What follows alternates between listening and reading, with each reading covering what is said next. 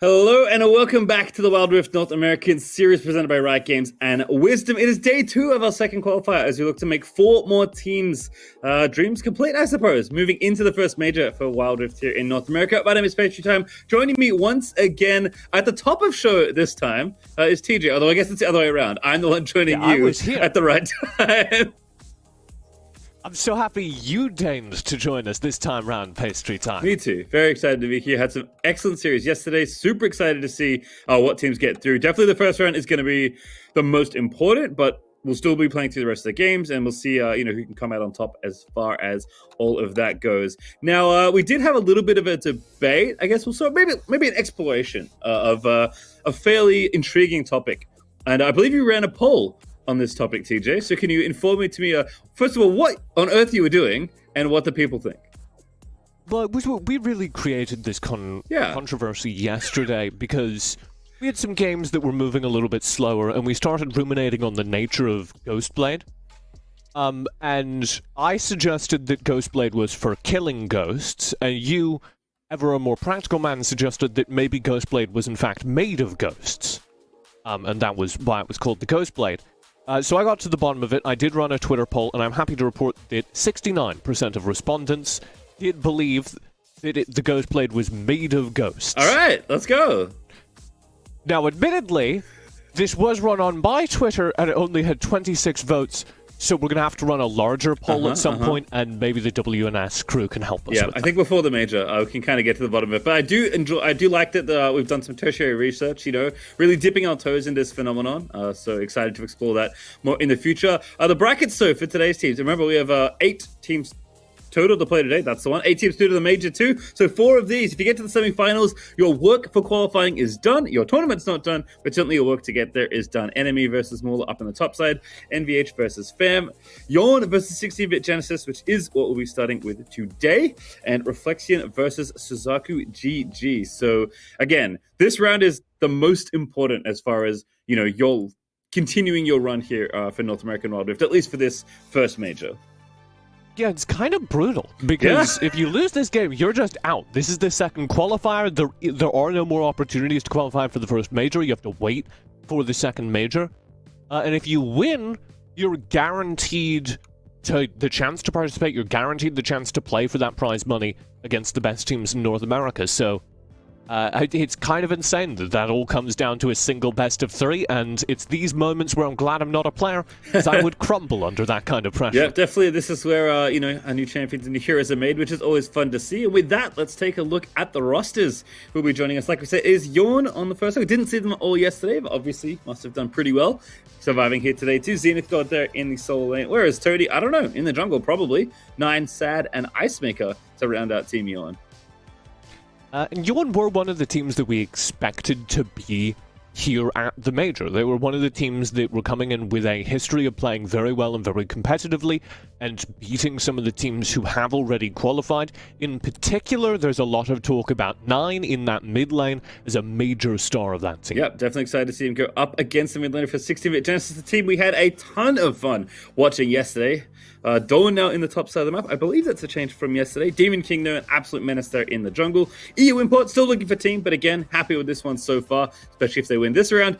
Too Young in bottom side, and then Just Mobile Gamer was the sub after Hi Don't Hurt Me was playing in the first series, but seems like they are sticking with Just Mobile Gamer, and I guess given how quickly they won their last series yesterday to get to this point in the qualification, can't really blame them. Yeah, that is Pandemic, who has been subbed down in the very top lane from yesterday. So that is interesting. 2 adjustments made since the first game that 16-bit Genesis played on the stream, which was versus Reflexion. And that best of 3 series they lost, but game 1 of that best of 3 was really impressive. They won it, and it looked, frankly, like an incredibly intelligent, well-practiced team. So seeing them make 2 changes from that roster in the same tournament, well, I guess that's what the early days of esports are all about. Yeah, that's what I was going to say. It's obviously we don't have communication from the team, so not exactly sure why that is. It could be anything from they're busy today, 2, they had a style change they wanted to make. Again, always hard to know, but definitely fun to watch new faces in the scene. And I think given the quality of gameplay from 16-bit that we got to witness most of yesterday, I'll be fairly confident in their chances here moving forward, even with a change. And really, it just feels like one change, given how good Just Mobile Gamer looked in the 2 games they played on stage yesterday. So we'll see.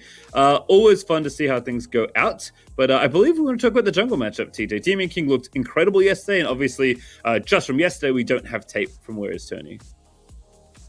Yeah, there's a little bit of a stylistic mismatch here, which I always love as a commentator. Because we saw Demon King yesterday absolutely dominating across every game he played, and he looked the best on early game impact junglers. So stuff like the Xin Zhao, stuff like the Lee Sin, where he could get out and show up in every lane, find gank kills early, snowball that into being a terrifying assassin threat in kind of the mid-game where you don't expect things like Xin Zhao and Lee Sin to be able to detonate players. But also get all 3 of his lanes ahead. Whereas Tony, in my opinion, is entirely, like, if you are discussing him in a competitive match, you are discussing him within the framework of his mid-duo. Right. He is one of those junglers that is going to be playing in the mid-jungle duo with 9. Recently, they took a series off of Enemy in the Giant Slayer Fight Night, and they did that playing Rengar Orianna, which it does not get much more mid-jungle than that. So, I expect Whereas Tony to be incredibly focused on amping up 9, on succeeding through the mid lane, and I expect Demon King to be much more about controlling the rest of the map, getting into the side lanes in particular, on early pressure picks like Lee Sin, like Xin Zhao. See, if only Ivern was in the game, then we could really have some fun, you know? Really get the Rengar going. Then we would be gaming. Yeah. Unfortunately, we are only mobile gaming right now. Just Yuumi, and not in this tournament, of course. Yeah. If anyone's wondering, Yuumi is not allowed, which makes sense, given that she just got released. If I had to choose between champions getting, like, insta-release to competitive or not, let me tell you, every champion, as soon as it's out, played in tournaments. So that's 100% the call I would make. I don't know what the cooldown period is in Wild Rift. Like, I don't know how consistently they patch on another realm, if they even play on one. I assume they're playing on the live patch and just basically administratively disabling the champion. But in League now, the cooldown is much shorter than it used to be. It used to be like an eternity before a new champion was allowed. Which is insane. And now I think it's quite a bit shorter. So I'd be down for a week. I'm definitely don't want to like drop the patch mid-tournament and then next minute Yumi's in our games. Like, it'd be fun like once. That's what I want. I want to live in that world. I watched the Professional League of Legends PC and I'm like, there's these new characters. They're fun. Why are they not being played? I have to wait up 2 months to see someone play them at the highest level? Give it Yuumi now. No, see, like, in the middle of a major qualifier, I'm not going to say no. Maybe, if there's, a fight night or something, I'm down. But I'm definitely not here. This is why I'm not in charge. I'm definitely not here to... Exactly. As we discussed yesterday, there are good reasons why you're not in charge. Bans are already completed. Yawn on the left-hand side, 60-bit over on the right. Diana, great ban there, especially given how good Import looked on that pick yesterday in their final game, actually. Xin Zhao and Set, makes sense. And then Jace, Thresh, and Zed banned away there. So Camille... very tempting here, and easy first pick there for Yawn. Yeah, Camille is one of those characters that should be pick ban every single time. The amount of lane pressure she adds is incredible, but she's also this incredible split push threat and this incredible team fight threat.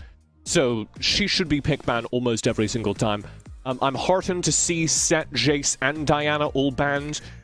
We had a post yesterday, our social media person added some text that basically summed up my mood for the entire day, which was, why are we not banning the Jace? And we do get it here, so this is already making me much happier than some of the drafts yesterday. Right, Galio and Jax. For yesterday's any indicator, probably Galio support. That was actually High Don't Hurt Me playing that yesterday, but I imagine Just Mobile Gamer has the champion in the wheelhouse as well. And it was Demon King's Jax yesterday out of the jungles. So obviously some flexibility, especially with the new top laner here for 16-bit, but we'll wait and see. I would prefer this to be... Oh, yes. Okay, so we'll talk about the Lulu Vayne in a second. I do want to say, I would prefer this Jax to be top, because I don't mind the Camille into Jax matchup, and I do think that Demon King looked really weak when he had to focus on farming. I do think Demon King looked much better when he was focusing on impacting lanes early. Yes, that is a Lulu Vayne. That will probably be in lane together, focused on getting that Vayne as big as possible. The impetus now for 16-bit should be, let's draft a kill lane. Get me that Braum Lucian lane. Bully Vayne and Lulu early. You can do it. It's terrifying. They lose hard to it. Yeah, I think kind of like did we see Lulu Jinx yesterday? Same kind of thing. Yeah, we did. Lulu Jinx yesterday, where it's like, yes, very powerful if you get to team fights and you have gold. Horrible if you have to, take time to really build up those cash reserves, especially if you get smashed in lane. Like something super aggressive like the Braum Lucian that we did see from 16-bit. So definitely options they've already shown us on the table. Interesting that Varus is slipped through to phase 2. It will be banned here by Yawn, which I think is very smart, but that's not a potential option. And that Renekton pick seems to lean towards Demon King being the one back on the Jack. So I guess we'll have to wait and see for the rest of the draft. Olaf, Orianna, the other 2 bans there for 16-bit, and then Ziggs the final ban. So keeping those long-range champions to the end, but still making sure they get taken away from 16-bit. Yeah, so they banned out the really terrifying composition that was run yesterday, where it was Varus, Ziggs, and Xin Zhao, and the Xin Zhao got them through the early game incredibly quickly, and then you could rely on the presence of the Varus and the Ziggs to be these ranged teamfight threats. And we're not seeing that. I, again, don't think you want that here. You want lane pressure to just bully this Vayne early. Instead, 16-bit are looking to match the late-game scaling of the Vayne in the bottom lane, which I'm less confident about, and that's going to come from a Corki. I'm not sure I fully believe in that, because I don't think Corki matches Lulu Vayne in scaling. Vayne plus Lulu is just unstoppable, because she has the Ardent Sensor buff, she has the Wild Growth buff, so she's 2x even what a late-game Vayne is, so you're not going to match that just by drafting an opposing late-game scaling AD carry. And I'm a little bit worried, because they now should be looking to get out of the game before that comes online. And I don't think 16-bit have the tools to do that. Yeah, Ari, also very exciting in the hands of a player like Nine. So cool to see that champion, especially if you need your top side to kind of bridge your bottom lane into the mid-late game, right? Where something has to be aggressive on the Yawn side. You can't just let Vayne Lulu sit and scale all game long. So I'm curious if 16-bit are going to have a bit more early game in this last pick here as well. Because, again, my assumption is that that's Galio support. So I believe we're missing a solo lane here. I think a mid laner specifically. Oh, I was wrong. So I was looking at this draft, especially as the Aura came in, and I was thinking, I would want to play Galio mid here. Because Galio is a decent matchup into the Aura, and Galio has an awful matchup in this lane, because he just gets poked all the time by both Vayne and Lulu. He's got short little stubby arms, and anytime he tries to engage, Vayne is one of the AD carries who can just say no thank you and tumble away. So I like the fact that they've made the adjustment and brought in a Nami. Nami is going to be a little bit better in lane because she can match the poke, and if she lands a bubble somehow onto the Vayne, onto the Lulu, that's very easy for Corki to follow up on. We'll still say, overall, I like the Yawn draft a little bit more. Yep, I think so too. I think like if this is going to be the type of game we might see, right? We did see quite a few different things yesterday, but there is some, not reliance, I want to say, but there does seem to be some preferences for having scaling, right? Wanting to make sure you can ensure you win the late game. If you think games are going to be a little bit slower, you're not as confident as snowballing the game if you want to play aggressively, especially here in top 8, where presumably the skill discrepancy is much smaller between these teams, right? So I get it. Like, you don't want to get outscaled because it's really scary in a game of League to have to lean on the early game, and if you don't get ahead, you lose. That feels like a bad way to throw away your first game of the most important part, arguably, of your tournament so far. But it does mean that we have a little bit of a slower game sometimes. It does mean that like drafts can be tricky because the margins in which you're trying to outscale your opponents are very thin, and if the way you've set up your comp is just a little bit better to get your late game threats to the place they need to be, then all of a sudden the game gets quite a bit easier to play. Yeah, so to talk about what that late game scaling is, what's going to be powerful in the late game that's going to define these teams. For 16-bit Genesis, they're waiting on Demon King to come online on the Jax. If he gets to the late game, he's a really effective carry threat. And they've also got Too Young on the Corki. Same thing, although a lot of his power is going to be around the package. There's big Scorched Earth ultimates that arc across teamfights. If he gets multiple players trapped in them, they're very effective. That's why you pair him with Nami. I will say, just looking at this bottom lane early on, the way they're playing it is not polite in the early 2v2. This is Ghost Barrier Vayne with Font of Life Lulu.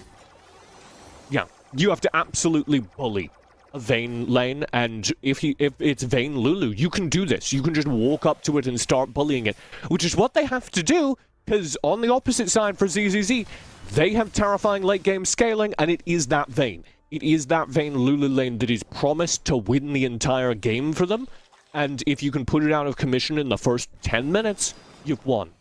Well, definitely playing to win the lane here are Sad and Icemaker, but Too Young and Just Mobile Gamer doing well so far. Also, mid lane, it did feel like Nine was getting some nice damage done, but EU import more than fine here on the Galio. Again, you're just trying to contain the Ahri for the most part. Not really interested in doing too much other than making sure she can't get out of lane and skirmish. And this is actually a really fun matchup for me, because I kind of think that Ahri is like Twisted Fate-ish right now in Wild Rift, which I don't know if she is in League of Legends PC, so this might be a new experience for you because of how small the map is. It's very reasonable for Ahri to get into side lanes. So she can fulfill the role of sliding into side lanes and finding picks, much like the Galio can, and she can also fulfill the role of finding picks around teamfights with that charm. It's a very good isolated pick starter. So as like a secondary fight, obviously all eyes on that bottom lane, but as a secondary fight, what's going to determine the pace of the early game, that mid lane actually matters a ton. Yeah, I think the roles are pretty similar actually across the two games, which is nice. And also Ahri got buffed recently in League PC, so she's slightly different, but being picked a lot more, which has been really fun. But Ahri has been one of those champions in Wild Rift that, like, I feel like people pick her up with like, oh, this seems really easy. And then when you actually try and play Ahri at a high level, you're like, I don't have enough fingers to play this champion properly. Like, she's actually really, really hard to play properly. My brain doesn't work fast enough. I've full honesty, whenever I've tried to play Ahri, my respect has grown infinitely for anyone whose brain works fast enough to play them in Wild Rift. But I will say, a lot of teams, especially in North America and Europe, have tried to play Ahri as like a carry champion. Right. And that has always felt a little bit off, because she doesn't do a whole lot of damage in late game teamfights. She does very good single target damage, she's very good at finding picks, but she's not going to win you a 5 versus 5. Yeah, I agree with that for sure. Definitely have to utilize the mobility and the pick tools you have. Meanwhile, in the top lane, we haven't checked in here yet, but it does seem like everything's going just fine here for Renekton and Camille. I don't expect most Renekton lanes to get particularly out of hand, so it seems like they're mostly just, you know, trading farm back and forth. And as I say that, Zenith God's trying to kill Dawn, but Dawn's going to be all right. Pops the barrier there. You know, 2 ultimates spent there in the top lane, and it's obvious who came off the worst for wear. You can expect that to continue, because Camille is incredibly powerful right now. And this is the other reason why I like the Yorn draft so much more than 16-bit. The presence of the Camille is going to negate one of those late-game scaling carries over on 16-bit. You're going to have the Camille dive into the backlines in Hextech Ultimatum, probably Demon King, every single fight, at which point his choices are to either stasis or to fight at disadvantage. Oh, that's brutal. Wukong into the Vayne. Tumble gets the easy first bite, whereas Tony is still spinning through the rest of the squad. Lulu able to pick up that next killer. Sad might get another one here as well. This is a critical kill to get for the Vayne, and Sad collects it. I believe, in esports terms, that's bad. Yes! That's basically everything that 16-bit Genesis didn't want to happen, happening in a single team fight at the 4-minute mark. Yep. Sad is now huge. Yorn have a massive lead on their late game scaling carry. It's not quite game over, but it's pretty darn close. Yeah, about as good as you could hope for. So watch this one again in the first 5 minutes. I mean, just fighting for this dragon. I love this this choice here from Yorn, but look at Tony setting us up. Oh, beautiful. Tony goes in, finds the setup, and like you say, Sad is there with the Impale, hitting him against the wall, gets the wild growth so they could tumble forward into these melee range team fights. And this Jax isn't online yet. It takes till second Drake for a Jax in Wild Rift to be able to be a team fight threat. And that's the reason I didn't really like the pick when Demon King locked it in. He looks so much better when he can operate on the map early. Here, he's just stuck farming, and he's not farming fast enough to be able to fight a Wukong and a Vayne. Yeah, and I think Demon King's a great player, for sure, but I agree that like the looks the team showed that we liked more of were the ones where he was able to be more aggressive in the early game, which Jax just doesn't allow you, and now it just feels like Yona taking over the map. I mean, there is no contest for this Rift Herald. Yeah, and I want to give them credit for how well they've played this composition.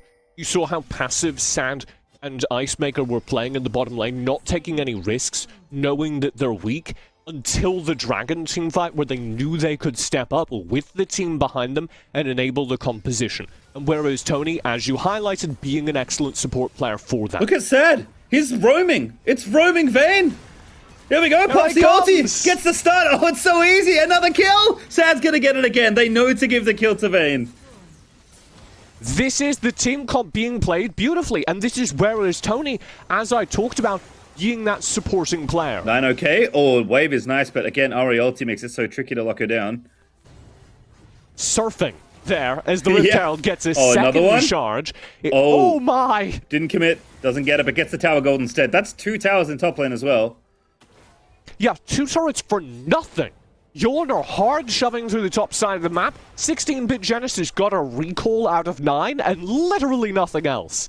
So this is not insurmountable. It's only a 3k gold lead, but 16-bit would have to hold on till like the 20-minute mark at this point to have an even game state. And this is the thing I like about Vayne that is kind of unique for a scaling AD carry.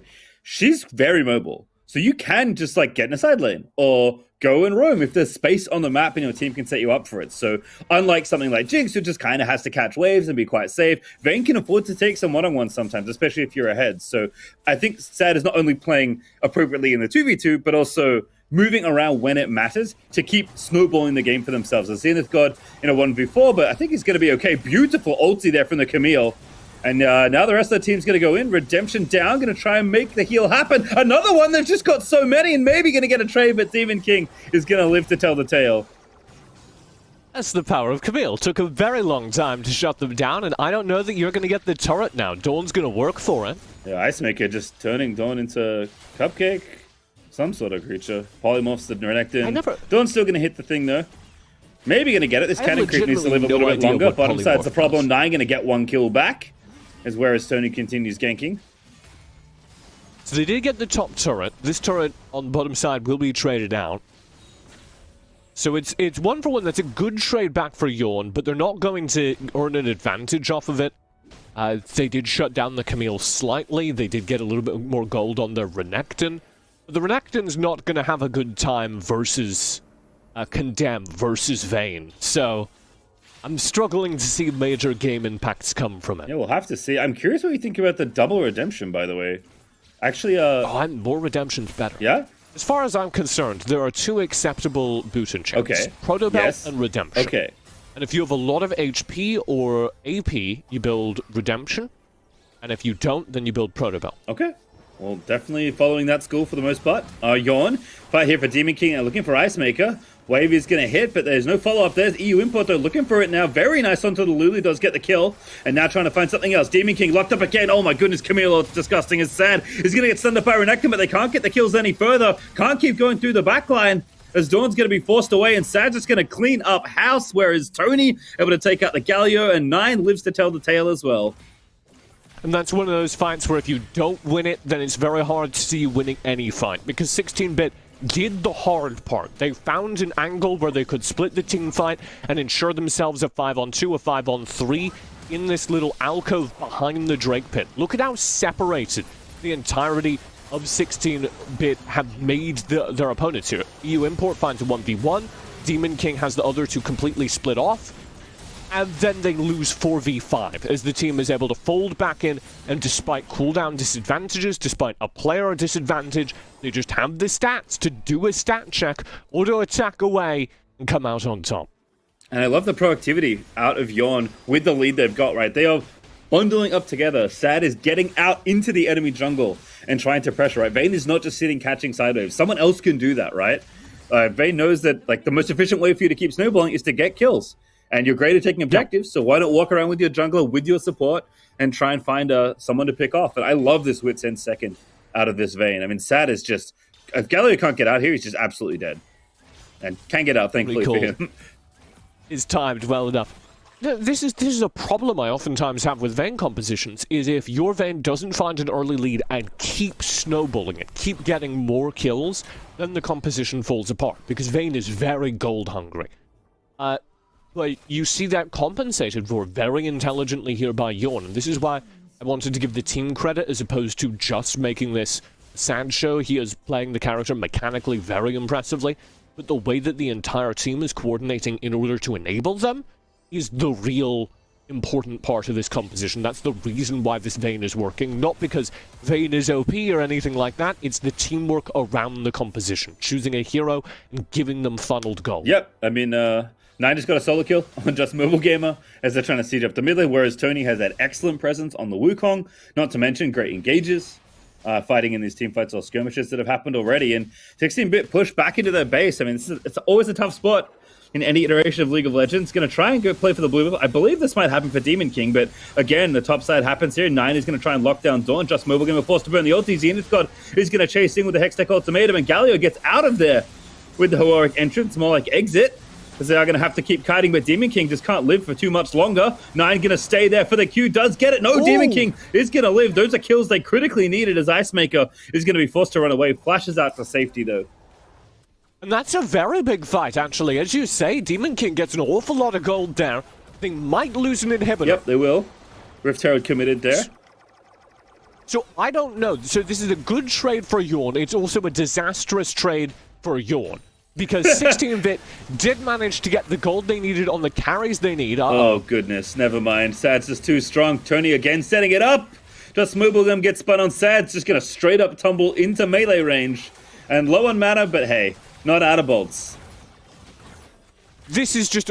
It was a 5-on-2 on the map.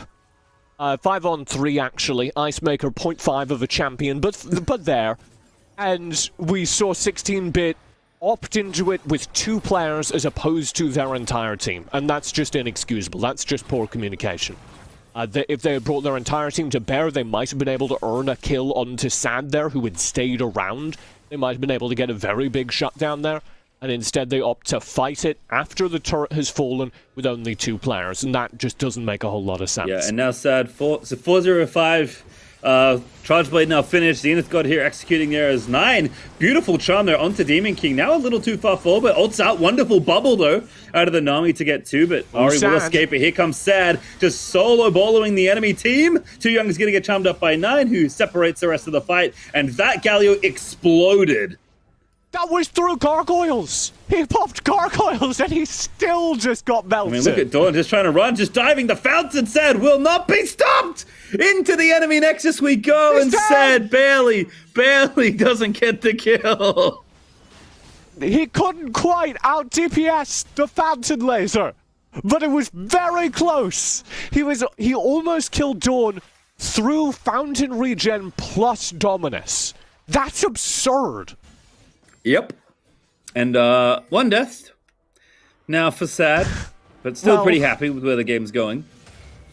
We're just doing a little bit of running it down for the boys, you know. Yeah. We're just experimenting. Imagine if they'd gotten the kill. It'd be on highlights forever. Yeah. I don't know. It's worth it. This is a little more dangerous than I feel like Yawn are treating it, because we did have that chain of kills go over to Demon King. And so there is always the possibility that Gigantic Jax just kills Sand at some point. I said about 20 minutes is when Demon King will come online with current game state, and I'll hold to that. And it is not impossible we last that long at this point. 9 is just going for it. Oh, that bubble though is so good. What a bait. As Zenith God trying to make it happen, but EU Import's going to live. And now Zenith God going to be forced to flash away. Getting a little too fast and loose, it feels like. So... if Yawn just took the Baron, this game would be over. Uh-huh. And that's why I'm getting a little bit sketched out by the full commit from Sand, because I do respect it, don't get me wrong. Yep. But we're in the danger zone. Oh, that's the danger zone there. As Sad is going to live to tell the tale, but Demon King is trying to make the chase happen, but he can't get it done, whereas Tony is going to have to move in there. GA pops there as EU Import gets shredded, and that Vayne played on the edge of the apocalypse, but did manage to survive as Sad this time gets away with it. They got very close to managing the kill, and if they kill Sad there, if Demon King gets that kill, if there's a little bit of movement that's off from Sad in that fight, it is entirely possible that 16-bit could have been back in this game. As is, though, Sad's mechanics come out on top. Instead, the game is over, as Yawn will take a very dramatic first game here up against 16-bit Genesis. As Sad literally can't stop patting the KDA. Somebody hit the Nexus! There we go. Yawn take game number 1. Very nicely done. Raised my blood pressure, maybe a little bit nervous, but managed to close the deal. It really did come down to that one mechanical fight where he's popped Ghost and he's running away, and if Demon King managed to close the gap, who knows what happens. Yeah, and I think it's curious who the star player for this game might be. It's tough because, like, obviously Sad had the easy breakout performance, but I'm wondering if, like, is Where's Tony the one responsible for enabling that? Zenith Gods Camille looked really good. Nine had a bunch of great plays, but I think is unfortunately outshadowed by the harder carry on this team. I would actually give it to Sad because the game came down to their ability to mechanically execute. And I talk a big game about rewarding supports and stuff for enabling them. I feel like you can have a teammate, and if your game plan is we're going to give that teammate all the gold and they're going to win, then they are the star player, right? Yep. I agree. I think Sad definitely deserving it there. I do think that you didn't need to do what you did to win that game, but it was very impressive taking that fight and just living on a pixel of health for, I don't know, 45 seconds, which is an eternity in this game. If they, when they do that inhibitor trade, just reset and take the Baron, the game's over. If 16-bit, when that inhibitor trade comes out, bring their full forces to punish the trade and get a 5v3 with Sad, maybe they're back in the game. Instead, they sent 2. So there were a lot of minor mistakes made in the second half of that game, as I think 16-bit Genesis felt kind of out of it and were just taking risks in an attempt to get back in it, as kind of gets in your head when you're in a situation like that. And Yawn, on the other hand, felt like they were on top of the world and they could do no wrong, which also happens in your head, and neither of them were quite right. So, got a little bit more dangerous from both of them than it could have been. But I really loved the first half of that game, and I really loved the mechanics we saw throughout that game. Yeah, I think when you're going to draft this kind of comp, right, when Vayne is going to be the obvious centerpiece in a lane that's very hard to navigate in general, I do like how they got to this point, right? I mean, this was basically the team fight that broke this game open. Yeah, and this happens so devastatingly early. Vayne is not a hard carry at this point in the game. No. 4 minutes into the game, Vayne does not have the damage to hard carry.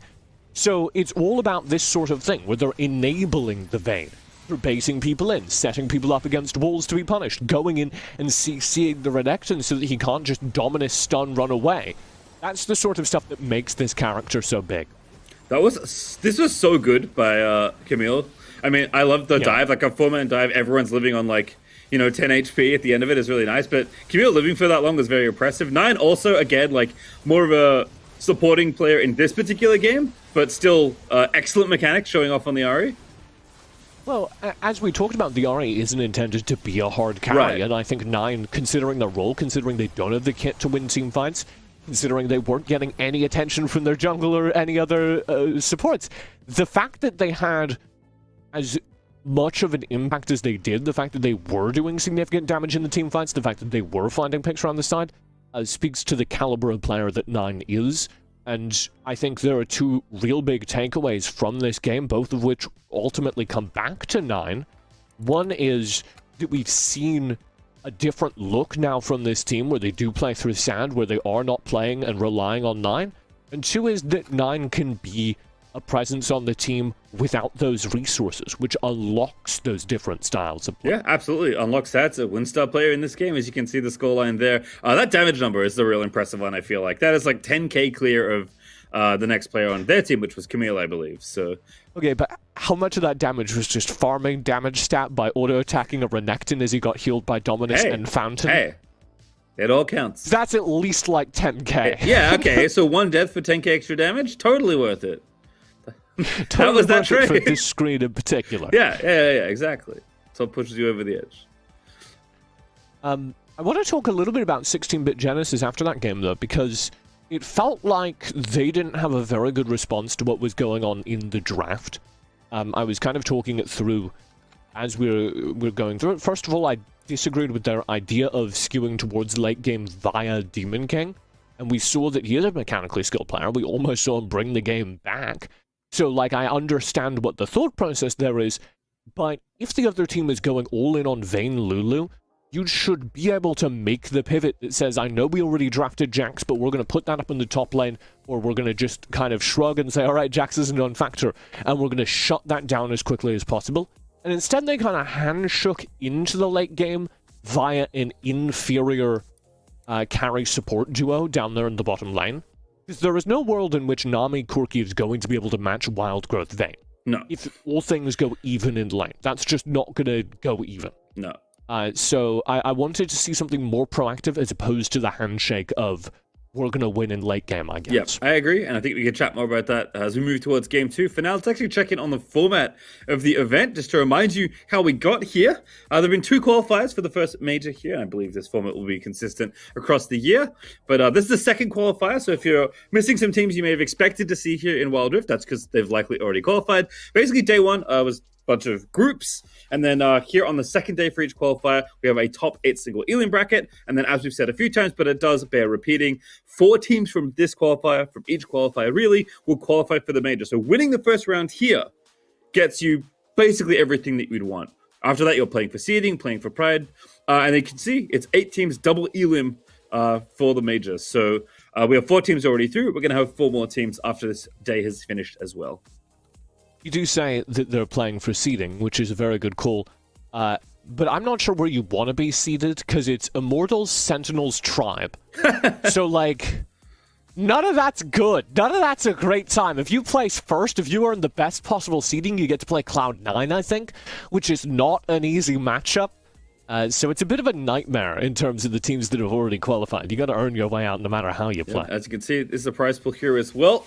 Total of 1 at 50, 3 majors throughout the year. First gets 6k, not bad, honestly, for a day or two's work. But obviously, getting to that point is where we're looking for right now.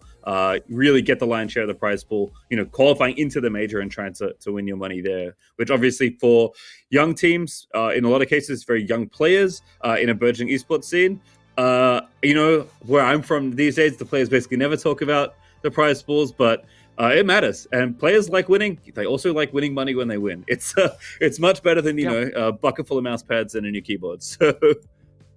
I mean, especially in the second qualifier, because if you're on Sentinels, if you're on Cloud9, I don't know enough to say, but yeah. I suspect you're not getting paid a living salary where you can go full-time on Wild Rift at this point in the game. There just isn't a big enough scene yet.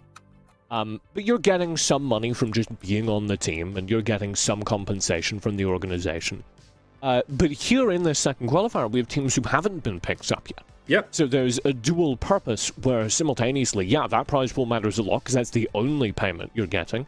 And secondly, if you do very well, this is, of course, how you get picked up by an organization. Yep, we said it yesterday, but like open qualifiers in a young game, perfect time to, flex your skills. You're decently high ranked, you got some teammates, give it a go. Like, you can't win and get better by not playing, I'll tell you that much. And in such a young scene where, there's only a handful of identifiable orgs within the esports space that are currently picking up teams, pique the interest of the many other orgs that exist in North America. If you do well on a qualifier, do well on the major especially, which of course you have to qualify for in order to even compete at, then hey, things might be very different for you, in 6 months, a year, 2 years time, as Wild Rift continues to grow in North America and around the world, which is so fun. Like, I can't tell you how great it has been as Riot has released more games to be involved in new esports scenes.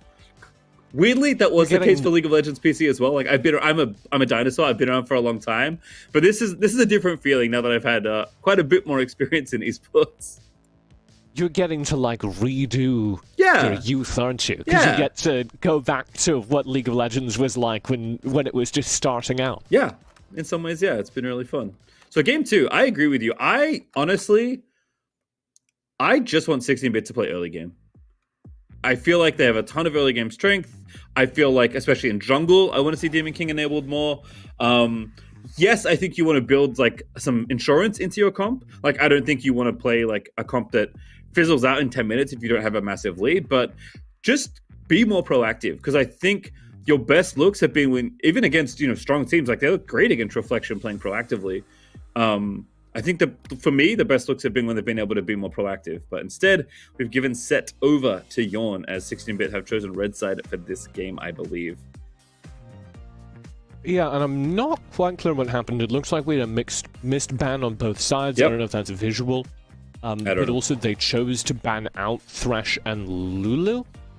And I'm always very critical of this when people just ban out the compositions that oppose them as opposed to playing the counter. Because there is no counter to the characters that are currently very powerful, right? Set is actually kind of hard to counter. Lulu Vayne, the counter to that is obvious. Play early game, shut it down. And so I'm a little bit critical of that, especially because it has enabled so many of these power picks to slip through the Camille, the Jace, and the Set. We do get the Camille here, we do get the early game here, so already I do like this composition a little bit more. Yep, can confirm as well, thank you production, that it was missed by both teams. I'm not sure specifically why, but we'll have to find out later. That does leave Set through, that does leave Morgana through, but I like this already from 16-bit. I basically said, like, hey, Demon King, I love your Lee Sin and your Xin Zhao, please play one. Xin Zhao's banned, so he plays Lee Sin, and of course taking the Camille as well. Always really nice. So NA teams think Morgana is really powerful, and it's been one of those like facets of the NA meta that are very interesting to me. Because I don't know if they're wrong, but I do know that nobody else internationally thinks Morgana is really powerful. And as this kind of conversation has gone on, as I've been watching more of the NA teams, I think they might be onto something. I think this might be a place where North America is actually ahead of the meta, because Morgana does an awful lot of damage for very little investment. And if you pair her with the characters that can punish that CC, if you pair her around other poke and ranged lockdown, she has the capacity to just win team fights before they even start. Yep, I think maybe a sleeper pick here, and a pick that is... I don't know, I'm not here to make a judgment whether Brand is good or not, but I enjoy watching Brand. That much I can tell you. I think Brand's really exciting. I think what he does to your comps, like... Actually, I think if my ask is play more early game, but maybe give yourself some insurance, I think Brand is great insurance in this kind of comp. Well, so the other reason that Morgana is super powerful is Black Shield. Right. And we do have a lot of use for the Black Shield already. So one of the upsides of Brand is that he can mostly ignore Black Shield. He's the rare AP jungler. The only thing he does, or sorry, AP mid laner, where the only thing he does is deliver AP. And yeah, he has a stun, but the main reason you pick Brand is to do as much damage as possible to a select number of characters. Yep. So he gets to ignore a lot of what Morgana adds and do that while playing at Morgana-rivaled range. Yeah, also think, I was going to mention this before this happened, but a Brand bot seems a bit more likely, because again, Brand just needs gold. Brand isn't like, styling on you 1v1 in mid lane, not a particularly good roamer, doesn't wave clip particularly quickly, so... I like this. EU import going back to the Zed. Brand likely here for Too Young. And then just a support to go here. But a lot more early game here on the 16-bit side as Rakan gets picked up here for Yawn. Yeah, well, they have a bridge, right? Right. Because the Zed and the Brand are going to be late-game threats. The Brand probably played here AD carry, as you mentioned. The Camille is going to be very effective in the mid and late game. The hard part about that is you need a way to get gold onto the Zed, onto the Brand early. So they're both laners that need a little bit of help to both get through and to get advantage out of early lanes. And that's where the fact that Demon King gets Lee Sin here matters so much. We've seen how effective he is on the character, we've seen how good he is at getting into those lanes early. If we see Demon King ganking the Zed, getting him extra gold, setting up for Too Young on that Brand AD carry, you're going to get very scary late game that you can't generate over on the Yawn side. Yep. Even though they too have late game characters, there's going to be tremendous pressure on them to end in the early mid game to get a sizable advantage on those lanes in the early mid game before the Brand and Zed come online. Yeah, and kind of to tie the room together, I actually really like this Leona out of 16-bit. I think it makes a lot of sense in the 2v2 alongside a Brand. I think it can be great for helping set up your Brand and your Zed in later games. Like, you just need something, again, more proactive, more engaged. That being said, I was like, okay, I registered Yawn's pick, and then tried to think about where the AD carry was and realized they were missing one. So it is farming Morgana in bottom side. So 2 different mages, which is really cool to see.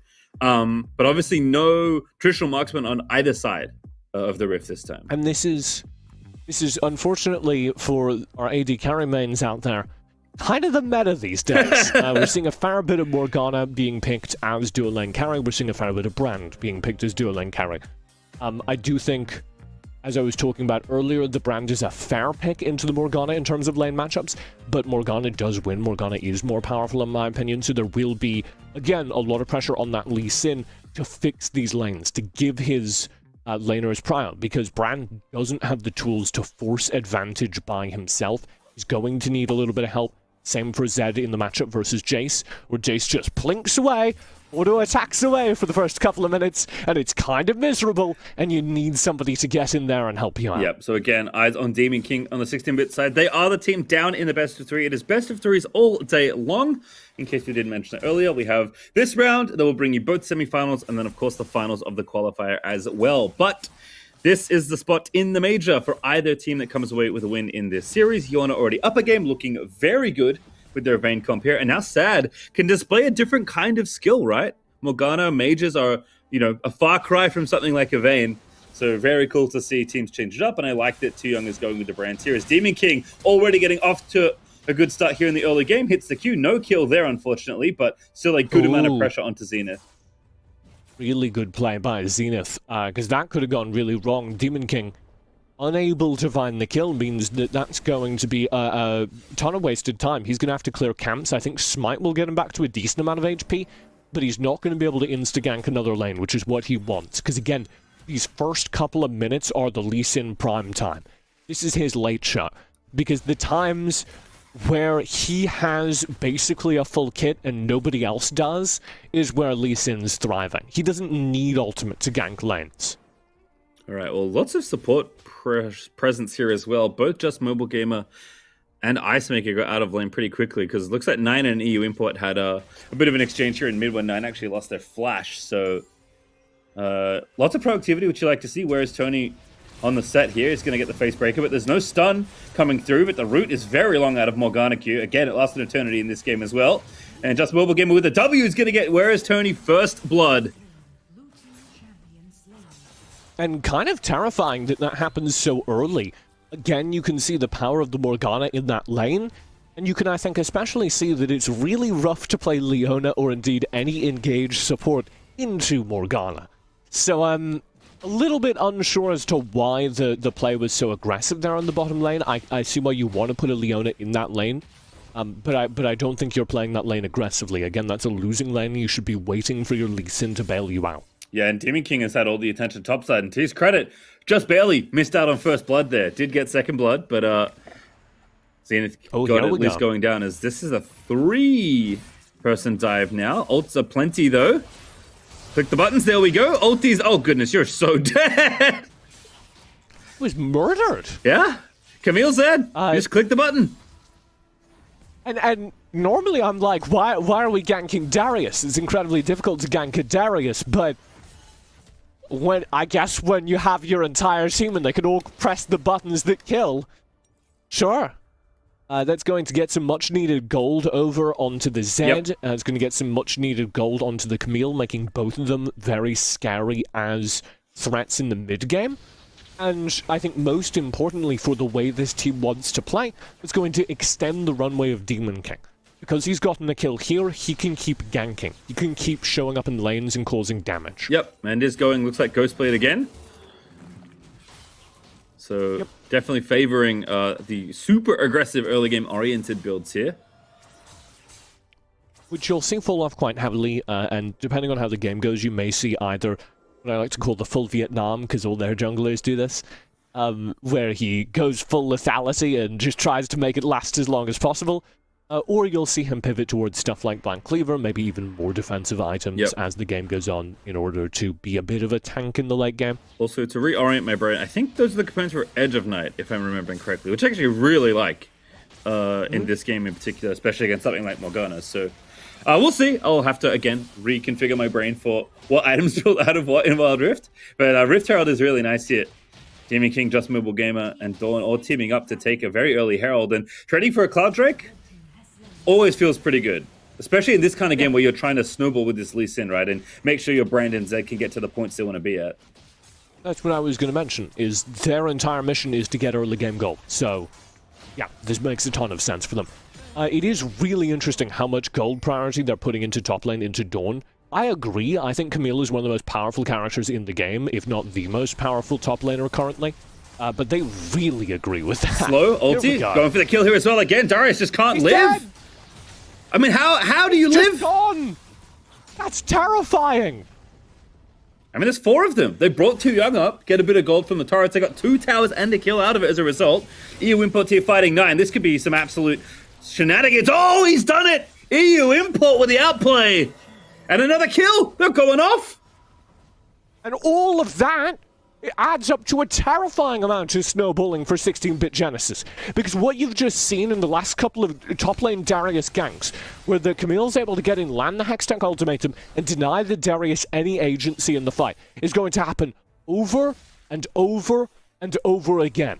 And any time that there is a threat, that there is a carry that develops over on Yorn, they're going to get that treatment. Where you get Hextech ultimatums, you can't run, you can't do any damage because the damage reduction penalty that the Hextech ultimatum applies, and your only choices are to stasis or to die. Yep, and it's going to continue here. The gold lead up to 3,000 right now for 16-bit. And isn't going to slow down anytime soon. We've got Zed getting gold now in side lanes, and it is Edge of Night for Demon King as we'll watch this one again. I mean, this was just so nicely done. Beautiful stuff.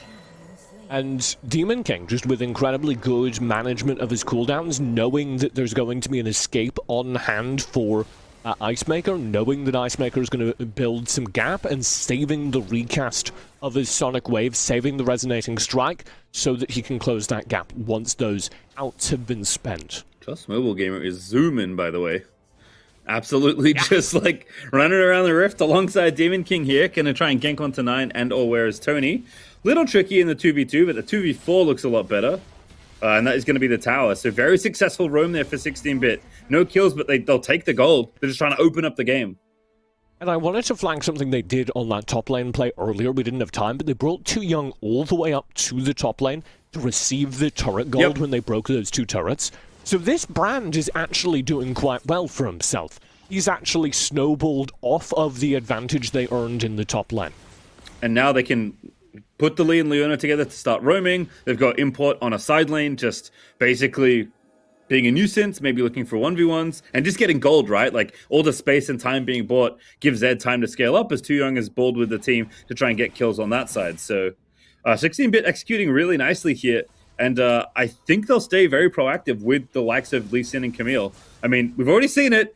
Even the Darius can get clicked on and killed very quickly. So I don't think Set or Darius right now are going to be surviving any sort of onslaught that 16-bit will throw at Yorn.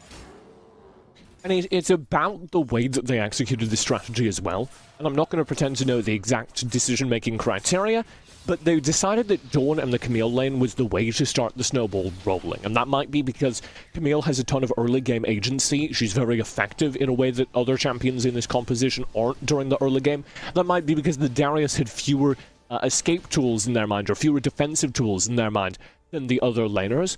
But either way, they decide to snowball through the top lane, and the very impressive part is not just how effectively they execute on that, with Demon King returning to lane 3 times in the first 10 minutes, but also the way that they bring everyone else across the map to receive that gold, the way they're able to redistribute that wealth once they generate it to their other laners. All right, well, this is a very big inflection point in this game here. 16-bit still with a gold lead, trying to line up for this dragon fight here, but this will be a full-on 5v5. So watch the positioning of 2 Young and EU Import. Those are the hard carries in this fight. Dawn is going to try and get in here with the Hextech ultimatum and lock people down. That is such a good binding here, but Leon is going to try and leave 2 Young, though. Has to get out of there, but the rest of the team dives on through Camille. So disruptive there, ties down Zenith God as Demon King gets the kill, and 9 is dead, Ice Maker's dead, and 2 Young got himself out of there, and the rest of 16-bit win the fight. That goodbye. That's brutal. the ace. They're all gone. A complete team wipe. As 16-bit deliver exactly what the composition promised. Sure, you're diving too young. He's got a Leona to keep him safe. He's going to kite as much as possible while dumping a terrifying amount of damage into the front lines. And the entire time, Dawn, Demon King, and EU Import run on the longest flank of the century and come in and roll up the entire team backline first. Yeah, if you want to have a look at what Brand can do, even in that kind of situation, that Brand ult did so much damage. And then Too Young found the correct flash over the wall to keep the fight rolling in their favor. And trying to trust an import does not bear any fruit for Yawn here, who are on the receiving end of a almost revived 16-bit Genesis. Game 1 started tipping very heavily in favor of Yawn once Sad got going on the Vayne, and this is the opposite. This is Demon King back on the early game. This is Dawn setting up for the team. This is great proactive play. This is the 16-bit Genesis we fell in love with yesterday, TJ. Yeah, this is a game plan being executed incredibly well. We've seen this now twice from two different teams, where game number 1, it was Yawn playing incredibly well around the presence of their Vayne lane. And here in game number 2, it's a little bit more, I think, complex of a strategy, and I love it all the more as a result.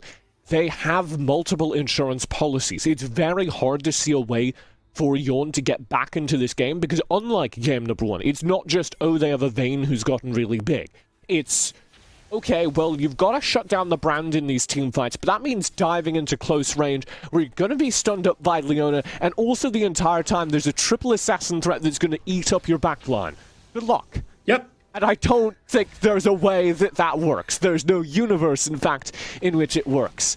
And I want to flank something. I know I'm a bit of a nerd for this, but this is the exact composition that's run very effectively by many of the top WRL teams, particularly ThunderTalk Gaming, who of course were the runners up at the Horizon Cup. So you should keep your eyes on this style of play, where you use Zed, Lee Sin, Camille, that triple assassin threat at the top of the board to threaten backlines and delete backlines. Any composition that doesn't have really solid defensive CC, and some compositions that do, like this one, are going to be vulnerable. No, I can't fight here. EU Import's going to make him pay. No, never mind. Actually can't get away with it here.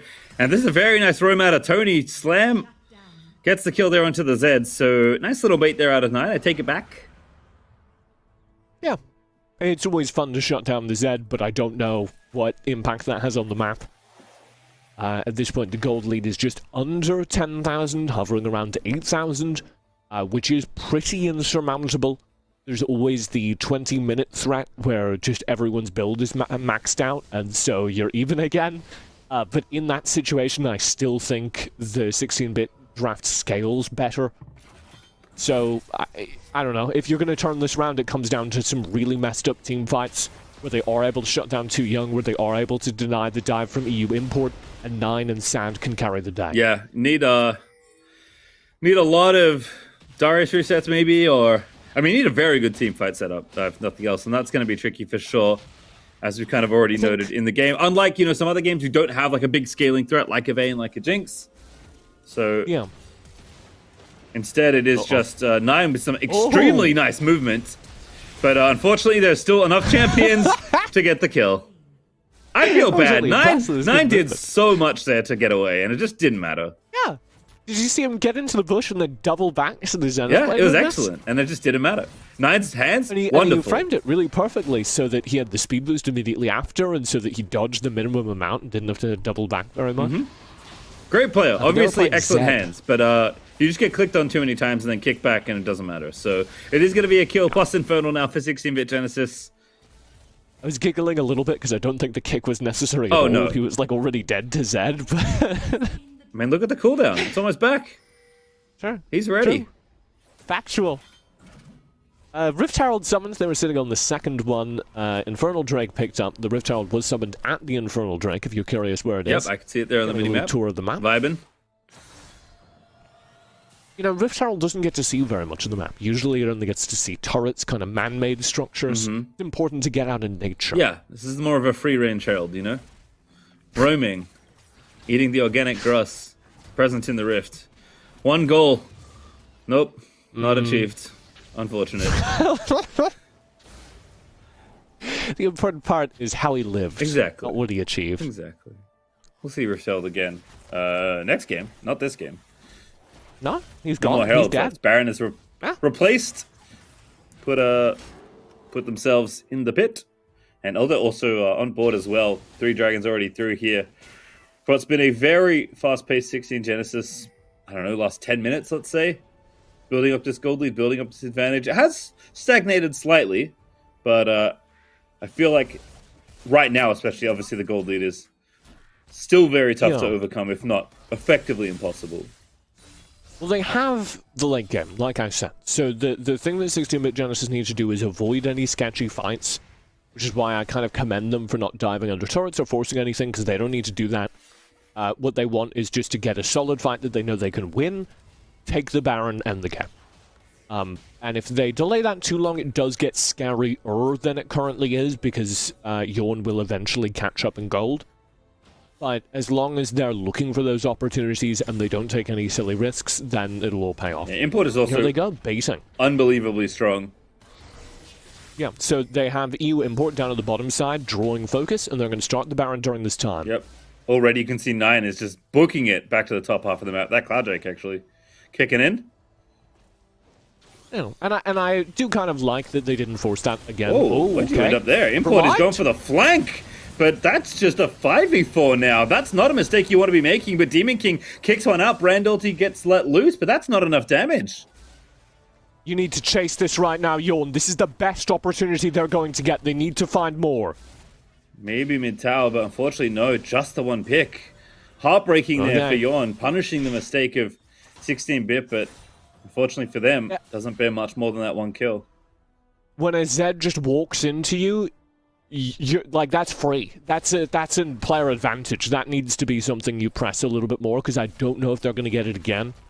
That is exactly the kind of dangerous situation that 16-bit can lose through, though. So they do a good job disengaging and not forcing the fight.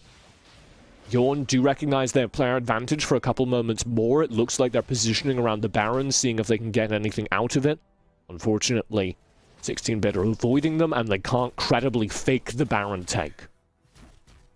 Yeah, just tough when the map is still so small. Only taking one tower. Don't have the space, getting split pushed on basically the whole game between Zed and or Camille. Yeah. It's the other upside of drafting Camille, is that she can just always be on the sideline and nobody can ever catch her. Anytime someone comes to check on the lane that she's auto-attacking, she just hook shots away. Yep. Like Tarzan or Shia LaBeouf in that one Indiana Jones movie. Spider-Man, maybe? A little more topical? A little more current? Shia LaBeouf is always top of my list. Yeah, it's reasonable. Plus mobile gamer. Ooh, Zenith Blade. Not quite there in the Zenith God. I don't think he wanted to hit that one, though. Yeah, because this would have happened. So... I mean, credit to Zion. They're finding a way back into this game, if ever so slightly. It's still tough. Dawn is still going off, but Zenith God's trying to spin around. Hextech Ultimatum out. Oh, the dunk is good. Darius is going to get the GA at least. But now they have to back away. 9 missing that shock blast timing. Good stasis to buy time, but Camille's still dead here. Can Import turn the fight around? Zenith God going to get ignited and killed, and Dawn is going to escape as a result. EU Import! Ulti. All the way in. Oh, went back in. Not going to kill Ice Maker. And no! Throws his life away! That was a Rakan! He can always do that! The button he has is a knock-up button! Font of Life. It's not a great engage call from EU Import. And that's going to continue this chain of just free trades for Yawn. Demon King has had quite enough. He's starting the Elder here. This is risky. A 3v3, now a 4v... Now a 4v3, a player advantage on the board for 16-bit. They're going to try and force this and get this game over and done with. Yeah, Demon King ready with the smite, but got to be careful, as you said. Dawn does have ulti. Onto Sad we go, but gets knocked up there. And again, still a 4v3. Leona joins the fight. Demon King is going to find the angles. Sad, though, into stasis with the Morgana ulti. Does get the GA out. Oh my goodness, Elder Dragon goes down as Tu-Young's able to grab it. But now 9 is going to try and make it happen. And the melee Jace is so powerful, but he gets stunned up forever, and it just doesn't matter. Demon King is done with this video game and would like to stop playing. And by forcing that Elder does indeed do that. 16-bit have enough of a true damage advantage. They should be able to just force a second fight here. They also broke the inhibitor during the last sequence of plays. You saw during that the Super Minions pushed in towards the Nexus. It was never a credible threat for a game end because Zenith God was going to respawn. But that's going to be constantly a thorn in their side for the rest of the game. It should mean that there's no way for Yawn to get back into this game. And now setting back up for Baron, which is nice to see, and they'll just start it. Love this from 16-bit. Whoever is rallying the team in the comms, my hat off to them, because it went from like Import playing a little bit too fast and loose to, okay, we do this, let's end this game. Yeah. Somebody said, everyone be quiet, we're going to solve this. Yep, Zenith God going to get dove on. I should be able to kill him there, whereas Tony also not all that tanky, but the team fight is still going. A massive pullback there from Zenith God! And the Darius is going to maybe save the fight, but Too Young finds 2 as the bind almost hits Too Young, but 9 tries to find the flash. A quadric here for the brand as the Penta is still on, but 9 is dueling Too Young, and Too Young is just too powerful. It's going to be a Penta at the end of the day, but Yawn almost found a way back. It's all on Too Young's shoulders as he stabilizes the team fight, looks towards the top lane, and a game end with the Baron buff in hand. Very nicely done here. So we are going to have a third game here. 16-bit Genesis looking like a very different side here in the second game. We asked for early game TJ. They delivered. And even though there were some hitches in the middle with Import Z getting a little too spicy, it didn't matter. It almost mattered, but it didn't matter. That's terrifying. The extent to which Yawn were able to fight in that late game, because they never closed the gold gap. Like, no. here is the graph. Yeah. They never made that game close again, but you just have Jace kind of inevitably coming online. And you just get to a game state where Jace and Morgana are doing a terrifying amount of damage, kind of regardless of anything else that's happening in the game. And 16-bit were playing with a little bit of fire in a game that didn't need to be that close, I will say. No, and I think the end of that game is very promising in the sense of, like, clearly someone in that team is like, right, okay, we're going to the Elder, we're going to fight it, we're going to the Baron, we're going to go end the game. Like, someone is clearly realigning the team when things are getting a little bit out of hand, because I get it, right? You're ahead in the game, you know the gold lead's massive. In fact, in Wild Rift, you can see your gold leads, if memory serves. So you know how far... You can see the enemy players. Right, so you can little bit more calculate your advantage, at least be like, I'm 3,000 gold ahead of the enemy mid laner. I want to go fight everyone, right? Like, I get it. There's some bravado involved. But somebody on the team has to reel you back in. Has to make it... not so spicy.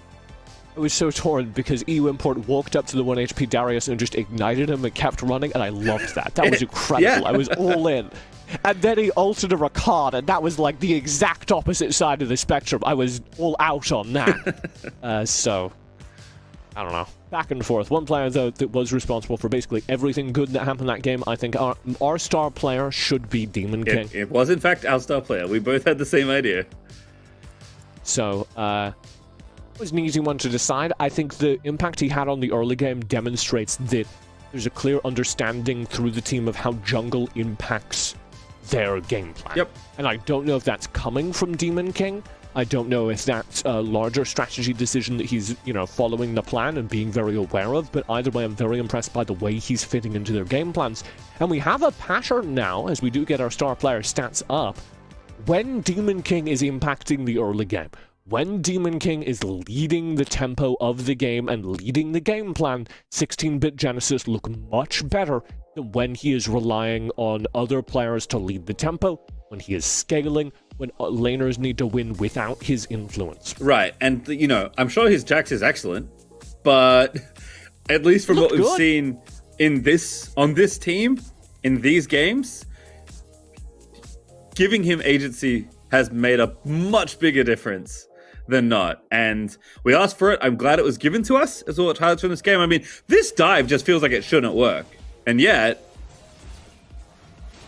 Well, the first dive, of course, went horribly wrong. And that was the moment where I was like, why are we diving Darius?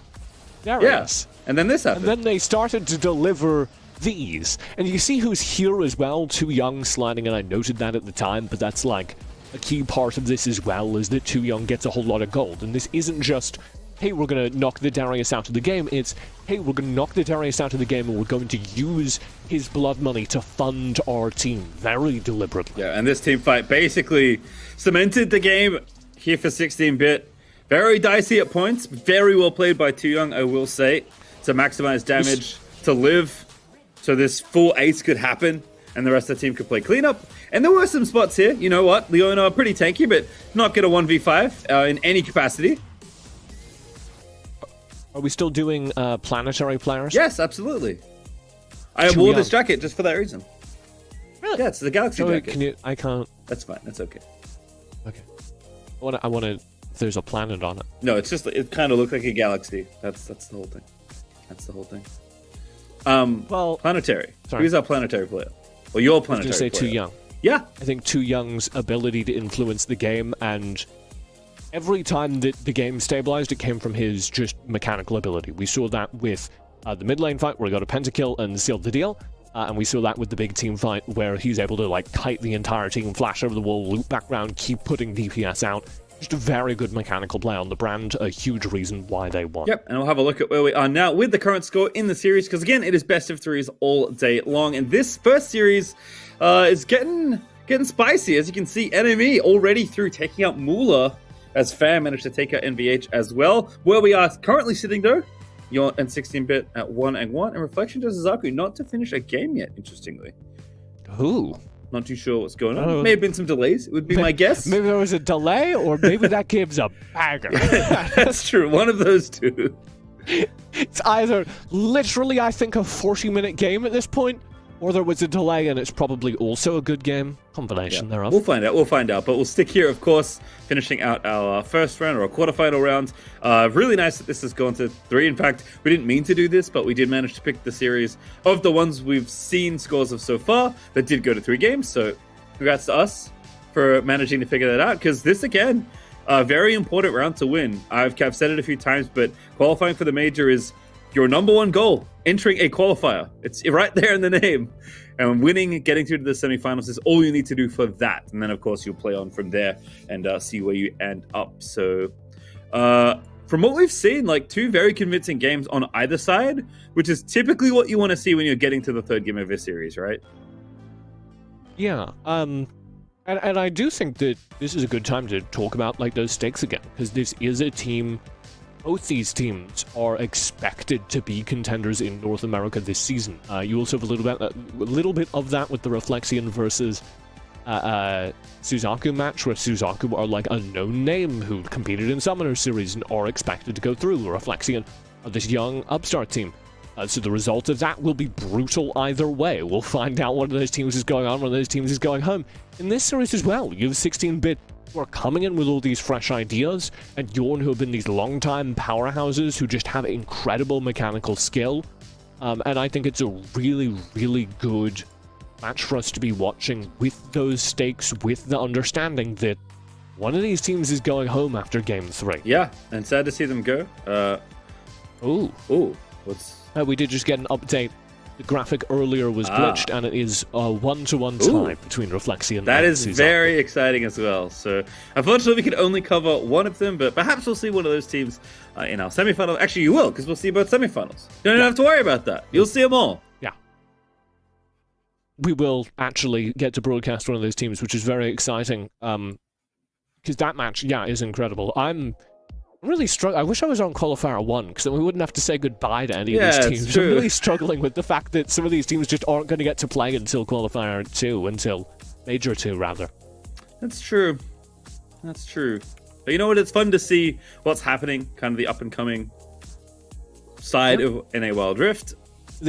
Could I get all the interesting teams and also not have to say goodbye to any of them? Could we just do a 3rd qualifier, Julian? Would that be okay? That's not okay. That's Can all the teams qualify? That's also literally not how it works. Otherwise, why would we have a qualifier? I think everyone should get to qualify. That would be kind of nice. An open major, huh?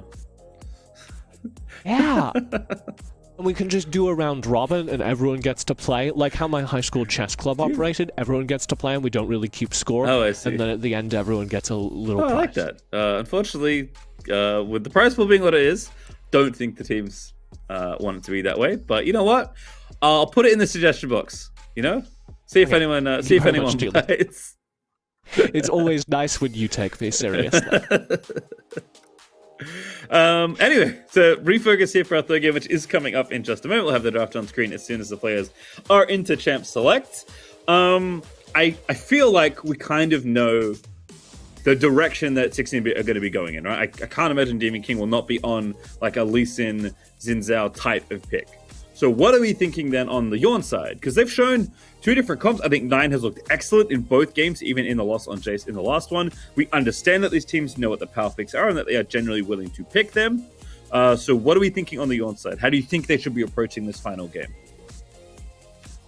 I'm going to answer your question, but I do want to say I don't know that Demon King is going to get that early game influence character, because we have seen, I feel it's been abundantly clear that's what this team is good at for a while. And we have seen them still give him the Jax, still try to operate him in the late game. So, I agree with you. I think it should be obvious that Demon King gets an early game influence champion, but I'm not sure it's going to happen. Okay. So that's like my big worry over on the 16-bit genocide side. How do you affect an early game influence team comp? Well, there are two theories. One of them is draft for the late game and also give yourself a bridge. So run Xin Zhao into Lee Sin. Run something that can contend the early game and tools on your solo lanes that will be able to contest the late game. The other thing you could do that we have seen a decent amount of into that kind of full assassin load is a very traditional North America thing, which is you get a ton of different carry threats and you win the lanes by default, and through doing that and maybe having a tank jungler, you're able to win all the lanes that the jungler isn't paying attention to. So yes, somebody's going to suffer. Somebody's going to have a bad time when Demon King shows up in lane and starts providing damage. But you also have these other lanes that are going to build an advantage by default. All right, well, very interesting start to this draft, actually. And I feel like Yon being on the red side feels like a bit of an advantage. Is Lulu, Thresh, Olaf banned on the 16-bit side. Zed, Diana, and Brand actually taken away. So didn't like Young's Brand there. Or the imports Zed, of course. But Camille first pick, which makes sense. And then set Lee Sin. I was expecting maybe Jace to poke around, but not yet. Whereas Tony instead wants to take Lee Sin away from Demon King. But Xin is still up, of course. Yeah, Xin Zhao's still up. The Lee Sin, though, does offer exactly that I was just talking about. It does offer the agency on the map to contend to build a bridge to late game over on their own team composition. And 16-bit did get both Jace and Camille, which is already incredible, and by most metrics, they're winning draft right now in terms of solo lane carry threats. What they need now is to either pivot to full assassins and be able to threaten the backline of ZZZ, or to get themselves a tank frontline. And we see right away what's going on. It's going to be the full assassin. You're going to have this Jace diving in. I want to see like a Nunu almost in the jungle now from 16-bit, so that they have the tank somewhere on the team to hold the front line. But I'm not sure if that's in Demon King's pool, frankly. I guess we'll have to find out. Braum here as well. Pretty good against melee champions, right? We obviously saw like the maximum Braum yesterday from just Mobile Gamer, where stopping like 2 ranged ultis and also disrupting all the melee divers. But Braum right now is only getting one half of the equation, but probably going to be some sort of range at some point being picked. So you can get the feeling that Braum's likely going to be useful later as well. The big thing with Braum is that you need other characters that are going to be auto-attacking 2 targets off of it. So you especially on this team, want somebody in the backlines who's pumping out auto-attacks, and ZZ doesn't have that yet. You don't have anyone who's going to be following up on those Winter's Bite passive marks just from auto-attacks. I'm looking for a Caitlyn, a Lucian, an Ashe, somebody who can sit there on the backlines, and that kind of pick is very vulnerable to the draft we've seen so far from 16-bit Genesis. So that's why I'm looking at the Yawn draft a little quizzically right now. You're also banning Lucian, which I like from 16-bit, right? Just taking options away. Could potentially pick up another bot laner here as well, if you want to take that out of the duo lane and out of Sad's hands. Ziggs instead, which is definitely a bot laner that you could play. Not an auto attacker, but definitely a strong champion. No. But I do think the Ziggs is kind of devastating because he is the disengage, right? Both Lucian and Ziggs have the tools to stay alive through dive right now. Oh, Corki again. Corki. I'm not a big Corki fan, as you might be picking up throughout these broadcasts. Whoa. Oh, but I'm also not a Xayah fan, so this is kind of the worst of everything. The Xayah does have utility in this team composition, though, because the Xayah has the potential to stay alive under pressure. And that means that you can have the Rakan as more of a diving character, and this team is full engage from 16-bit. You can leave the Xayah alone, leave her to her own devices.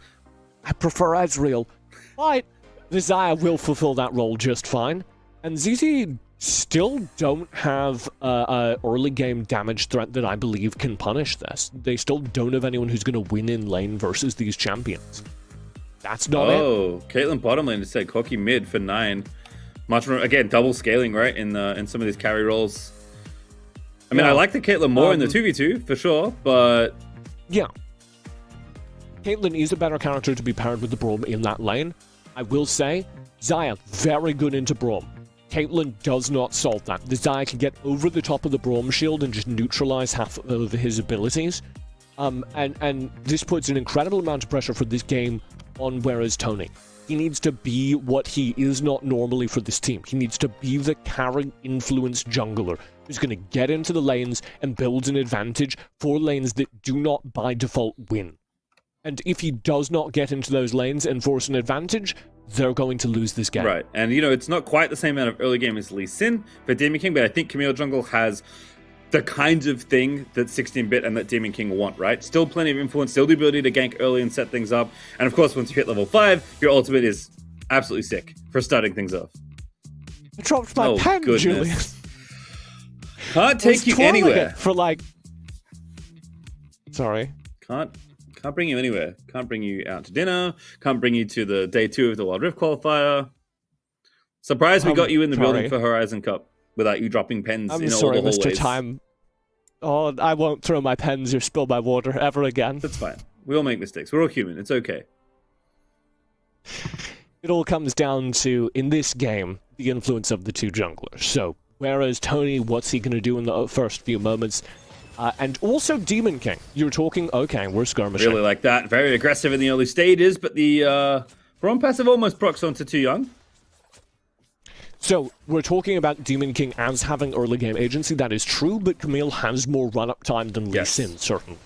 So, ooh, this is rough. Yeah. Ooh, that was a bad Barrier trade. Already popped. Jace just so good at level 1.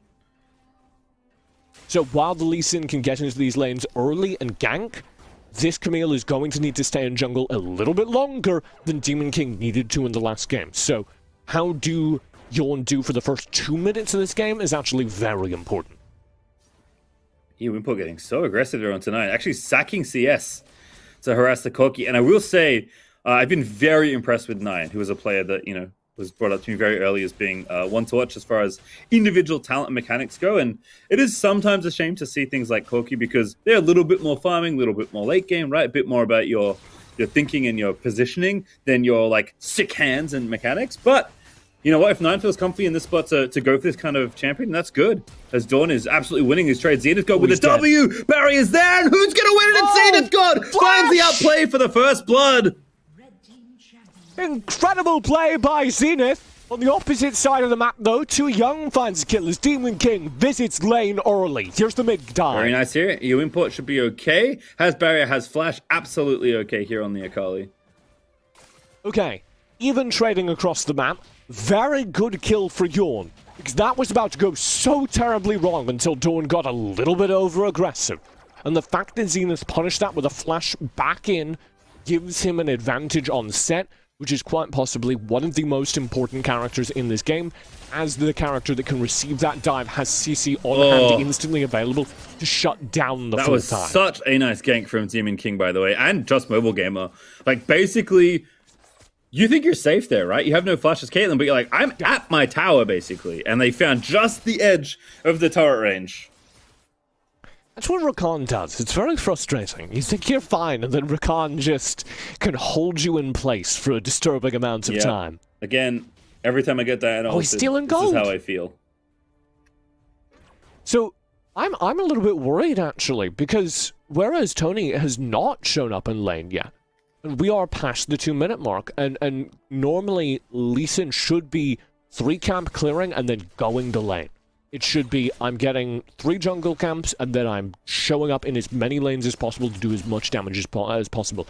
He, like, hovered mid for a second versus an Akali which isn't a great call because you're never going to really be able to kill an Akali. She already has a terrifying amount of dashes.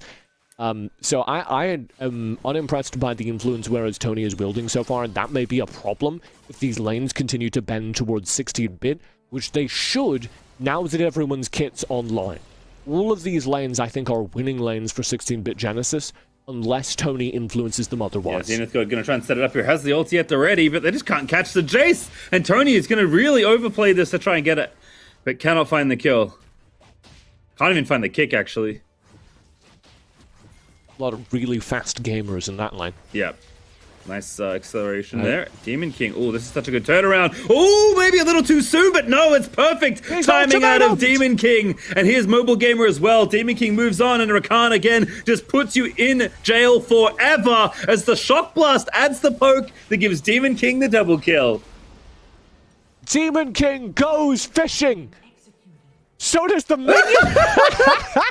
Oh, tiny oopsie there for Dawn. Doesn't matter. Doesn't matter. Oh, package, my goodness. Demon King now under attack. Nine is trying to make a big play here. Almost gets it done, but unfortunately can't find that kill. Can't stop the Herald. What an incredible play in the top lane. What an incredible use of your laner as bait. And it pays off so well for Demon King. He's able to even come through with the Hextech ultimatum and save the life of the bait until a cannon minion executes him, which is unfortunate, but it wasn't execute. There was no kill credit given over, so it doesn't matter at all. Oh, sad. Shopping gets assaulted. Doesn't die, though. No. Doesn't have the HP to complete that kill just yet. So all of this is bending exactly as predicted towards 16-bit Genesis because they now have shut down the Lee Sin. It's the inverse of what I was talking about at about this point in game number 2, where I was saying, okay, since the Lee Sin has a couple of kills, that extends his runway. We're kind of already past the runway at this point, and he's building full lethality with the Duskblade, which is going to extend it a little bit, which is going to give him maybe 1 or 2 more dives.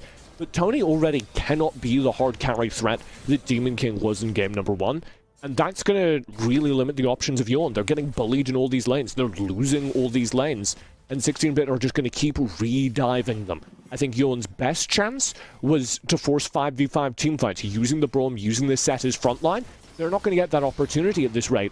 There we go. Storm late. There we go. Too Young trying to get out of that. Wonderful flash. Good flash.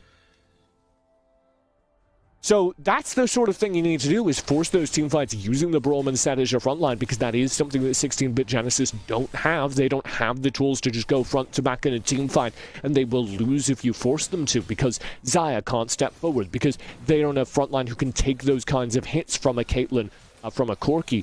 But I suspect we're never going to get that opportunity because Demon King is constantly going to be on the prowl. Oh, low HP. So nicely done. Members. Camille Rakan setting it up. Ice Maker gets low, but Braum is pretty tanky with the Unbreakable up. But, I mean, Demon King is a top laner right now.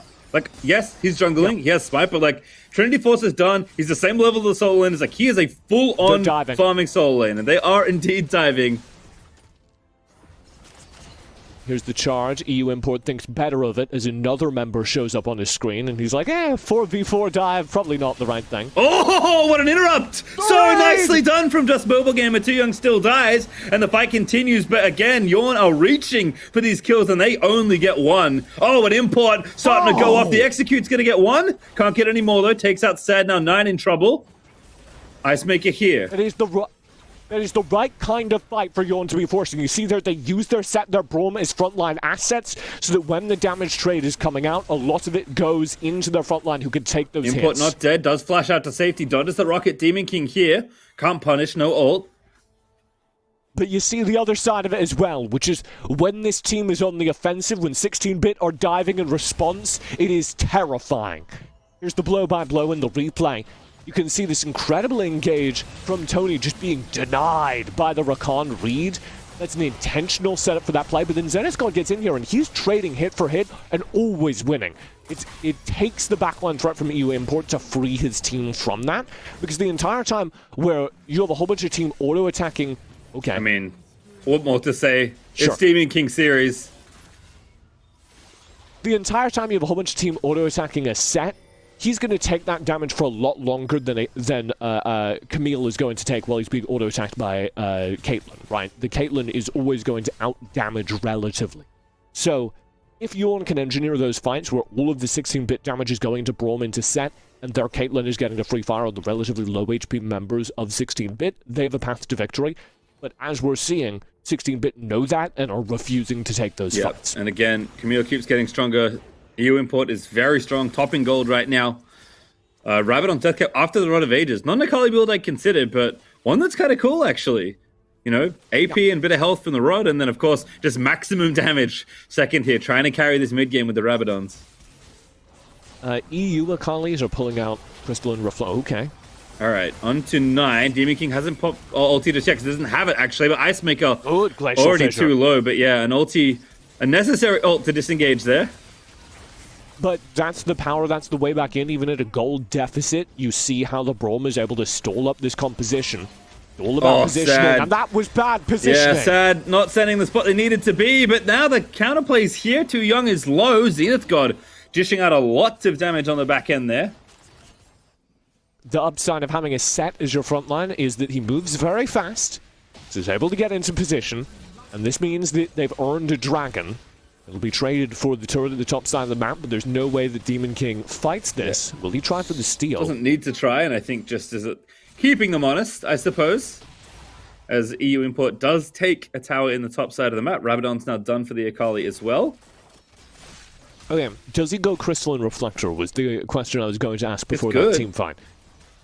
EU Akalis are doing it, and I don't know if I agree because it's a limited damage output.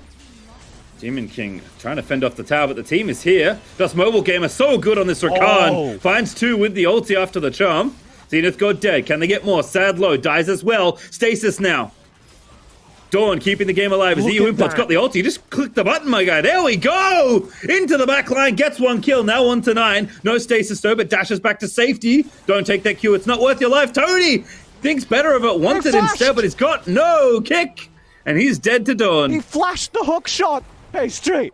There was no way it worked, but he was ready for Demon King. Demon King sees the Sonic Wave land. He sets up for the hookshot punish, and he flashes the hookshot in order to get all the way in. Hi, I'm on screen. We're back! We're back! Dawn's happening. Here's the replay. We've also got a scuffle on the other side. And again, lovely play from Just Mobile Gamer here as they keep this chase going. And this is Akali. Akali 101. Beautiful stuff. All right, watch this play I'm excited about. Demon King jumps on, holding the hookshot so he can punish, and Tony flashes over the punish. And I was so excited about that, and I'm really excited that chat got to see how pumped I get over stupid stuff like that. Unfortunately, didn't let him live, but you take the trade at this point. And again, to kind of take a step back here in this game. Yes, 16-bit are ahead in this game. Yes, they're snowballing. The gold lead isn't insurmountable by any means for Yawn. Like, 3,500 is significant, but you can see they're still fighting back. They're going to have gold as this game keeps going. So with the Caitlyn, with the Corki, if they're trying to get to a point where those later game carries can win the day for them, they're on the path. 16-bit have not done enough damage yet to call this game over. I'm going to challenge you. I don't actually think it's a super about the Corki or the Caitlyn. They'll like be there in the late game. I actually think this is defining the gold you should be watching is on Set and Braum. I think this game is about whether or not Set and Braum are able to stay tanky enough to take assassin hits. And if we get to a game state where the assassins can kill Braum and Set at the beginning of the team fights, then the game's over. I agree. That last team fight where 16-bit Genesis won, their strategy was to get over that front line. You saw Dawn to jump over it and full send for the end zone. That's the sort of thing that you need to see right now. And 16-bit's lives get so much easier if they outscale Set and Braum. They don't get that much different if the Set and Braum stay tanky and maybe the Corki's slightly more or less behind. Right, and that's the thing, right? It's less about specific champions, I suppose, and more just like the gold is within reach, right? Which was not the case in the advantages that were built in the first 2 games of this series. But I agree that it is the front line that needs to peel and tank sponge the assassins, because there is so much dive here for 16-bit. I don't know why I framed that point so aggressively. God, oh goodness. He's okay. Nope, he's not okay. I lied. Xayah gets the kill there in the picture-in-picture as the Rift Herald does get killed before it can complete the charge. Not a good day for Rift Heralds. Wait a second. I am getting deja vu. Yeah, it's going to be pretty major pickup, and we might lose both supports here as Ice Maker. We'll figure it out later. Dive in we go, execute almost there onto Sad, but he lives. Again, just enough peel. That's not going to do anything. I don't even know where that shot went. I think it hit just mobile gamer and was completely ignored. All good though. As Dragon will be secured even with no kills. 16-bit able to wrap up the Drake for themselves. Put the Elder on the board in the next few minutes. Yeah, so with an Infernal in the pocket, 16-bit do significantly more damage in the late game, which is important. Yeah, 9 gets out of there. Not a fight he could really afford to take. I guess the package was probably expiring, so you're looking for a kill. It's not good positioning from 9 because there could have been more players there. There could have been an assassin stack there, and we've seen what happens if you chase Rakan as an AD carry this game. Bad things happen to you. Still trying to navigate the next few of this game though, but it looks like EU Import is with the Lich Bane and ready to take down some towers, so we'll continue to play in the side lanes. I did want to flag that we're seeing some adjustments to the nature of this game, notably in Edge of Night being completed on 9 here, which is just... I don't want to be Hextech ultimatumed or Rakan charmed. It's an answer to both those buttons, and an understandable one, but it won't be enough. It's all still going to come down to those tank front lines. Yeah, curious what that Shroud's turning into next. But we'll see later. They're on a ward. Yep. They certainly are. Oh, everyone's there. On the ward now. Alright, now we're out. Over the wall we go, looking for Sad. Gotta be careful. Oh, it's just gross. Just engages from anywhere as Sad is going to live, but not for long enough. It's Dawn that flashes in, but they're gonna get the counter kill maybe. Stasis is gonna save Dawn for slightly longer as 9 finally gets a kill back. 1-for-1 trade, not bad at all. Dawn should be quite happy with that. Because 1-for-1 trading still favors them as long as their tanks stay alive. They're 2 different carries. 9 can be an equally potent threat.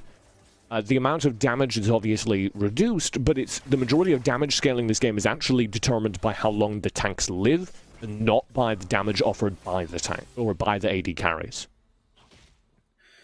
I feel like 16-bit are having to work really, really hard to make progress in this game. Which is good news for Yawn. But get a brew.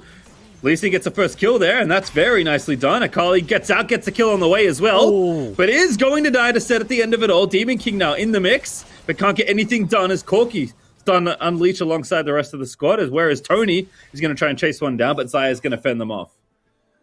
Ice Maker's down, so you can re-engage here. Oh! Tried to make it happen. Demon King doesn't get the hookshot either, but he gets the W9 is the target. Stasis is there, but Dawn's here as well. Perfect on the respawn here from the Jace as Dawn finds the double. And you see, the second there are no tanks, this fight is over. It's Ice Maker's death that opens things up here, and it does open things up, as now the mid-turret's going to be under significant threat. I believe 16-bit are going to get that turret relatively easily. You are seeing the opposite end of things, though. Oh, I don't think you can go for this, Dawn. Tony's gone for it. Dawn absolutely should not have gone for that. That was... Sorry, I didn't foresee that coming. I thought it was never going to happen, but... I guess with the stakes of this game, it's understandable that you take those risks, and we're going to get another kind of silly risk here as 16-bit feel the pressure, and they're going all the way here for the Baron.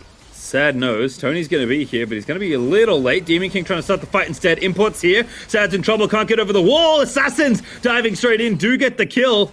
And now it's a 2v4, but Ice Maker going to be caught out of position. Here's the rest of the team, though, but Ice Maker is going to be dead too. Look, no, the Facebreaker maybe going to save the day as 9 packages into the back line, and he's just unleashing. It's Assassin Corki as Set comes back through. Zenith God trying to turn it back around, but 9 is just going off in this team fight. And the GA for Demon King is not going to save the day at all, as there's a triple kill out of 9.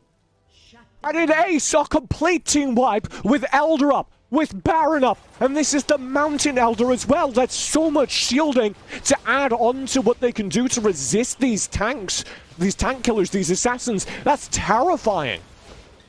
Dawn's here. Gonna fancy a steal with a shock blast, but can't outsmite. He has to try. I mean, you have to, but you can't outsmite Tony. Makes it somewhat close, but doesn't get it. That's devastating. Yawn are now within striking distance of the first major. They are now within striking distance of knocking 16-bit Genesis out. Despite losing the entire early game, their tanks held on. And you see in that fight, so much damage gets dumped into Icemaker, and he lives through it all. He walks out, and the other players come in to clean up the fight. Having drawn all the cooldowns, all the damage already out of those assassin threats, there's nothing left to punish 9 for just riding into the middle of the team on the package and shredding people. Yeah, 9 and Zenith God cleaned up the fight that Icemaker set up for them there. Very, very well done. It's 4 items for Akali, 4 for the Xayah. Like, their damage is still there for 16-bit, but this game has to feel like, you know, it was much more in reach a few moments ago as they go back to Baron. This very much determines the game now. Watch the backline threats. Watch the tanks. Icemaker is walking at them. Maybe a little too far forward, but Exhaust is nice onto the Akali. Good Xayah root. Zenith God, though, now in the mix. But a double kill already for the Jace as 16-bit come alive this time on their own as Dawn is going to live through it all. Too Young flashing in to take out 9. It's only where is Tony left on the Yawn side. And they focused the tanks that time round. Did you see that too? I did. They focused on burning Icemaker because they know they can't win the fights without spending the cooldowns aggressively. So it doesn't matter. Just buy time. The game's over if you can stop the back. They're going to go back instead. No, they want to cancel it, but they're going for the win. The next is open. I think 16-bit, they've done it. They have. They've qualified for the major. 16-bit Genesis find one fight and finish off this series. That is nerve-wracking. It comes down to a rush down the mid lane to secure them a slot in the major, and Yawn are upset. They are knocked out of the first major, which is not a result we saw coming. They are taken out by 16-bit Genesis with some great drafting and some great understanding of their composition and game state. And to pick a star player out of that game, I do not know. I thought Demon King was going to be the obvious star. And he is, I think, the star of the series overall for the 16-bit side. Or just mobile. But I could hear I'm kind of here for this mobile gamer, to be honest. Like, Rakan set up so much of the early game. I guess it's a question of, like, who won the last fight, right? Is that what matters? But that felt more like a team effort. I don't know. It's really hard because, like, again, it was the Demon King show, and then the game just stalled out. Julian, can we give everyone a star? No! We've talked about this! No, we can't! Because everyone played really well. You're not wrong. I'm going to vote for this mobile gamer because I need to make a decision. But you're not wrong. And I think one important takeaway. I can compromise. Okay, what's your compromise? Just mobile gamer, sure. Okay. I think his Rakan engages were really good. I think he took a lot of damage at critical moments during the early game, which enabled the team. And I think the CC chains he found set up their team. So yeah, just mobile gamer can be our star player. And I think for this game, that seems reasonable. But what I was going to say is if you want to walk away from this series and you're new to the Wild Rift scene here in North America, 16-bit Genesis going on to the major. We'll see more of them today, which is wonderful. Can't wait to see what else this team has for us. But if you need to walk out of here with one name after watching this qualifier, it's Demon King. He's so good. Absolutely. And he does so much work in the latter half of that game. Though he's not doing the damage, he becomes a secondary tank for the team. Once again, demonstrating his versatility. Here is the early game carry threats from both him and just mobile gamer as they find kill after kill after kill and set up the momentum their team needs. And just keep going. This is such a sick bait. Wow. And then look who's here. That was just incredible. And here's Rakan. We get the minion kill. Please tell me that's in the replay. What? The minion kill here. Oh yeah, I think we have it. What happens? We just aggro's the caster and the And then again, the fight back from Yawn was very impressive in this game. Continuing to try and find pick, continuing to trade blow for blow. The tanks were getting scary. Zenith God was going off. EU Import had a great little mid game here. Basically doing their job, right? Of playing cleanup, diving in, trying to take out the carry threats. But it got very spooky. Yeah, Icemaker and Zenith did such a good job building space for the carries, and you saw these heroic efforts from players like Dawn getting over the top to just kill the carries. And it became increasingly apparent as this game goes on that that's no longer viable because the tanks are so big and they're starting to punish you. We had a major team fight where 9 was just able to shut down all these low HP bars because they had enough space and time to whittle away at them. And so we get a strategy shift where the second Icemaker oversteps, he's burned down, and the goal becomes to absolutely ruin the HP of those major tanks as they are the front line. Just a trade here, as you can see. And then, unfortunately, our final fight, but it was a very dramatic end to that game, and I think it is sad to see Yon leave. Like you were saying, we have to say goodbye to some of these teams, which is never going to feel good, given what we've seen so far this qualifier, but we will certainly see Yon again. Maybe under a different name, but this mixture of players, certainly some of these individual players, if nothing else, we will see. But Just Mobile Gamer getting the praise they deserve after a great series, honestly. Again, was subbed in at the end of the day yesterday to finish off their series. 70% kill participation. Yeah, that's a lot. It's what he needed to do. I was very impressed by the Rakan play across this series. I think I want to see more from Just Mobile Gamer on those kinds of aggressive pick-making characters. We saw him play a kill lane during his last series of the day yesterday, and that looked really good. We see him here, called on to do a similar thing, called on to be the protagonist of the team, to be the guy who's finding those knockups and setting up for the carries to get those kills.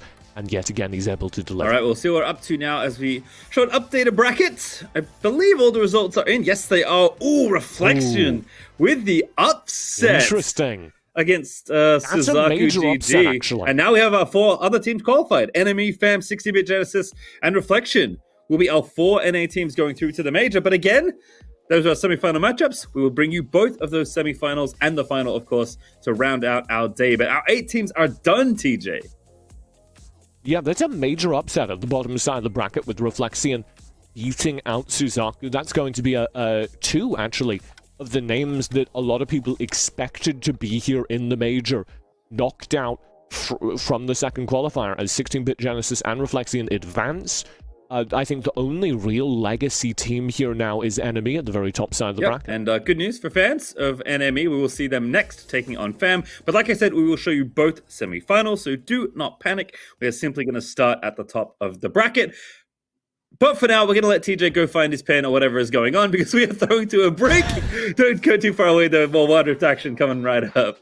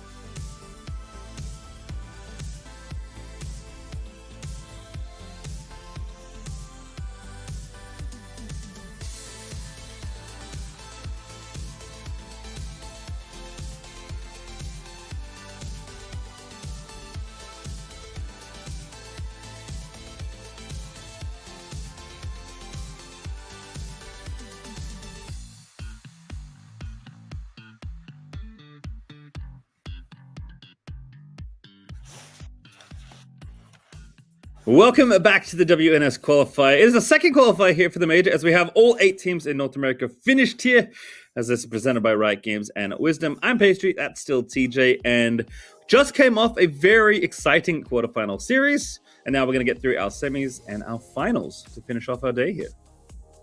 I'm not going to drop my pen one more time. That's not true.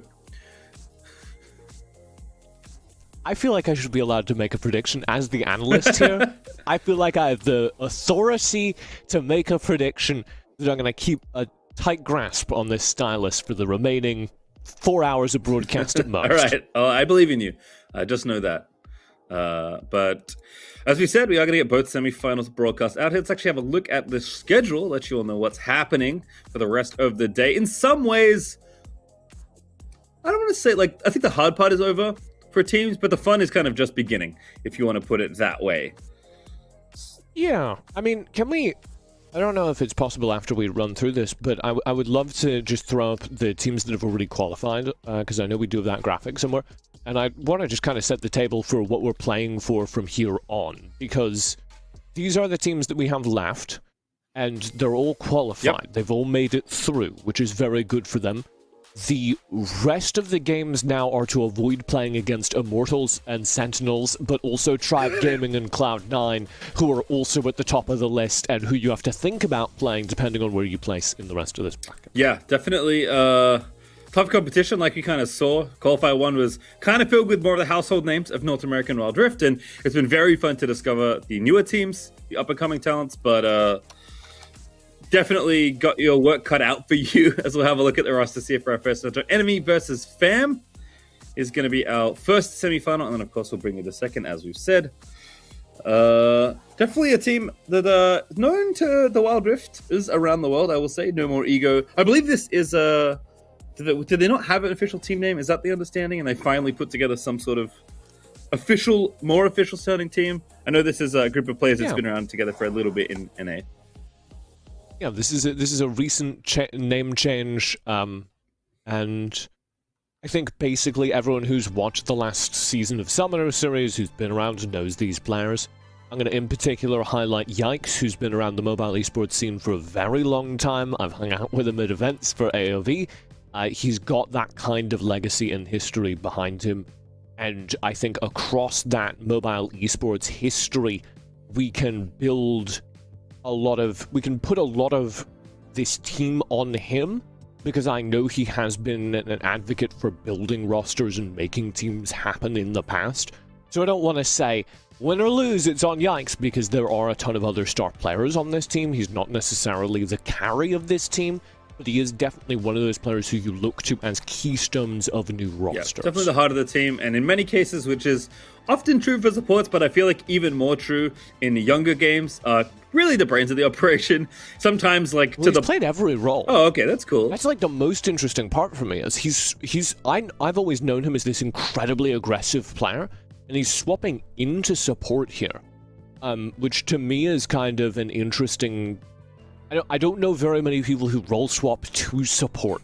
I'll put it that way. I feel like a lot of people try and get out of support jail, and role swapping into support is something that I think does indicate a desire to be more involved in the tactical decision making of the team, as you were about to talk about. Yeah, we'll see though, but have a look at their opponents. Of course, it is Family, a team that we don't know as much about. I believe they also have some subs in this game as well, so I don't know if this is the roster they'll actually be playing. Oh, they're back apparently. There is no subs. Thank you, production. So this is the roster. Yeah. This is the one they played with before, and they did not have to make any last-minute changes. So we'll see Fam in their full force. So Toki, Zintai, Tyrant, Lin, and Zine. So again, a team that we don't know as much about, but if you got this far in the tournament, chances are you're doing something right, and of course we'll see them at the majors. So in many ways, semifinals and finals are, kind of a glimpse into the future of the major, right? Which is always fun to watch. But we will roll up some predictions. Actually, we're trying to get those online for the rest of the day. I believe we both picked the same team, and I think there's an easy reason for it. Enemy is just, the expected, more experienced team. The team at least we know a little bit more about, right? It's hard to bet on the team that is more unknown for you. And I may regret this, because it is, to be frank, very impressive, the run that Fam have made. I don't know if you were here yesterday when Rafa gave them his best Vin Diesel, It's All About the Family. But they've made that kind of run where they deserve the real Vin Diesel at this point. So it's very scary to bet against an unknown like this. Going by the enemies they beat, they're certainly very competent. And I would not take this prediction too seriously. This is just us going on the known factor. Yeah, I don't know for sure. anything about this team or how it's going to like I said, at this point, when you're in the semifinals, you've definitely done something right. So expecting the games to get pretty spicy and very excited to see Fam out and about on the Rift one more time. I will say, though, now that you mentioned that, I did unfortunately miss Rafa's Vin Diesel brilliance. But do we have any idea if Vin Diesel has a cameo, and if so, what his rates are? Because that feels like an avenue worth exploring. You could pay him to just endorse your Wild Rift team. I mean, say something like, "I don't play Wild Rift very often, but when I do, I support enemy," or something like that. No, the family thing. Oh, right. I play Wild Rift all the time, and when I play, I support fam. Yeah, because, we're all family. That's the whole thing. That was the whole bit. I feel like Vin you Diesel said would. They deserve the real Vin Diesel. My question is, can we get them the real Vin Diesel? We don't know. Maybe. We'll have to check. I feel like he would cost a lot. If he has a cameo, I'm sure it's unbelievably expensive. But you know what? That's a question for future us at this point, moving into the Major 1. Instead, we have the semifinals here of the Qualifier, and it is Enemy on the blue side to kick things off with 6 pretty curious bands. I do keep seeing him in weird places, though. He shows up at, random award shows, so it can't be that expensive to hire Vin Diesel. I feel like that's famous last words. I don't know what the budget's like, but we're not spending my money. Hey, I'm going to say it's expensive. Let's put it that way. Set first pick, though, for Enemy with Morg Darius and Brand Olband and Camille Corky Olaf there on the fam side. We're living in the Brand era now, and I don't quite know how to I feel like about it a lot. So still have the Jace up. Set gets through here as well because of Corky bans from fam, which is interesting. I don't value Corky that highly. Diana Gallia right off the bat. I'm very excited by this. This is a staple of Asian play. Both these characters are very, very good defensively, very flexible. You're looking for long-range carries to put behind them with Corky bans. That's probably going to be something like Varus, like Ziggs, or maybe more arcing towards the Ezreal. And you're also looking for an aggressive early jungler, like that Lee Sin, which has just been taken away. Yeah, always curious, though, when teams get, especially with Camille banned. Camille set Jace feels like the obvious trio of power picks. So when one team gets 2 of them and one of them is banned, definitely have to raise some eyebrows at the power of those individual champions. We'll see what Enemy obviously builds their comp around them, as Renekton is the final pick here in Phase 1 for fam. And there's Ziggs banned. So very tanky frontline now from fam, and with this kind of tank, you need major damage sources behind it to play from it. And that's going to have to be a very long-range damage source at this rate. And the other thing you're going to need is someone who can chase down low HP targets. So I'm looking for the last 2 picks here to be something like Varus Xin Zhao, something like Varus Kha'Zix. Varus Kha'Zix would actually make this just a straight-up Korean draft. If they did that, it would just be with the WCK players, pretty much to a T. So those are the options. All right, new bands. As we've said, Interesting. Jungle and bot laner is basically what fam is looking for here. Orianna band alongside Ziggs, so taking some picks away from Truth. I guess they are thinking that... that's interesting. I guess Ori can go bot too, is the other thing. Yeah, so the Jarvan and the Jarvan and the Nunu are the same role in current Wild Rift meta, which is it's very hard to be a tank from the jungle. Those are the 2 characters that basically do it. So it's very interesting because Enemy probably do know more about their opponents than we do. That implies what they like to do is full send through that. This Diana might be jungle. Yep. I'm going to interrupt myself. This Diana might be jungle. Either that or Twisted Fate AD carry. Oh no. You weren't watching Qualifier number 1 when Twisted Fate AD carry became the meta. I can't believe that's not what you took away from those games. When Twisted Fate AD carry became the most powerful thing in the world. This is what happened when you fill my mind with Rammus support poison every time we talk about Wild Rift. I do remember our conversations about AD Twisted Fate. And if you want some sort of chaser, Twisted Fate doesn't quite fulfill that role, but he can definitely help people catch up and catch people out. So I'm feeling Take it that in poison the out of my mind. I don't don't want to see it. You don't want 80 Not Twisted a Twisted Fate 80 I'm feeling carry Twisted fan, Fate. to be honest. I don't know about Twisted Fate 80 carry, but I am feeling Twisted Fate. I think you still need something like Barrister. Diana be sane and safe. Yeah, okay. So the net result of the other draft makes a lot more sense. You have a ton of very front-loaded dive and the set to kind of bear it out. Because of how much dive there is, you need the safety that the Xayah gets you. Xayah is going to be very secure and safe. Set support always makes me happy. That's true, and that is likely what we're going to be getting here. In fact, it is, as Xin Zhao is the last pick. Okay. Oh, no, it is. It is! It is the one and only Twisted Fate 80 carry. Well, Wildcards has a long about range. This Twisted Fate 80 carry is that he is very short-ranged. And there's a lot been made. I talked to the Sentinels guys who premiered this in the North American scene, and I talked to them about why they pick it. And you could make the argument, as they do, that he actually is very, very good in lane. He has a ton of DPS output when you build him full AD, but he's very short-ranged, and he doesn't have buttons that make him that solve that problem in the same way that other AD carries do. He doesn't have an escape beyond his teleport, and he doesn't have any method of increasing his range beyond building RFC. So there's going to be a lot of pressure on positioning him perfectly and a lot of pressure on protecting him.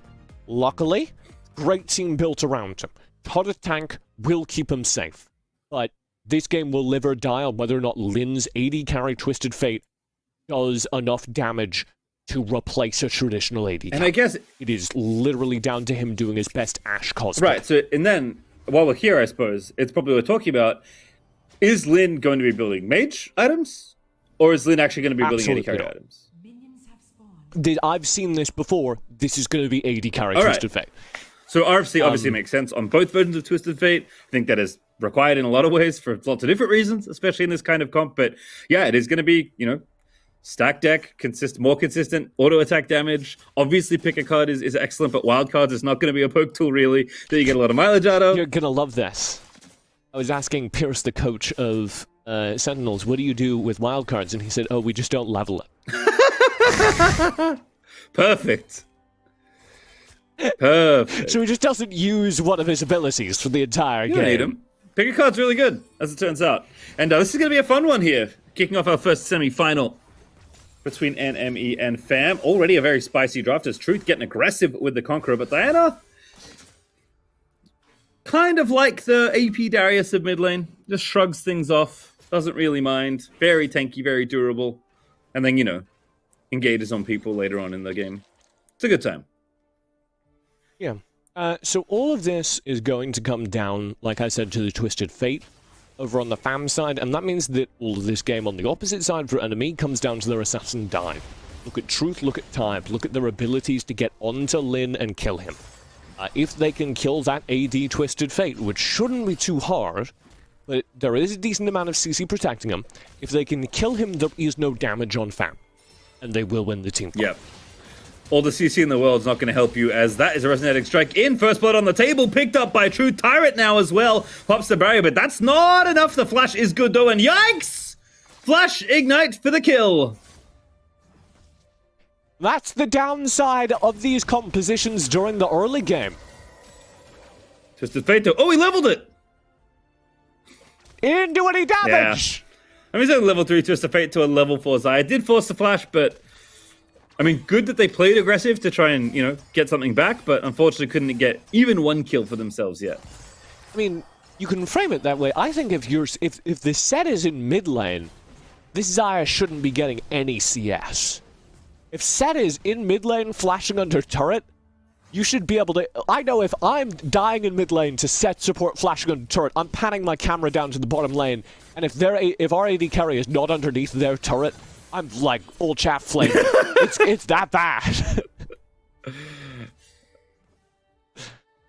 So, not sure about the early pace. I think this goes very well for Enemy, and FAM don't have...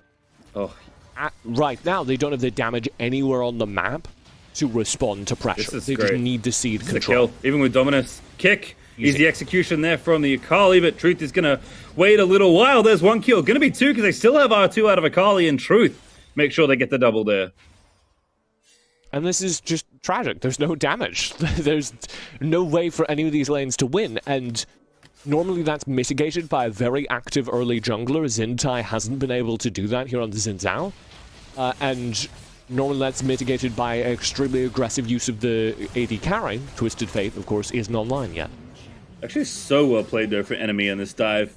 Luan basically making sure to finish off the Renekton, and then Truth could use both charges of the ulti to ensure the other kill is. This is really bad news, but Galio's going to proto belt in, and that is the punish we've been waiting for. Featherstorm out, Exhaust is there, but oh no, Set doesn't quite interrupt it, but Zine still might be in trouble, as Yikes is on the hunt for another kill. Only level 4, though, to the level 6 Galio. Time says, I've got it. Yikes says, I got it. Oh! Wild! Justice Punch, I think maybe poked Galio forward just close enough to get hit by that W. But for whatever it was, it is a 1-for-1 at least in the bottom side for NME. That was the Psychic Blast from Set. Gonna get the tower as well. This is starting to accelerate rapidly out of control. I mean, look at that gold lead. 4,000 gold right now. And one's interrupting the enemy Rift Herald. It's a 1v3! He's going in! He gets one! He's gonna get two, maybe. Galio's flying on in. Luan flashes out to safety, but here comes Jackie. Gonna try and clean it up on the other end of it. Gets the lock up there onto the Galio. Yikes is here, ready with the ultimate this time. Psychic Blast Set charging up, not there just yet. Flash in, they want this kill. They're gonna get it. There's the Dunkaroony. Yikes is on a killing spree. Here comes Twisted Fate. AD carry. Teleport to the mid lane. Going for something onto Truth. Not bad. Tyrant here going to get the kill. Truth low, not dead. Will finally fall. But Yikes is going to force the flash. Here's Tybe, though. Ready with the kick. Kicks Twisted Fate in. Beautiful Q. Facebreaker's wonderful. That's there clean. From Yikes. That is clean, and that might Xin be the Zhao, game. no. It's so tragic. Dead. Can't even get the kill back there. Yikes just on a rampage now on support Set. Yikes used to play top lane, if you're wondering. Featherstorm? Oh. Insult meet injury. Yikes is just making everything work right now for NME. And he will be top lane Set this game. He has so much gold. Yeah, I'm actually curious, because if I have this much of a gold lead, because I'm a support player, if I have this much of a gold lead on Set, I still build support items. He seems to still be building support items. There you go. Because I do think one of the things is if you build top lane Set, you tend to fall off to the late game because you can't keep up this rate of gold. So it's a more sensible investment to go dead man's into Force of Nature, which does appear to be what we're doing. I also just prefer tank items on Set anyway. I don't think you need Blade of the Ruin King. No, you should be building Black Cleaver if you're top Still lane gonna Set. build that one. The amount of people in my solo kill building Trinity Force Set, I don't know what to do about it. It's bad. Well, perhaps after that PSA they'll stop, but you know what? I doubt it. I don't think so. I don't think so either. Yikes. At it again. I mean, what do you do as Tyrant? Barrier up, ulti up. You're very tanky as Diana, but you just can't get out of here. Beautiful kick out of Tybe. And before you can even press the buttons, Tyrant's dead. Yeah. I don't want to say this game's over, but I don't believe in Twisted Fate AD carry. I mean... So, I'm going to say this game's over. I think maybe this is the time where you go, man, we really could have drafted Varus, couldn't we? And I don't know if that would have fixed this game's problems, because this game's problems came from lane advantage, but it would have meant that they didn't, they were able to punish that bottom lane harder. It would have meant that they had more opportunities to achieve agency on the map, whereas I just don't see what the game plan is with this stuff. I mean, you could play Jinx in a similar spot here and it'd be a very similar looking game, and we'd at least understand where we're going to. So I get it from Fam, but Enemy have just cracked the game wide open. They are, oh goodness gracious, that's 8,000 gold ahead. 8,500 gold up. 2 items done for the Akali. Yeah. Truth's first completed item is a Rabadon's after making a pit stop at Burning Face and Spiky Pendant. It has Magic Pen. I don't remember its real name. Don't at me. Those are what those items are called. I mean, Burning Face is definitely the correct name for the little mask. No, I think this is really hard for Fam to get back into. And I think the thing you need to be doing if you're Fam right now is using this game as like a timeout almost. Yep. And just talking about the draft for next game, talking about the lessons learned, because just the numbers and the way League of Legends works makes it very difficult to win this one. Almost gets the execute one with the poke is good, and now Zine, unfortunately, trying to save his teammate, is just going to be picked off under the tower. Do get the kill. Nice stasis, wonderful face breaker. Yikes! Oh, yikes! He's so good, man. A little bit over aggressive. I like it. Yeah. But Yikes is just running around the map. And Set gets so fast if you go the Dead Man's Force of Nature build that he can just be in every lane simultaneously. Ooh, Hex Drinker! We're getting spicy. Bonus Moon Pants online, though, for the Set. I don't know how I feel about He's that. 5-0-5, my goodness. Still not topping gold, by the way. That's Truth. Truth's going off this game. Almost 8,500 gold already. And when you're that far ahead as Akali, you can one-shot the tanks, so you expect that to sort of start happening here. Alright, Twisted Fate AD carry. Yikes, in we go. Facebreaker steal happens for the Herald as well. And there's just nothing to do. Featherstorm's wonderful. And enemy going to keep running at the team. There's one kill out of Truth. Lin is forced to flash. Zaya over the top, not yet. Yikes still going. He's not can't stop. Running man, here we go. Dunkaroony, there's the kill, not yet. Fighting back decently, but now dominating as Tyrant dives back in. Looks for a trade, does get one back. Flashes out there, stasis forced. And Yikes is still going. He's not died. Facebreaker's found. He just punched her in the back of the head and gets the kill. That's an ace. It's like watching a Terminator movie. Yeah. I don't know how to feel about it. Just an unstoppable monster roaming through these lanes. Yikes. I mean, he takes so much damage here. Look at Lin's target calling this entire fight. They actually do. This fight actually is very impressive to me in terms of how well they do protect Lin and how much damage Lin does manage to get out. And if he was playing a different character, you know, if this is a Jinx, maybe I believe in it a little bit more. But the amount of damage Yikes takes and just ignores because he can insta-regen everything is absurd. Also, if, you know, the AD carry had gold, right? Because that's the other problem. Is that even at this point of the game, you don't have gold either, even if you're Jinx. Well, I don't know. I believe that the Jinx would still have more DPS than this. Probably fair. This enemy get a Cloud Dragon, kind of an afterthought, really. Gotta go faster. Yeah, Yikes is zooming. Look at him go. He's taking strides. Yeah, just a brisk walk through the enemy jungle. I'm at this point, I'm waiting for like a the long con wraparound here in one of these tier 2s. You actually just go around the horn and vault someone into the team. Luan also is trying to take over here. Ooh. Lin. He was trying to go fishing there. He was trying to get behind the turret and knock somebody out from it. Scuffed Lee Sin engage. Well, real Lee Sin is looking for the similar thing as Riftchild's going to get dropped here in mid. Perfect placement there to get the charge down, and that's going to give them space. Truth again. Running interference, Tyrant to target. That is so much damage. My goodness, that's disgusting. And Galio's coming in, but it's far too late. Kill's already happened under Taki. And this is going to be really rough for Fam. Like, it's really hard to get your head back in a game after you lose. Not even to like, oh, our draft screwed us over. They didn't even get to execute their draft. I mean, you're just getting hit with a wallet at this point. I mean, this is all good, but like the enemy is just tower diving you relentlessly. You do get a kill back, which is nice to see. Touch sloppy there from enemy, but it just doesn't matter. Like, you're still so far behind, and that's the rough thing. Like, yes, this is gold you want. You have to make these trades. You have to keep fighting. But I think for me, it's just more impressive how enemy were able to use the weapons in the early game they had to force such a big lead. So fun, so impressive to watch a player like Yikes in his element here on the set. As again, another kill happens, but Yikes is the real carry at this point. Great kick out of Ty. What a fadeaway kill. Luan is 1v3 diving into the enemy team. He's actually 1v4 currently. Ty's behind him. This is a little bit reckless perhaps, but now Yikes reinforces. You know, Fam are actually playing these team fights really well. Yeah. And it's getting lost under the just like weight of gold that enemy are swinging around. They're swinging their wallets into Fam, and that means that basically nothing that happens mechanically matters. Oh, good kill. Fam are actually playing these sequences, these individual skirmishes very well, and protecting their carries very well, and communicating very well in them.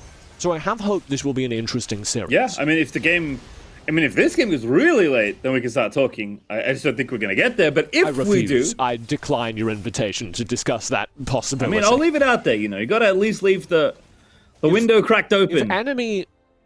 If enemy don't do anything silly and just force the Baron, they win in 8 seconds.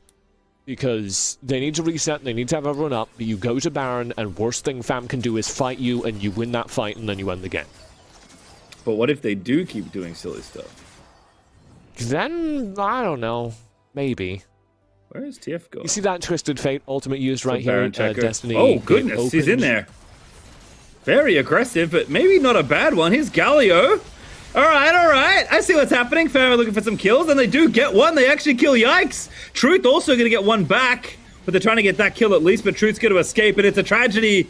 The setup not quite there. The gold absolutely out of reach. Is Tyrant actually maybe going to turn things around? Does get 2 kills there. A double kill. Very critical here for the Diana. But Truth lived to tell the tale, and that is the difference at the end of that.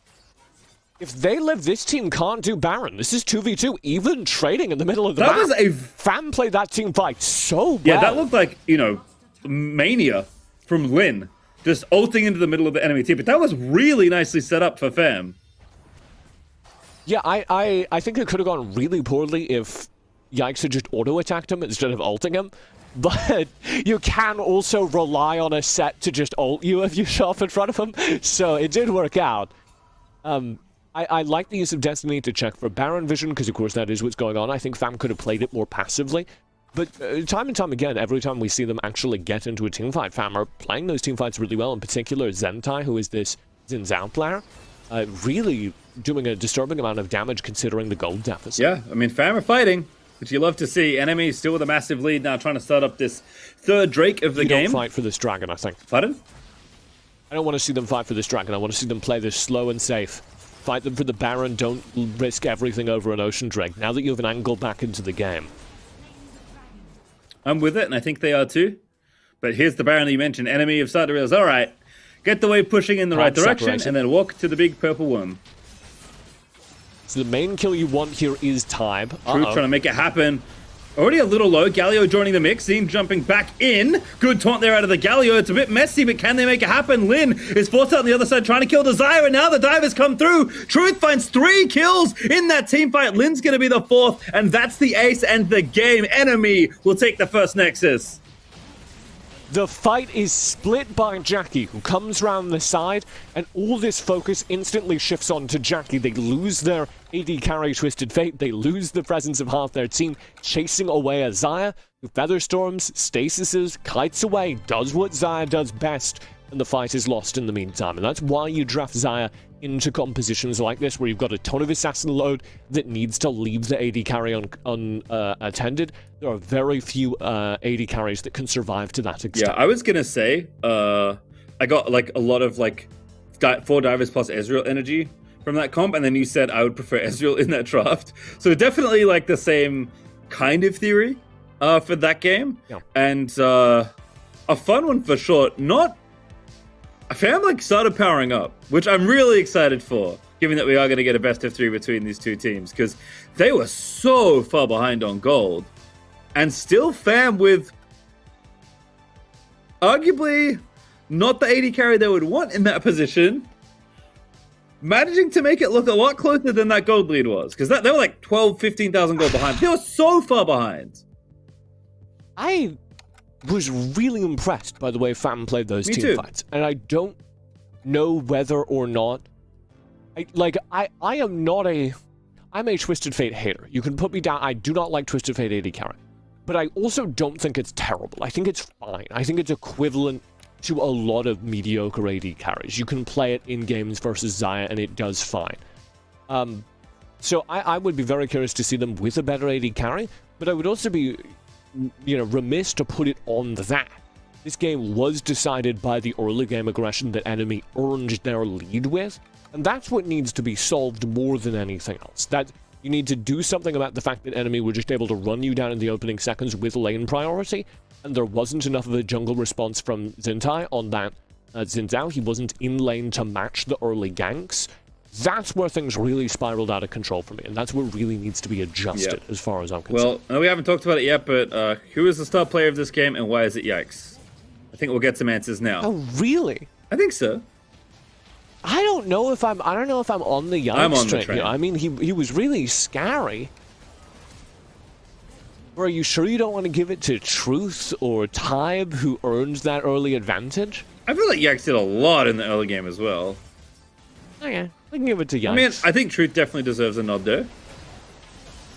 The other player I was certainly thinking of. We can give our star player to Yikes and our planetary award to Truth. I'm here for it. Jackie also played really well, for what it's worth. Minor Celestial Body Award to Jackie, who did such a good job kiting in these fights. Speaking of kiting, look at the way Lin is like full HP right now, despite having auto attack range the entire fight. That's very impressive positioning, especially on a Twisted Fate, who has tiny short arms, can't throw the cards that far. Definitely not. They do a really good job protecting Lin in this fight. And it doesn't matter because they can just be run down underneath a turret by a full HP Jace. But it like gives me hope that this composition might have worked under different circumstances. It makes me very curious to see what this composition looks like if the team is a little better stabilized throughout the early game. I also think like Tyrant looked really impressive there as well. Like I'm starting to see a lot of different Diana looks, and that was kind of the perfect intersection of like I am tanky and do a lot of damage. Tyrant was ripping through fights. It was like Roa, Reflector, Diana had at least one other item by the time the fights were near the end of that game. I'm a big Diana fan. I think Diana has a very interesting place in the meta as this tanky, like, mid-lane carry who can do damage, don't get me wrong, but also has this dual priority as somebody who can be a little bit more defensive and receive pressure, doesn't need as much jungle support. So I'm a big Diana fan, but of course if you are running that full tank composition, if you are running across the board Diana, Renekton, etc., you need to have somebody who during the early game can get you to the game state your AD carry can carry him. And that's why I actually put a lot of this game on Zintai, who turbo farms throughout the early game, looked good when he got into fights, but wasn't in lane when they needed him to. Yep, here's the Yikes stats for everyone playing at home. Unfortunately, did die in this game, which is very disappointing. Have to take the star player deathless, away, then. Deathless for quite a while there. But 7-1 and 11, not incredible. Bad. Not bad at all. Incredible performance on set support and a demonstration of why set ought to be banned. Because if he gets tanky, you just lose. There's basically nothing in the game that can counter a very tanky set. And definitely saw that on display. And the one death kind of speaking to the amount of durability that set does have. Overall, though, enemy, who are, I think, the favorites coming in, do look quite good in game number 1. Fam showed a lot of grit, keeping this game as long as it went. And I think in a more even game, we would be having a very different conversation. So to your point, how can Fam maneuver themselves to a similar spot while not sacrificing quite as much in the early stages? So you definitely need a different or maybe better or additional bridge in order to get there. But I would like to see them keep the soul of that strategy intact because they clearly are on the same page when it comes to team fighting 5v5. Yeah, I was unprepared for that because the early game went so disastrously wrong.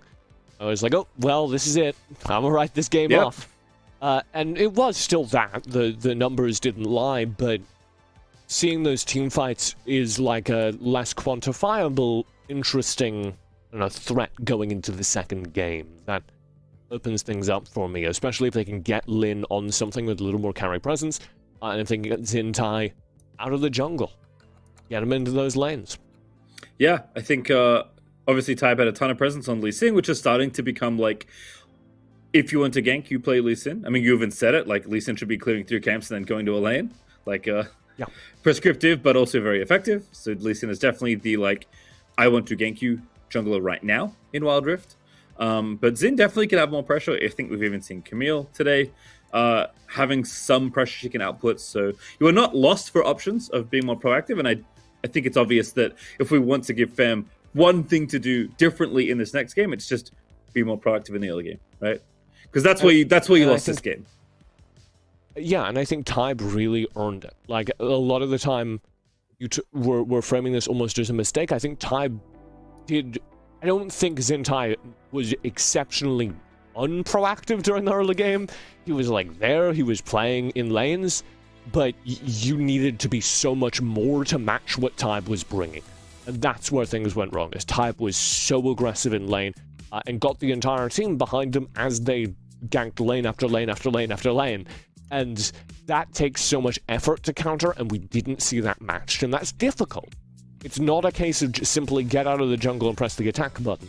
It's very difficult to read what the enemy team is going to be doing across the map and to be able to show presence in a way that doesn't allow the enemy team to gank, but you probably can't teamfight them despite having tanks, so you just need your jungler to be in the lane, to be scary enough that there aren't any turret dives, and all of that's very difficult.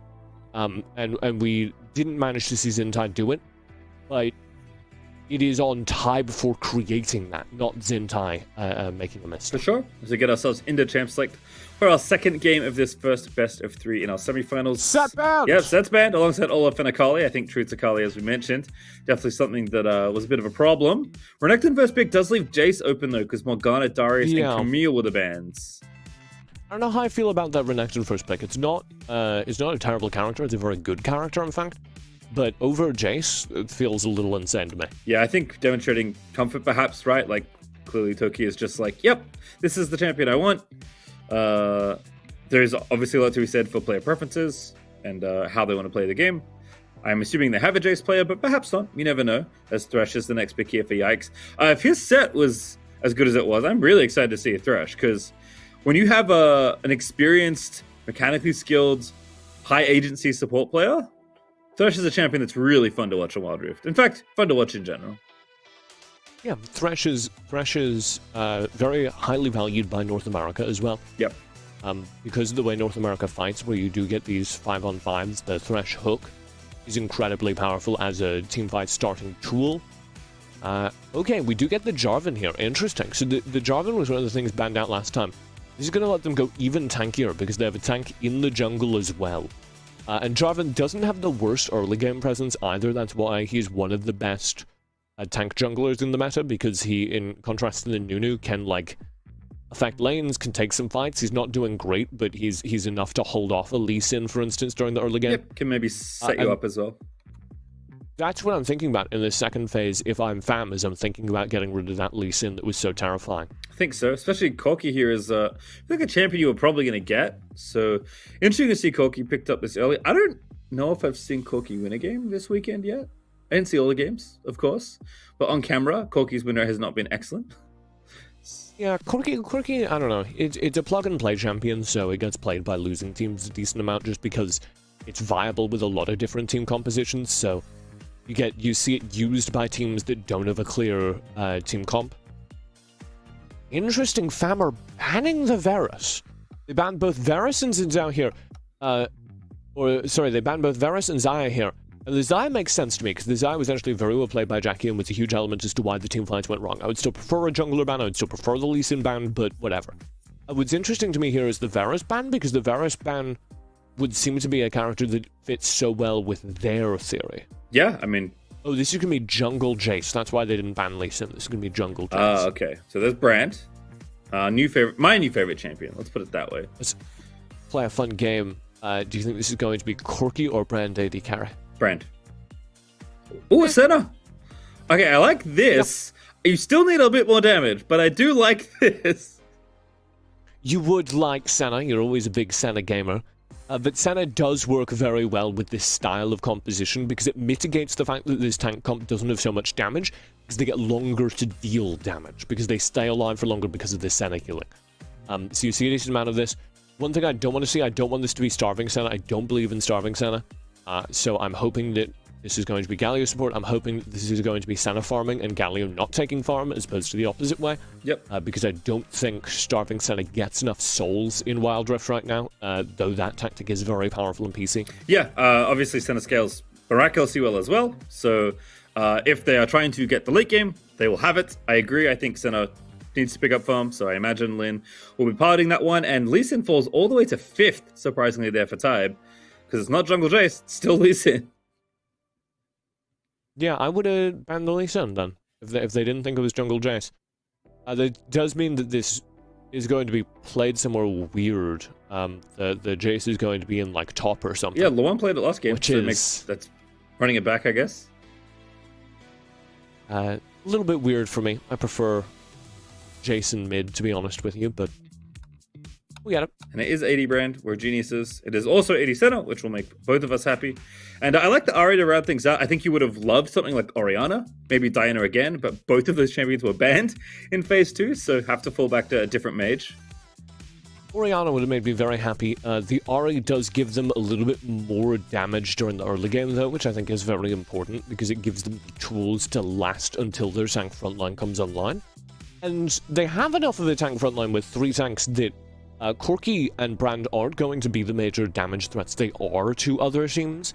Because, like, Pyroclasm, for instance, is still terrifying, don't get me wrong, but that tank frontline will be able to take those hits and come out the other side with still, like, half HP. Yeah, especially if... So, it's a very viable win condition if you get to late game. They are going to have to win the team fights, but I believe in the fam team fights after game 1. Yeah, for sure. Especially if your Galio wants to do something like maybe a locket, right, as the boot enchant. Not sure how popular that one is, but this is maybe the kind of situation where you could justify it. And so it's going to be a leash hit for this red. A little bit of damage there for Zentai to get things going. Oh, ignited. Luan's going for it. I mean, Jace level 1, we've already seen it. Like, don't fight Jace at level 1. If you need a Vice at home, just don't do it. Stop fighting him. I mean, this set won last time, so... He's back in. I told you. Oh, dear. I told you not to do it. Luan getting very aggressive with the Jace. Clearly likes to pick there in the top lane. I mean, he first picked the Renekton. Correct. And I just don't see it. You know, I see though. I just don't believe in the Renekton as a first pick option. I believe in this Jarvan, level 3, looking for something here maybe around mid lane. After sweeping out the vision in the bottom side of the map. This is going to go back to farming though. But this is the matching and the shadowing of Tybe that was necessary after game 1. Oh my. Excellent charm, but not enough there to follow up for J4. But it means so much that Tybe doesn't have access to these lanes, that he's getting chased across the map by Jarvan and matched across to Scuttle here. But we're going to fight for Scuttle. This is going to be very important. Oh, Corki's actually fighting Tyrant. I love this from Truth. Just basically zoning the Ahri out, burning all the mana, Thresh roaming up as well. This is a big fight here for the Scuttle. First blood on the table. Tybe gets at least in. The king of the early game in Wild Rift as J4 does get a kill and get away. That's a win as far as I'm concerned. Lee Sin is so scary during the early game. It is the highest damage character in the game at this point. So the fact that that's a 1-for-1 trade, the fact that you shut down the Jace as a bonus here, very important to me, very impressive. And that's the right way to start this game, despite the fact that they do lose first blood. Nicely done there. For Zentai, it does seem like the junglers are going to be doing quite a lot of battle here in this early game, but this blue steel, oh, Tybe's going to get 5 off this. Oh, I'm so scared if I'm Toki. Level 3 Renekton just feels like such an easy target to dive. Here we go. I mean, just walk up. He's on a ward. Yep, look at Tybe, just walk it up. Yikes here as well. There is reinforcement. Toki needs to go the other way. Senna ulti with the shield, not enough. Too late on the Galio roam. Nobody's tagged by the taunt. If they are, that's a different story. Good charm. Justice Punch. Good shot down if you can get it. Ignite down onto Tybe. Here's Truth, though. Forces them away. And there's no follow-up. Tybe's able to move fast enough that he builds the distance. Firing at it again. Looking for Tybe of the other side. The charm barely gonna miss. And now Truth still firing away. But Yikes is here. Finds the hook. Rides on in with the flay. That's the kill for Truth. Tybe back in. Scene's gonna die. Dunk out of Jarvan, though. Zentai trying to make it happen. But Truth's gonna get the double. And yet again, it's Tybe. It's the early game rotations of enemy that earn an advantage on the map. And farming in the bottom lane, Senna and Brand, while everything is collapsing around them. Meanwhile. Yeah, Luan is so strong here. Toki just can't afford to fight, even with Dominus ticking. Like, Renekton's good if you get advantage in lane. He's also pretty good at losing lane safely. I just don't think he's first pick material, especially when Jace is on the board, when Camille's on the board. It doesn't... Well, Camille was banned. But when Jace is on the board, I don't think. Yeah, like I said, feels more about comfort and or like, you know, effective champion pool than not understanding the champs are good. Sometimes things can't be helped. Corki does pick up the package.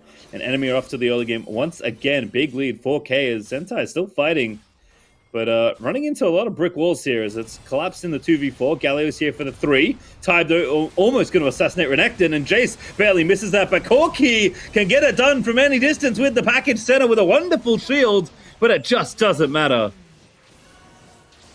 Meantime, Tyrant, misses everything. Lin missing as well on the route. Jackie here, dancing around the skill shots. Incredibly good movement from Jackie, and that keeps him alive. In the meantime, the Rift Herald's going to be taken. And all of this, again, comes from the way that enemy are playing the map. Their movements across the map, punishing FAM for having 2-3 players separated in the early game, split in this weird, cove across the way from the Rift Herald pit. And they shouldn't have those players who can't do damage isolated like that. Again, there are 2 damage threats on this team. You have the Aura, you have the Senna. They need to be there if you're fighting. You should not be putting your Renekton in positions where he's going to have to fight for his life against an enemy team that's stacked with damage threats, because he's going to lose basically every 1v1 in this game. And credit again to enemy for just not being afraid to skill check their opponents, right? Like that big skirmish that really opened up this game for enemy could have gone very differently, but enemy trust in their hands, trust in their team play, and again have a path to a strong early game here. So we'll have to... I will say, there is more threat this time around if FAM can slow down the game the way they did last time. Yep. If they can slow down the game the way they did last time, the Senna will eventually show up. Good stun, no follow-up though. Oh, probably about a little late. Truth is gonna flash at least though. Well, that's a good route. No follow-up though. Tyrant here, that's a good one to try and get in there. Charm lands, that's the kill. Very nicely done from FAM. Very clean communication on those fights. Yet again, you see them... Oh dear. Good flash, but Senna has to get out of there. Lin not safe in front of the enemy front line. Yet again, you see them syncing up so cleanly, sending in Tyrant to find the charm. Toki again in trouble. Great W, finds 2, but no follow-up. Missing that Q for the soul always hurts. And that kind of team play is really fun to watch. I want to see more of FAM in these team fights. And it's those kinds of picks, those kinds of communication plays that are going to get them back into a game where they're already 5,000 behind. Jackie, though, fighting and kiting. Yikes. Keeps on zooming, has the dead man's finished. Wants to go fast on every support, which makes sense. Every support's dream to be a race car. I think one of the problems, though, and we saw a little taste of it there, is just what a brand can do to a team that is behind them in gold. That is your biggest tank in the game in the Xin Zhao in terms of raw stack gold. And it just got eaten alive the second it showed up in that fight. Tyrant stunned. Yikes. Gonna get the hook. That's so good. Enemy showing off once again. He'd say some down. It's alright. Galio ulti. He's a bully. Taunt. Yeah, just gonna 1v2 them, I think. Oh, taunt. Nice. Maybe there's something here. Stun. Very nice. Damage there. Oh, Juan gets the trade at least. Oh, he gets the double. Acceleration cape! His fingers are so fast! Oh, in truth, and Jackie gonna punish the mid lane there as well. Seto, when someone gets to top of her, she can't really do anything as J4 is trying to make something happen on the other side, but Tide is in reserve. Tyrant's here as well, though. Charm is nice. Not enough damage. Gets it finally on the last tick, but now overcommits to the play. And Jackie again with the great positioning, great stun. He's gonna leave Tide to clean it up. Flash auto is good enough. Very good movement from Tide. Oh. The pursuit of the lantern almost paves him back into trouble. Luan in the top lane throws down the acceleration gate in the midst of that fight, manages to get the acceleration gate and the shock blast out basically simultaneously whilst at point blank range, knowing that if he continues kiting, he'll be in trouble because then the fight will happen on the opposite side of the acceleration gate. So just incredibly fast movement, incredibly intelligent 1v1 play. Gets the 2-for-1 trade in the top lane. Yeah, I mean, it's one thing that Jace is a good champion right now, which is true, but Luan's Jace obviously very practiced on the champion. It's a champion's champion, you know what I mean? Truth has the old package here, and Luan is just diving on in. There's Corki delivering over the top of the fight. Toki left for dead once more, picked up by the Jace. And Yikes now charmed up, boxes them out. Truth still looking. Poke's pretty unreasonable between the Corki and the Jace at this stage, and Time is just no fear. Dives on in, what a kick! Finds 3 with the connection! That's too far. Not gonna miss it, gonna get one kill. Is it too far? They at least get one back. Tyrant's gonna die as well. It's barely not enough to kill the Ahri. Well, he did go 1 for 1. I thought it was going to go worse than that, but I don't think anyone expected Time to go into the base. So he wasn't initially punished for it. He was able to get like a free auto attacker to him. Just go down eventually. Enemy playing a little bit frisky with their food, but do have at this point over a 10,000 gold lead, so why not? And so impressive to watch enemy. A team that people had eyes on. Again, looking good here as they will look towards the major. May very well be a sweep here. We'll have to see.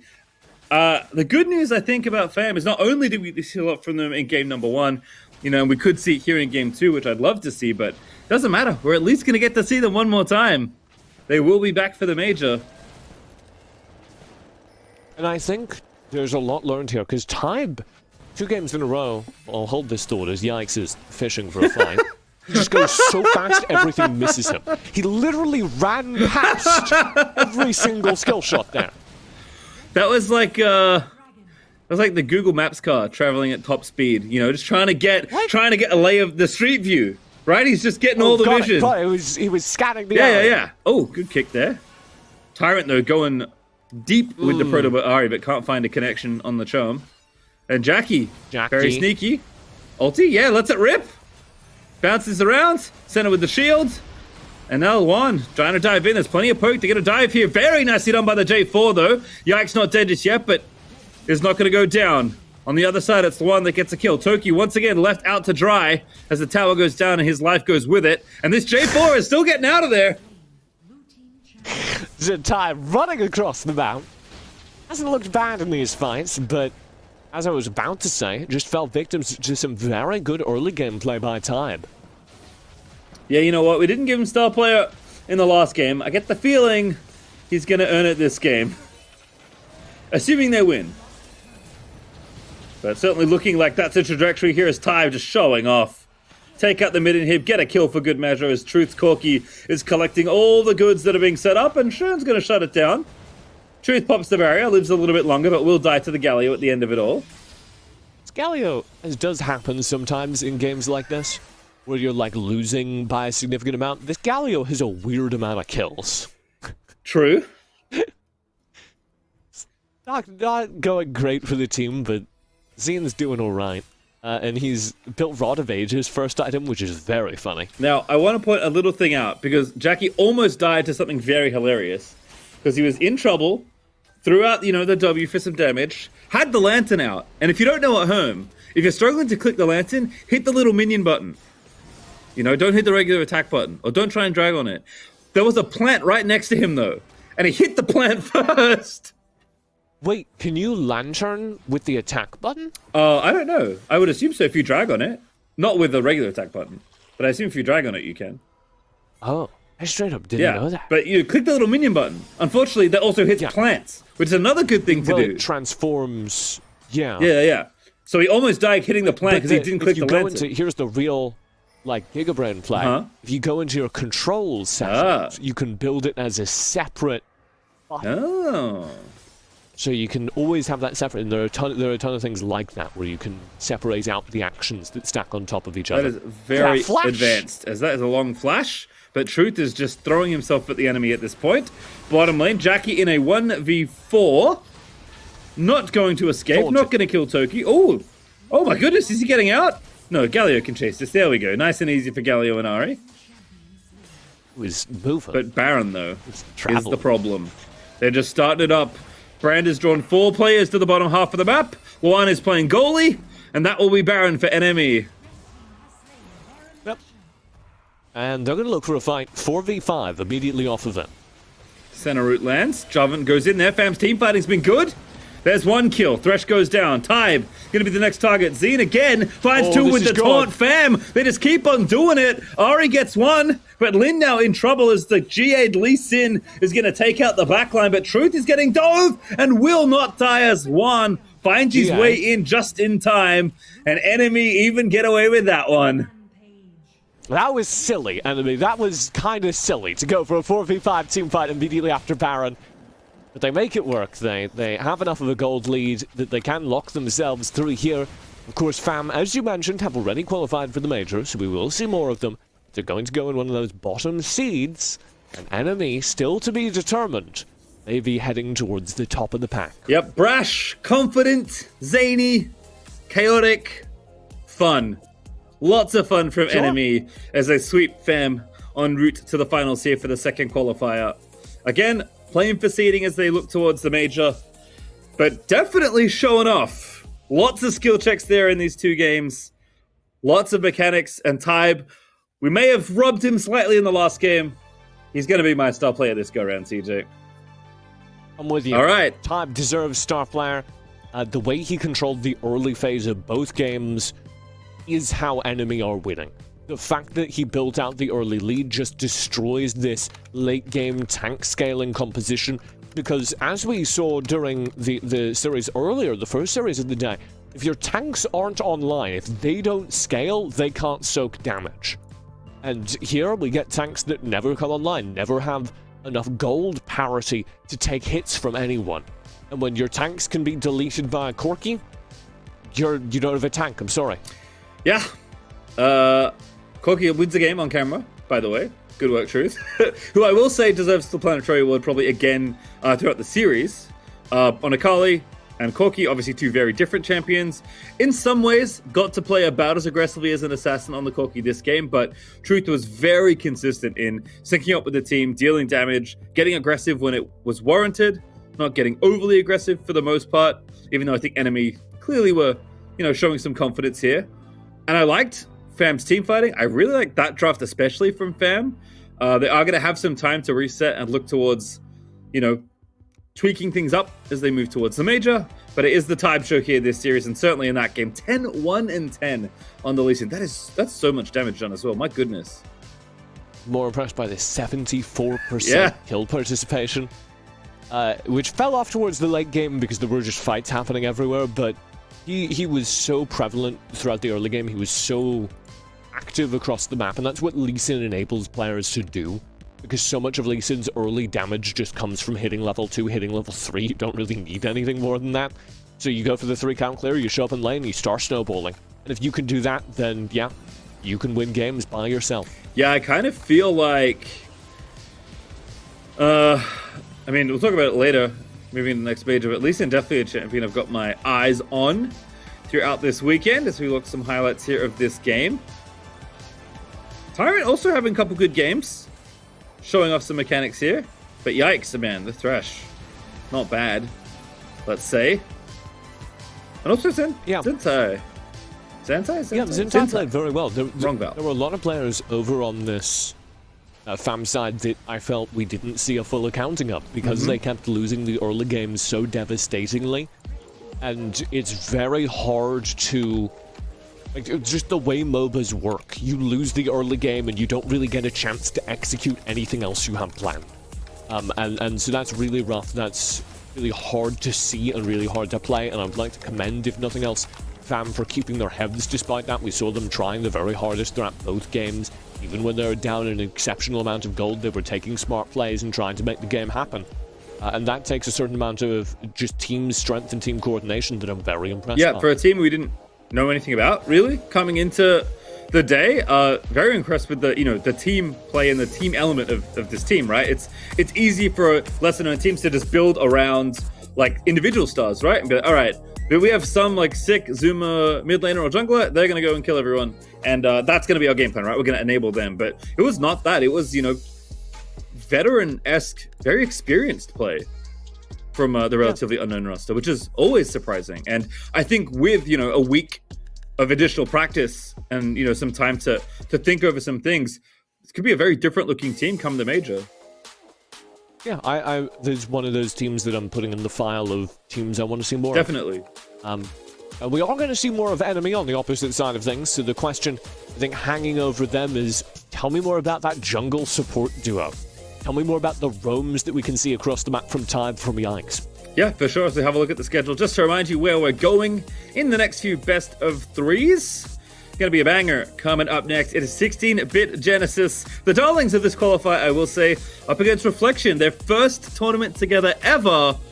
Turns out they're pretty good, and unfortunately for them, some seeding based on having no prior tournament experience is putting them in a very tricky place. But they did take out Sasaki already to qualify for the major, so now going to be up against 16-bit Genesis. I mean, Reflexion ran the gauntlet. We have to give them that kind of credit.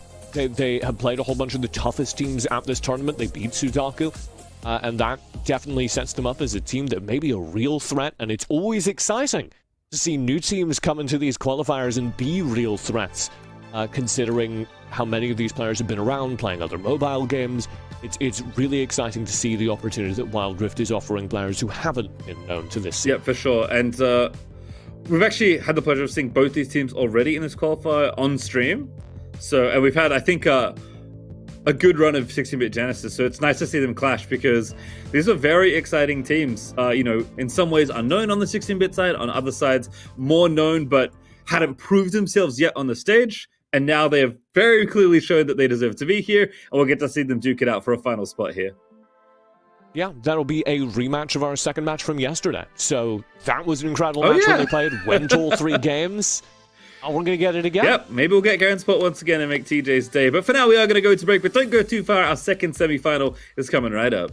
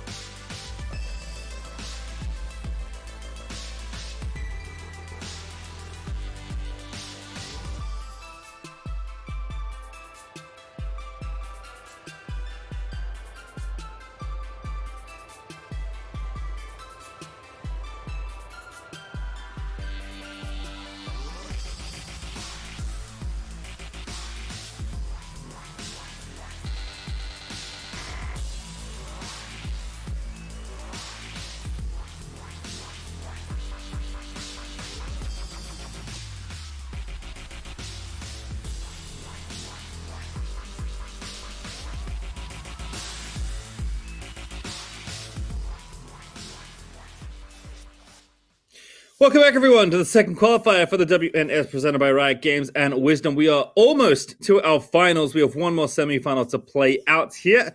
And it's been very fun discovering the more hidden talents, let's say, of the North American Wild Rift scene. Qualifier 1 was full of all the big names. We've put most of them through to the major at this point, and now we're kind of getting the newer faces, although not quite.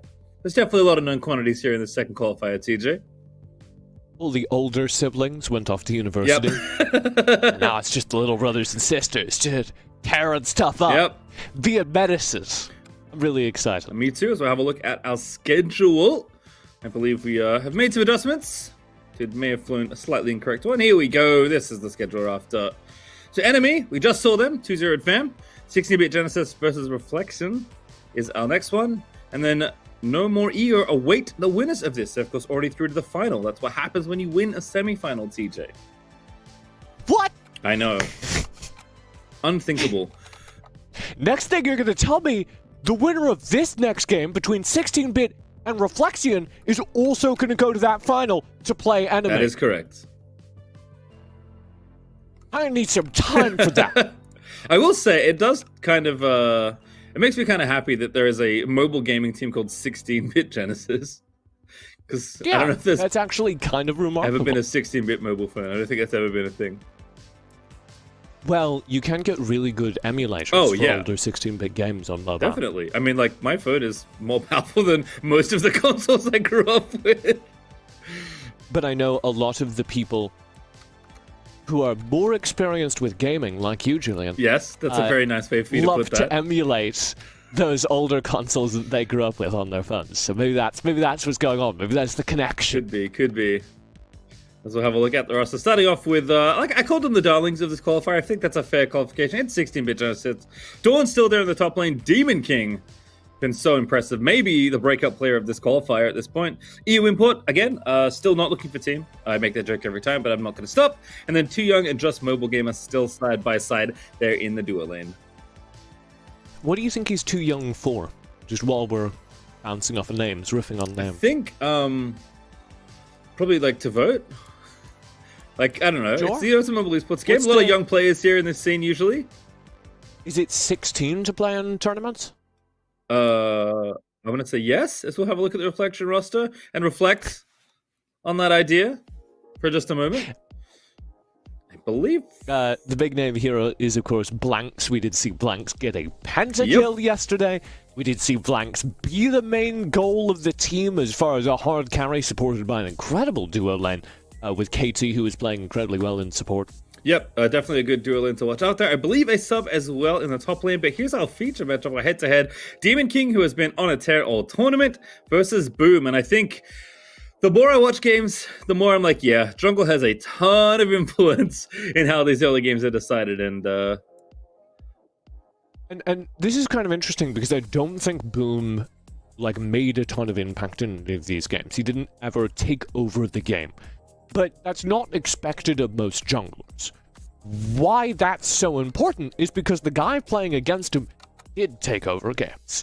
And so if Boom can be a solid, stable presence, it limits Demon King's ability to dominate the entire game and set his team 2,000, 4,000 gold ahead in the first 5 minutes, then he's going above and beyond, because that is what Demon King has done to every opponent he's played so far. And as a reminder, this is a run back from our first qualifier. This was actually our first series together, this qualifier yesterday, and it was a 3-game thriller.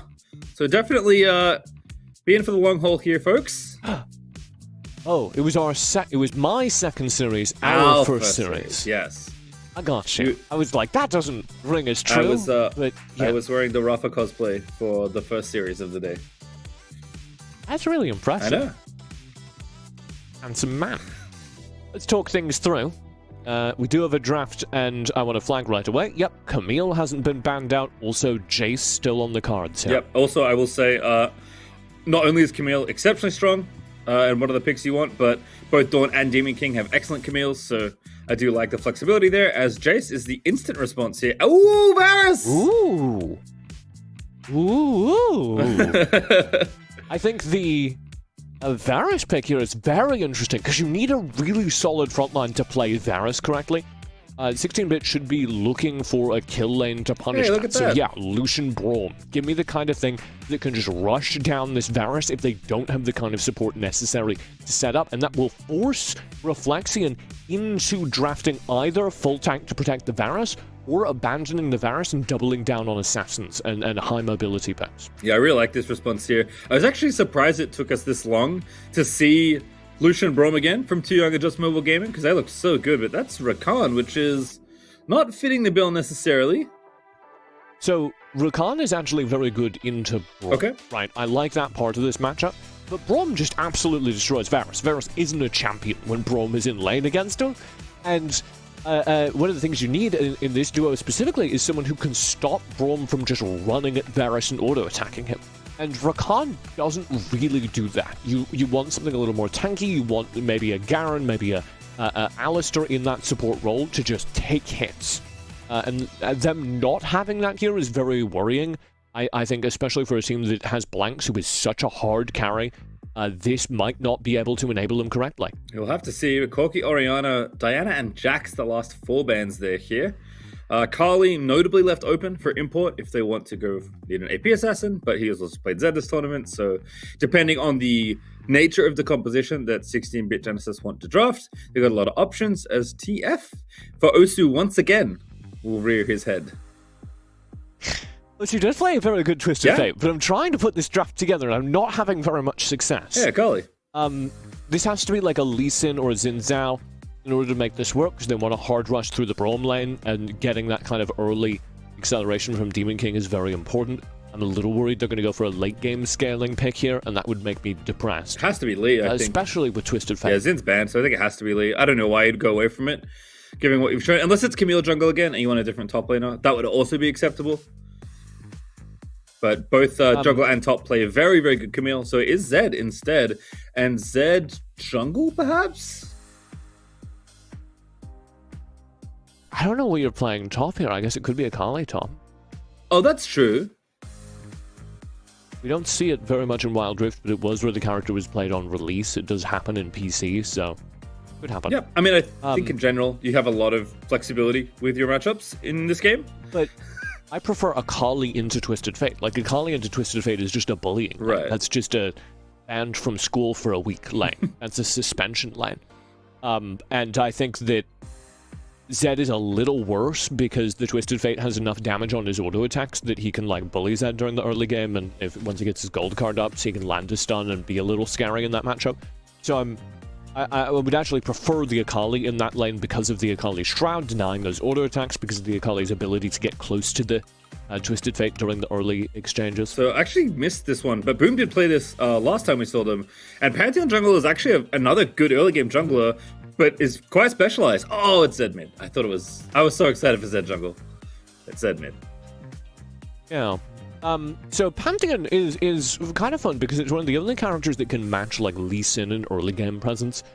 Pantheon does have a ton of early game damage because his spear just removes a third of people's HP pools, and basically every character on your team having a third less HP when they go in to fight him is very impactful during the early game when not very many abilities are up, when items aren't so much of a factor.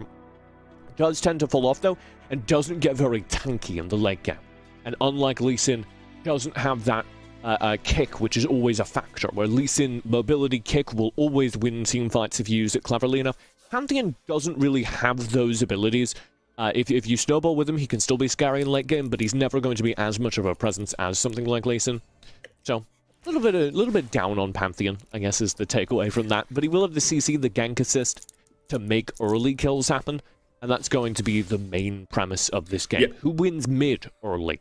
Who wins in the bottom? Does this Varus just get bullied?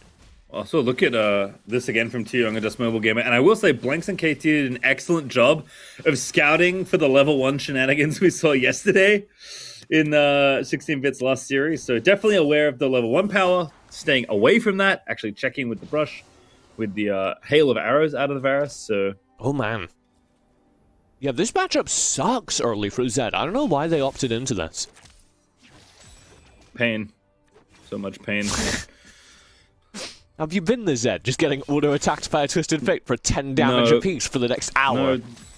Enemy. Oh, he's dead. This is really nice. He's dead. Goodbye! Ignite, not needed. First blood there for Boom. No Ignite also would make a difference, and Boom gets the kill. Red buff there with the burn. Yeah. Just incredible. And Young's going to go around the side. They need to find something back. But I think that was a real mistake, swapping the Akali out of mid. Maybe it was never the plan. But I don't think that was the right call, and I think it's going to cost them, because this Zed is going to lose early lane. That's going to put Twisted Fate in the game as a threat. And you can execute this really cool thing that the Reflexion comp does do very well, because they have Pantheon, because they have Twisted Fate, which is anywhere on the map they would like to have 2 extra players, they can have 2 extra players. Yep. And it's very hard to win side lanes with that on the cards, which means the fact that you have this kill lane in bottom is now challenged. And remember, if this Lucian, if this Braum don't execute a kill lane, if they don't have a whole bunch of gold advantage versus blanks early, they do fall off.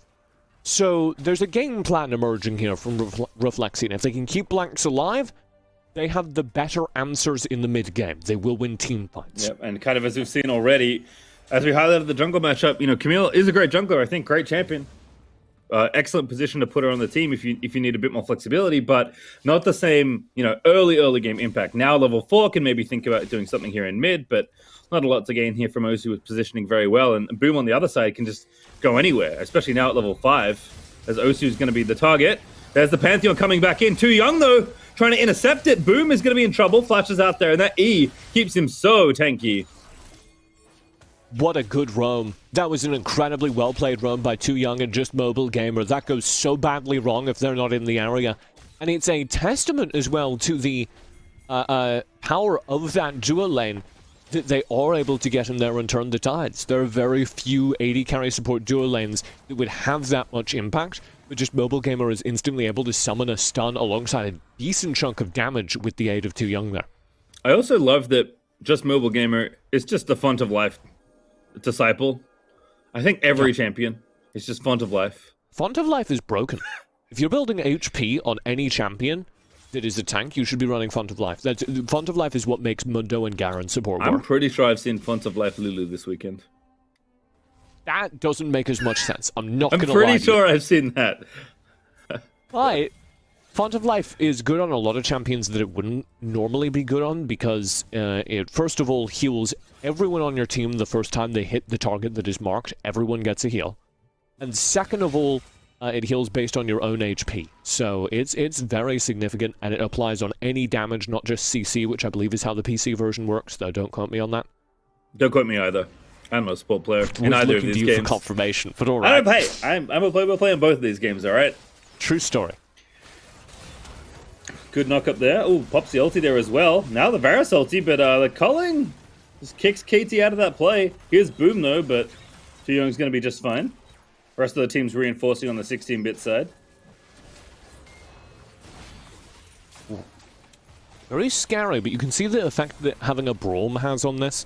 And this is the worry I do have for Reflexion, is that the team fight may still, despite a strong early game, break to 16-bit if they can keep this front to back enforced, which means that you have Just Mobile Gamer holding the front. They're going for it too. Camille get the dragon, but the fight, how's it going to go? It is Reflection diving on in. They get the first kill as Osu slays one and Demon King is low, but it does look like just a trade of dragon for one.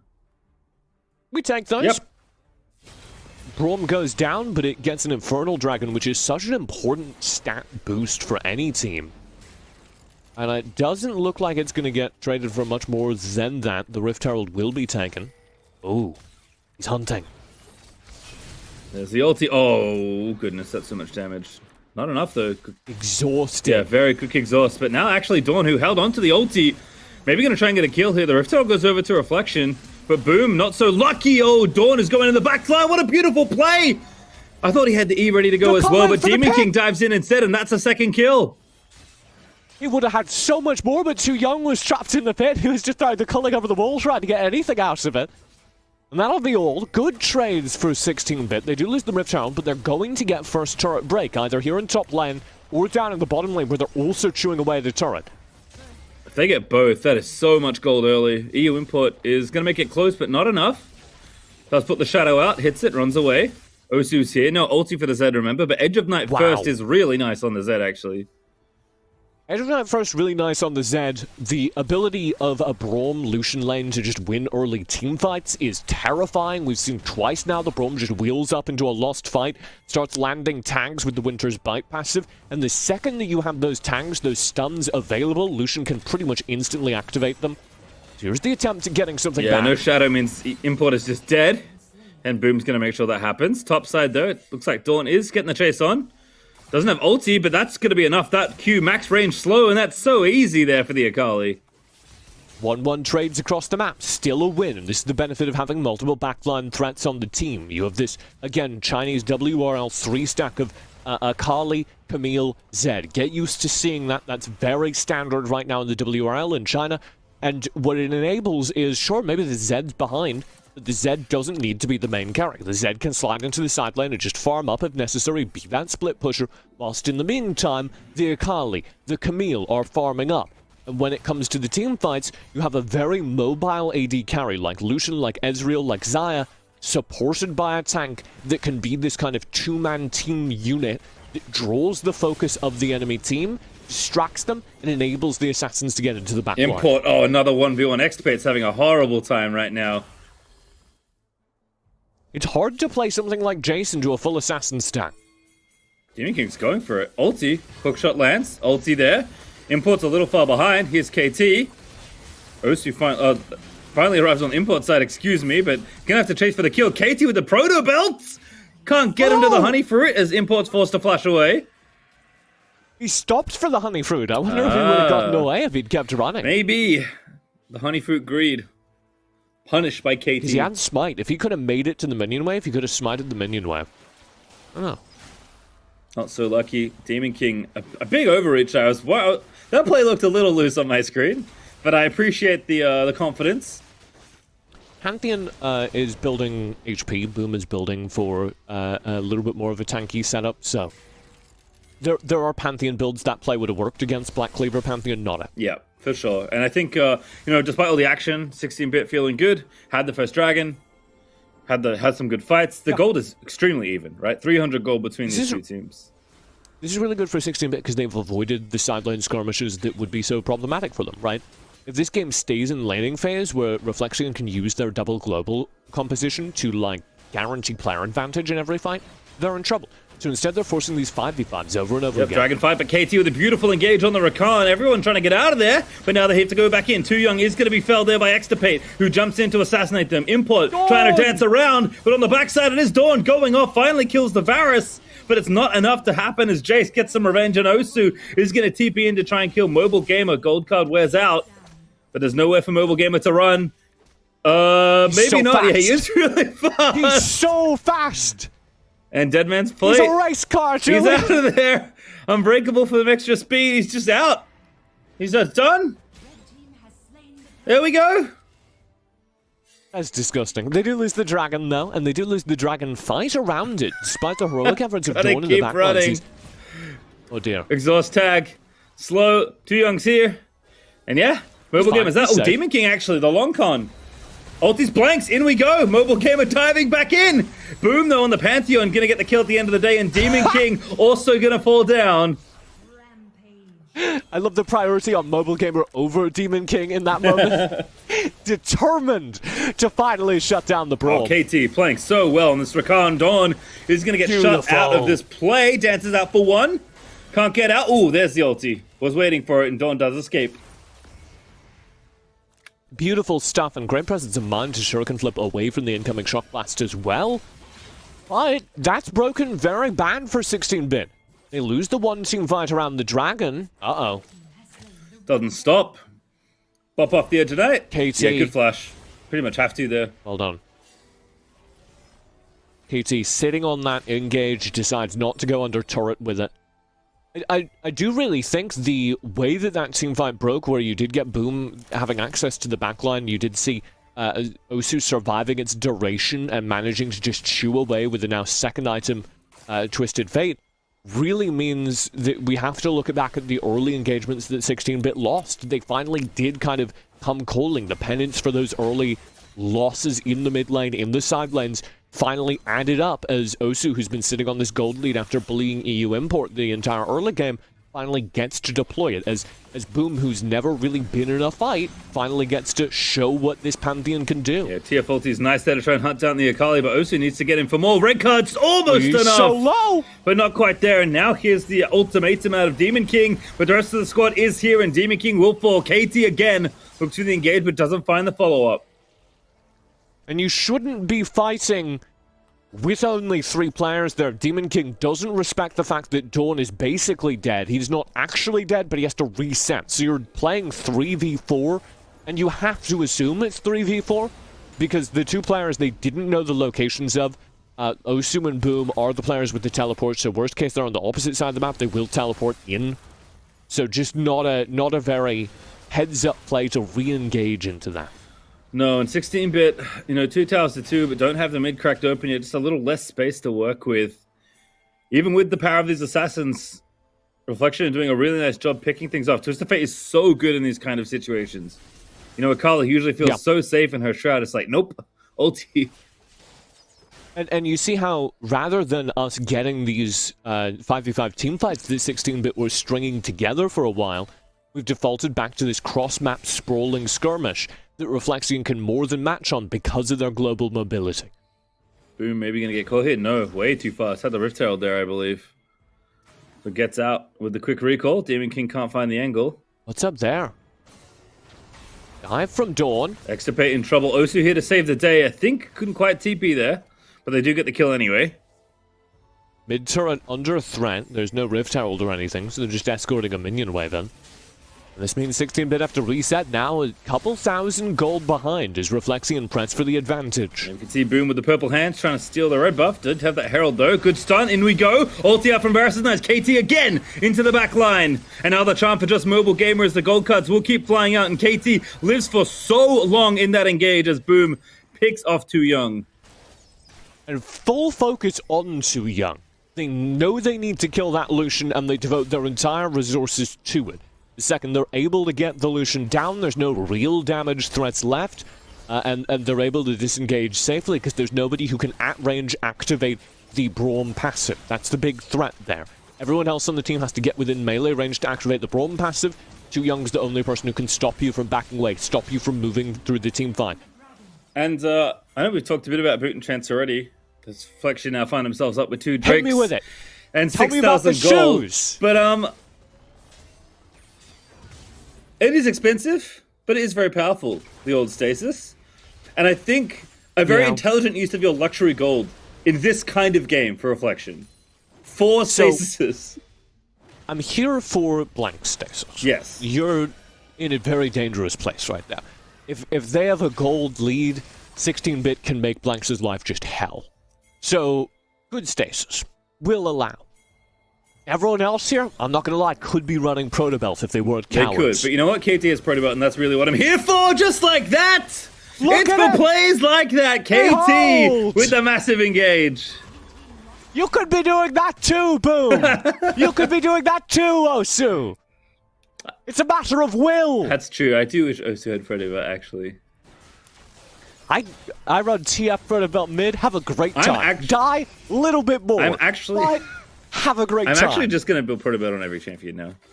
You should. Yeah, I really should. Except for the characters you build Redemption on. I don't build that one. I don't play Redemption champions. Well, you're missing out. Am I? That's not true. You play Senna. You can build Redemption on Senna. That's true. But Protobelt, though. True. I feel like I never upgrade my boots on Senna, which is just a mistake. Yeah, they're actually incredibly valuable items considering how much you have to pay for them. Yeah. Anyway, back on track. As we move away from our shoes discussion of the day, I at least respect the spirit of the 4 stasises on the Reflection side, but I do agree that I'd like a YOLO belt more or 2. Into Zed, this is like to put the sneaker establishment mentality away for a moment. Into a Zed, it makes a lot of sense to have stasis. Yeah. We get it. Oh, interesting. Look at that. Hextech Mega Drive just built by KT, so his Protobelt's going to be off cooldown. Wait, that's actually a banger. That's so good. His Protobelt's going to be off cooldown, constantly. That is actually really sick.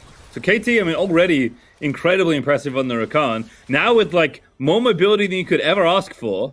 Zeke's at the ready. Blanks with 3 items, and a Baron perhaps to play for Reflection, who are flexing this 7,500 gold lead on 16-bit Genesis. I knew this would be a good series. Oh, yeah. I want to just see how often he can proto belt now. I need to time the cooldown. Because it should be, like, it's what, 30, somewhere in the, like, 30, 45 second at this point by default? Mm-hmm. I feel like you can cut that quite significantly with proto belt or with Hextech Mega Drive, but I don't know. Just Mobile Gamer, a little wide on that ulti, but couldn't really see, so hard to blame them for it.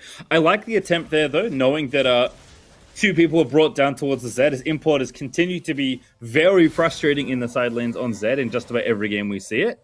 But I think Reflection have had enough, and KT is trying to find the engage. Dawn going to be the first target. Protobelt used once. We'll keep an eye out. Here's actually a really fun part. Sorry, I'm just hyper-fixating on this Hextech Mega Drive.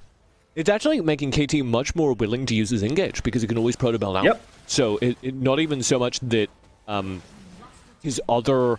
Not even so much he can protobelt more often, but he has the protobelt available as an option, so his other skills are less valuable. Oh my goodness, KT overshot it just in case of a flash, and it didn't matter, they had the CC as Boom gets a kill. And now to the Baron we go. What was that Varasol? Blacks are in jail! Oh, I like this play instead. Again, protobelt! KT's just so good! And here comes Pantheon. Now Extirpate's going to cut off the backline there, and they're going to try and get the kill on the other side of it. Another kill there as Demon King falls. Elder Dragon is up. They run straight towards it. He crossed the entire lane, Julian! The entire lane in one sequence! He's flying. He's using Rakan's wings! And Extirpate, again, a little bit of goalkeeping. Elder Dragon's going to be there. It's time to reset. Maybe think about Baron. Dawn on Extirpate here. Extirpate might be dead. There's that stasis we discussed earlier. And now Dawn gets out. The execute's not enough. Osu flashes in. Pretty reckless. And I think this stasis isn't going to save one, but here we go again. KT with the engaged. Import over the top. So trying to make it happen. There's the kill they wanted. Rakan dead as Zed gets a double kill. Not bad at all for 16-bit. I don't want to paint it like they've got a path back into the game because they are playing into Elder at this point. Not bad at all. A little bit of frisky over-aggression from Reflexion, as to be fair, every North American team has shown today when they have a significant lead. Ambitious players in this region. That's what we have. Sure. Very ambitious. It's that grind-set mindset we have here in North America. It's the do Baron mindset here for 16-bit because they kind of need a way back into the game. With their burning resolution. Where's Boom? He's in the area. Blanks is the target. Train of Corruption. Boom's going in. Oh, goodness. It's a 50-50. We're going to flip it. It's Too Young that gets it. Can Boom chase anybody down? Too Young is getting deleted, but Extirpate can't find his way in, but Boom is legendary. 3 kills now for this Pantheon. And only Too Young left. Okay, but Baron Puff might give him the tools he needs to hold, because the minions are going to be so big they will auto-push. So as long as he doesn't get caught and the minion wave is well-timed, which it isn't, then he might be able to hold. Here's the minion wave. Unfortunately, Rapid Fire Cannon and KT are more than enough to shut that down. And they're going to bust through the base. They don't have time to end, but this is so much damage done. Might even get 2 inhibs out of the deal. In fact, they will. 10 seconds? They're going to try. Yeah. Vex is open. Going to make you look like a liar, as it is going to be game 1. Going over to Reflection in absolute style. Twisted Fate does a number on Nexuses. Correct. Nexi. That's true, he did have Lichbane by that point. The plural of Nexuses is actually Nexum. Also, my star player is KT. You're welcome. Sure, I'm with you. He built Protobelt and Hextech. It was, I don't know how you don't get star player for that performance. Shooting star player, the speed at which he was moving. I mean, also just like, was responsible for basically every engage that happened for the most part. Yeah. Well, again, so much of the 16-bit team comp is actually quite good if they can set up the fights they want. That's why you see on that gold graph the arc towards the mid-game where 16-bit looked like they were in with a shot. And it's down to KT's mobility to do a couple of different things on the map. First of all, yes, find those engages. Second of all, really good character to scout with Rakan. Once he gets out of lane, he's very good at just traveling across the map and doing some fact-finding. And third of all, in those team fights where he is engaging, if the Rakan has a lot of mobility, he's doing what we saw in the Critical Dragon fight that turned the entire game. and he's accessing the backline and tying them up. He's seeing the characters that you need to lock down in order to win the game.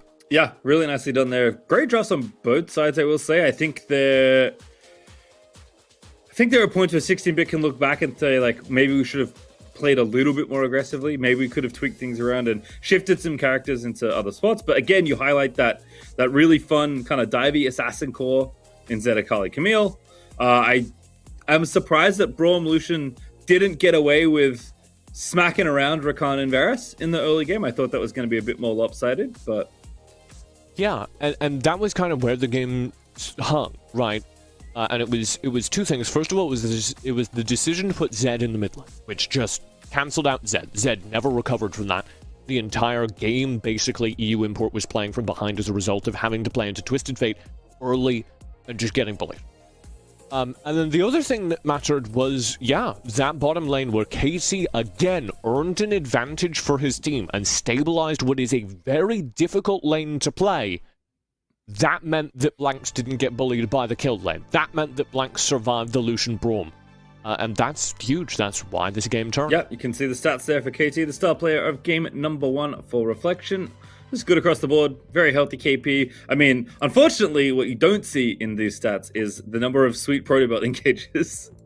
But KT had just about every angle of engage covered. Like, you know how, like, really creative Thresh plays are really fun to watch, where they kind of like do the little Lego thing and like build this combination that like maximizes the amount of engage and reach you have. I felt that kind of energy from this Rakan, using all the mobility to set up engages from like 4 screens away. Sure, building a Lego police station. Exactly. I'm with you. Putting them in jail. Nice stuff there. Yeah, I think we saw some really good mobility from KT, like all the things that I highlighted in terms of what he had to do once it got out on the map, he was able to do, and he won lane. And Rakan's good into Braum, but it's a rough lane when you have Varus and you need to defend a Varus against constant pressure. So really well played. We'll have a look at the highlights here. I will say once again, I mean, this is a great gank by Boom here. Again, Zed's life just not fun at all, but Osu's Twisted Fate is really, really good. This was it. This is the team fight that, like, the entire game turns on, as far as I'm concerned. Or sorry, not this one. The next one after this. This was the first dragon fight where things went pretty even. And this is where you're starting to think, okay, well, maybe, you know, the Braum Lucian team fight is scary enough to turn this. And you see why here. Lucian does so much just chewing through early game characters. Dawn's getting big. And I'm starting to wonder, maybe this composition isn't going to work out. But here, watch the pressure that immediately happens onto, oh my god, KT. Yeah. Onto that backline, where Too Young just gets chased down and deleted. And that means there's nobody to activate the Braum stacks. That means the team is split. And that means you don't get the team fight you needed to keep the chain going. And it comes from KT. Yep. And I think, again, planetary award there for Osu, whose Twisted Fate continues to look very impressive. Job was made slightly easier this game, perhaps, but still a very good look. I think Extra Paint also did really well this game. Yep. Very good Jace plays, accessing the backline where necessary. The little microwave play you just saw, where he just walks up to people. Zzz. Especially given that he was getting picked on by assassins inside lanes. Yeah. Like, he got solo killed twice, I think. It's hard to play Jace into Akali. Right. Now, granted, it's not especially hard to play Jace, because you can always bounce back from whatever happens to you during the early game, because the character's a little overtuned. But once you get out of the early game, you have to work for it, and he did it. Yep. Really nicely done there. As Game 1 does indeed go to Reflection. Honestly, I don't have that many complaints, at least about draft. I think really fun comps on either sides. Curious to see what adjustments the teams want to make as we head ourselves in towards the second game, and kind of just hoping we get a third game once again. I mean, if we walk away with these two teams and they both played 6 games against each other, I feel like we can all be happy. NA teams, you could have this all the time. You could have a happy version of me all the time. You just have to not draft 80 carry Twisted Fate, and I'll be this happy constantly. What if Sentinels win the major with 80 carry Twisted Fate? I'll do something I regret. Fair enough, fair enough. Well, Game 2 is on the way. We'll, of course, have the draft on your screen as soon as it's ready. It's not ready yet, obviously. Otherwise, it would be there. If you're wondering, if you weren't here yesterday, actually, this might be an important time to remind you. TJ is running the show, so you can direct your complaints. to add Esports season. If you ever like, man, the game isn't starting, or I'm watching a different unrelated esports broadcast and the game isn't starting, maybe you're watching VCT and the games aren't starting on time, that's on me. I'm holding it up. It's him. My choice, live with it. So while we chill out, man, what a day. What a day. I feel like we're learning a lot about how ourselves. Definitely ourselves. Yeah, sorry, definitely continue. ourselves. But also, like, obviously teams and players, but even just like the meta, but not in the sense of like, oh, like what's the best thing right now? Because I think the top end is obvious, right? Like we've known about Camille Zet, Jace forever. Set, Camille, Jace. You're done. But that's the tier it's list. really cool to see like teams clearly take more inspiration from the more like the international side of Wild Rift, as obviously this game is played in quite a number of regions. But put the NA spin on it, and I think it's only going to get more interesting as the game continues on. Obviously, as more champions get added, as this wants. But it's been really cool to see like kind of the interpretation of North America of like the global powerhouse regions in Wild Rift, right?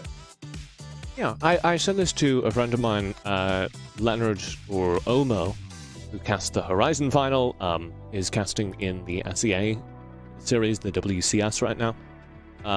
And I was talking to him on a show about the current like state of all the regions, and one of the things we're both very excited about as casters commentating different regions on different sides of the world is it feels like everyone learned from Horizon. Yep. Coming into Horizon, we had some regions, I think every region had different, just full-on blind spots, where they did not understand how certain things worked in the game. And those have been covered up. I think everyone around the world is playing faster Wild Rift, and everyone around the world is playing a better Wild Rift. So I'm very excited for the next season of international competition. I'm ready for NA to get another crack at it. Yep, and of course we're here to watch the rising NA teams as we move towards, I guess, I don't know how far away things are, but eventually there'll be a championship at some point this year. It'll be great. We'll enjoy it. I'll love it. You'll love it. We'll be there. But for now, it is our continuing semi-final coverage. Ziggs Varus banned for Reflection.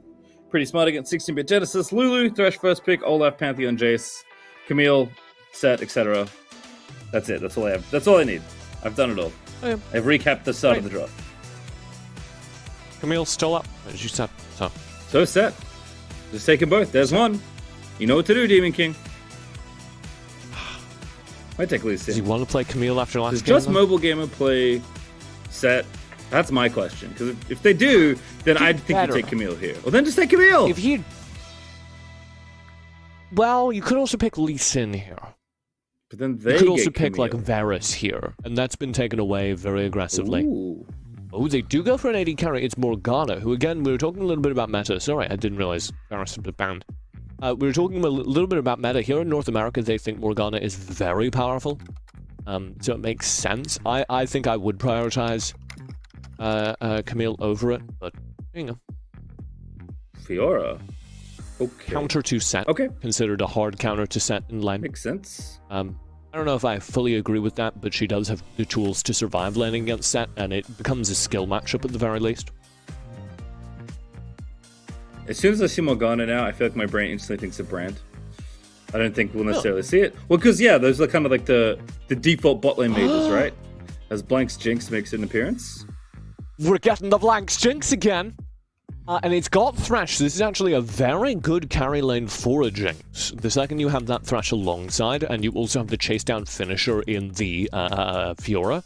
So actually all I want is more support for Blanks now. Just draft like 1 or 2 more tanks, build that system of support around Blanks, and win off of that. And over on the 16-bit side, yeah, you need to start thinking, how are we going to access that Jinx? How are we going to gain access to the backline? And Lee Sin is a very good call. Yeah, I will never complain about Demon King's Lee Sin, so always happy to see that one here as they take it away before the second phase of bans. Jax banned, Diana banned. Curious to see what else. I do love that we're getting that. I do love that we're getting Demon King's Lee Sin and Blanks' Jinx, perhaps the 2 most iconic player-character combinations of this qualifier, and they're showing up here in game number 2. The brink of 16-bit tournament elimination. Sinzal banned, basically taking champs away from Boom. Boom will have Pantheon if they want it again, but yeah, I think kicking them down a couple pegs makes sense. Boom played Wukong the other day when they wanted teamfight value. So we might see more of that. I don't think the Pantheon's a bad flex either. Again, adds teamfight value, and CC becomes kind of a secondary support in the late game. So I can see all of that. Oriana ban also makes sense, given where we expect the Morgana to be sitting. Yeah, you do have the Lee Sin and Set as ball carriers, but I'm not a huge fan of Oriana in this composition. I think you need more of a front line, so I'm expecting to see EU Import either playing hard carry assassin or something more like Ziggs that can attack from range. Well, I guess Just Mobile Gamer was impressed with KT's last performance, because Rakan into Thresh can be a little rough for Rakan sometimes, but obviously you mostly pick Rakan for what you do outside of lane rather than in lane. So it's about accessing blanks on the Jinx again. It's about tools that can get onto them. Ooh. It's the first Kazakhs of this qualifier, I think. At least that we've seen on stream. I've been waiting for this, because Kha'Zix is quite powerful in Asian regions. It's played a lot by, I think, every international region, actually. But this is the first time we've seen Kha'Zix here. And Kha'Zix is a little vulnerable if you have poor teamfight coordination, because if they get caught out, they're basically just dead. But if you have good communication of vision, if you have a good understanding of how the other team is positioning, Xin Zhao is very powerful. How does Corki end up in every draft? They're just like, I don't know it's the NA thing. Whenever they're not sure what fits in the final slot, they're like, Corki, he's got good damage, he's got decent mobility, we'll just put him in. You need an AP threat as well. Oriana's banned, yeah, whatever. It's fine. It's gonna be Osu's. I don't really like Corki. I don't like this. I don't think Corki is the plug and play thing people make him out to be. But Ari. Yeah, sure. I like Ari more than Corki. Alright, well that's Zed. Import's gonna go back to one of their favorite picks. Well, we did learn from yesterday, which was you can't let blanks carry on Jinx.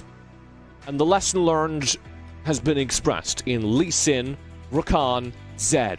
Full dive. They are going as aggressively as possible into that backline. This is going to leave the Morgana for dead. It's going to be very rough for too young on the Morgana unless they position perfectly.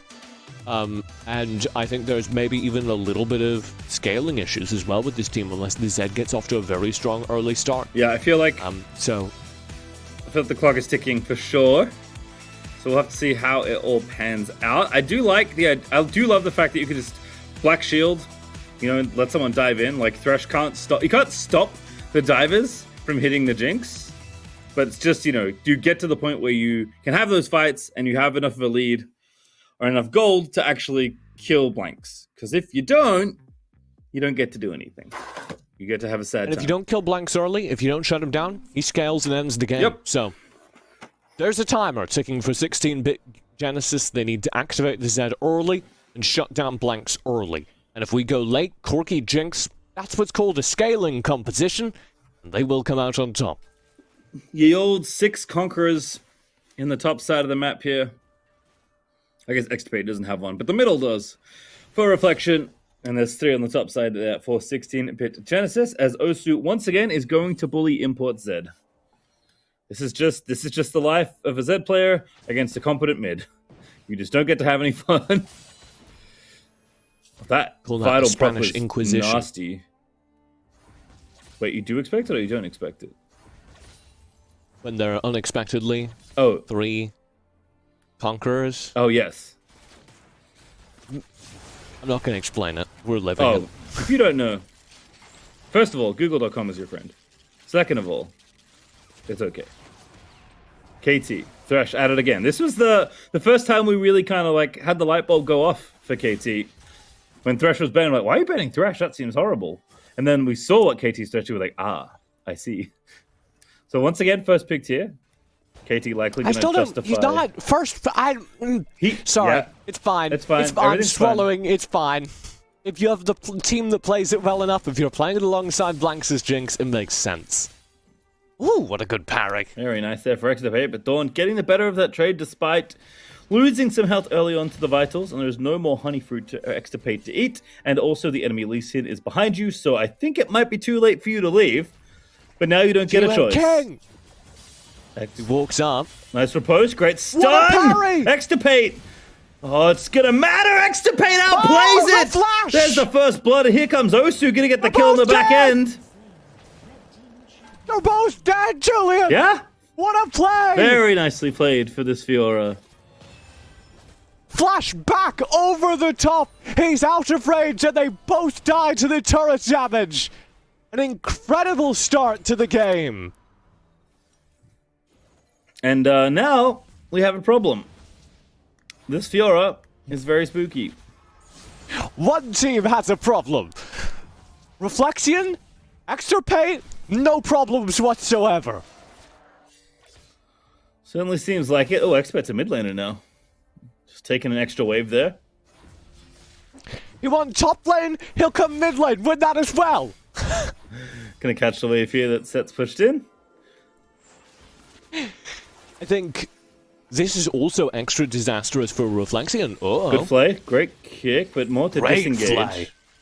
Wow, KT. That was really well played. Yeah.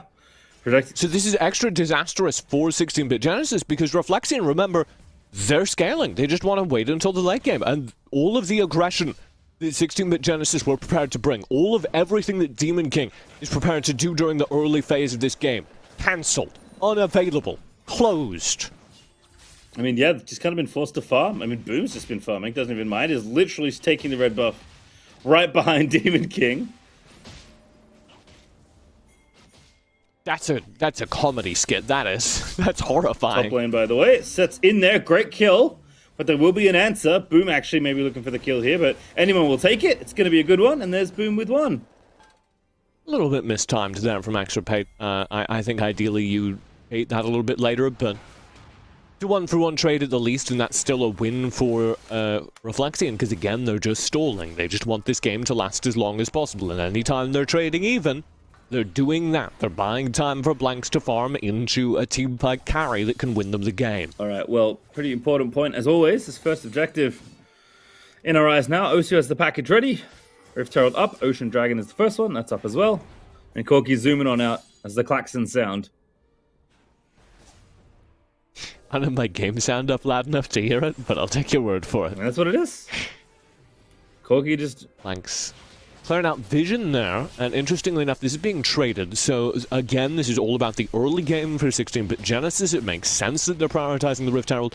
They're trying to do a little bit of both. They did send Dawn to go challenge and delay the Ocean Drake, but Xin Zhao can solo it, so he'll do that. There we go, trying to reinvest the Rift Herald in top side for the Zed. Not gonna drop it just yet, though. KT up here, blanks up as well. Wave Clear was too good. They didn't believe in it. Osu? Okay, baiting for Boom. He's dead. That makes a lot more sense. And Boom is going to look for this kill. Osu going to grab it as well, but Dawn gives it over. Boom collects a second. A little bit over-aggressive there from Dawn. And I think this happens a lot of the time when you go down early, when you know you need to win early, you start taking risks to gain control of the map, and like this. Oh Demon King, that's not what you want. A third kill for the Kha'Zix. It's a 2v1. It doesn't make sense. It's a 2v1 and you're going alone into a Kha'Zix, which gives maximum value to Boom. It just doesn't make sense, and I think it's the sort of mistake you start making when you realize you must close the gap, otherwise you're out of the tournament. And 16-bit Genesis are just getting hasty. Yeah, it can be frustrating, of course, and I think a little bit of that there in the play for Demon King, or maybe a lot of that. But all signs point towards a reflection in the final. I mean, it's still early days in this game, don't get me wrong, but up 2,500 gold with the scaling comp, they're feeling very comfy, and it's not the talent of their opponents that I'm worried about, it's the stature they're currently showing. Because this is a decent pick, but KT a little too tanky with the Aftershock. And Demon King, Boom is bullying him now.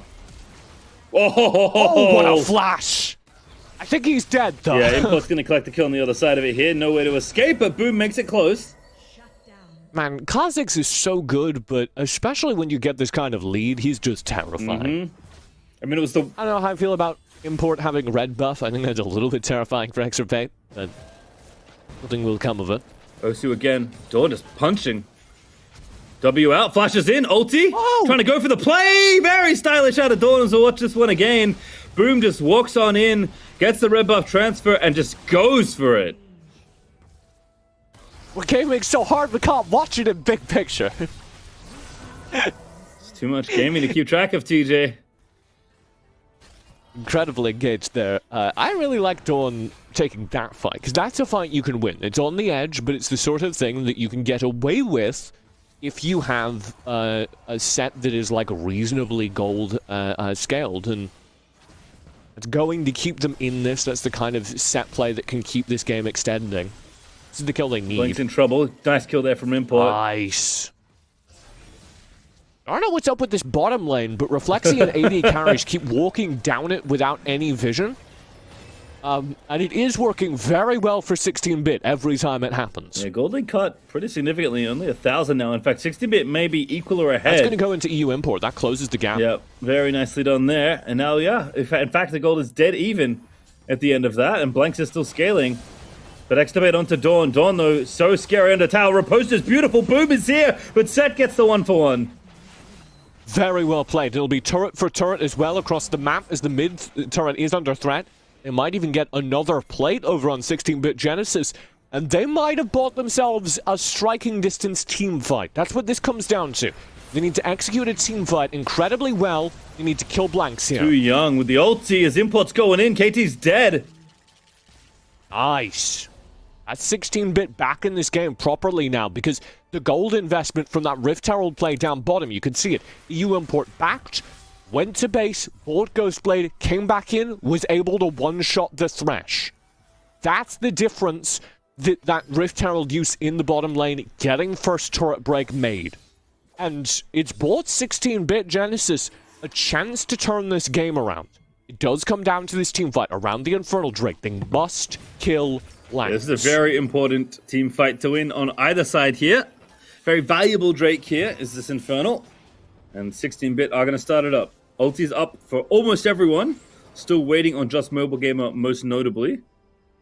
And 16-bit don't want to draw the attention here. They desperately don't want a front-to-back team fight because they don't have any tanks apart from the set who can take that focus, and certainly not enough to take the focus. Going for the tower instead, but now looking for the player. Good flank onto Boom. Demon King shuts it down. And now the fight continues. Set dives in, but Dawn is dead. And now Too Young with the ulti as they disengage, but Blank still left to free fire.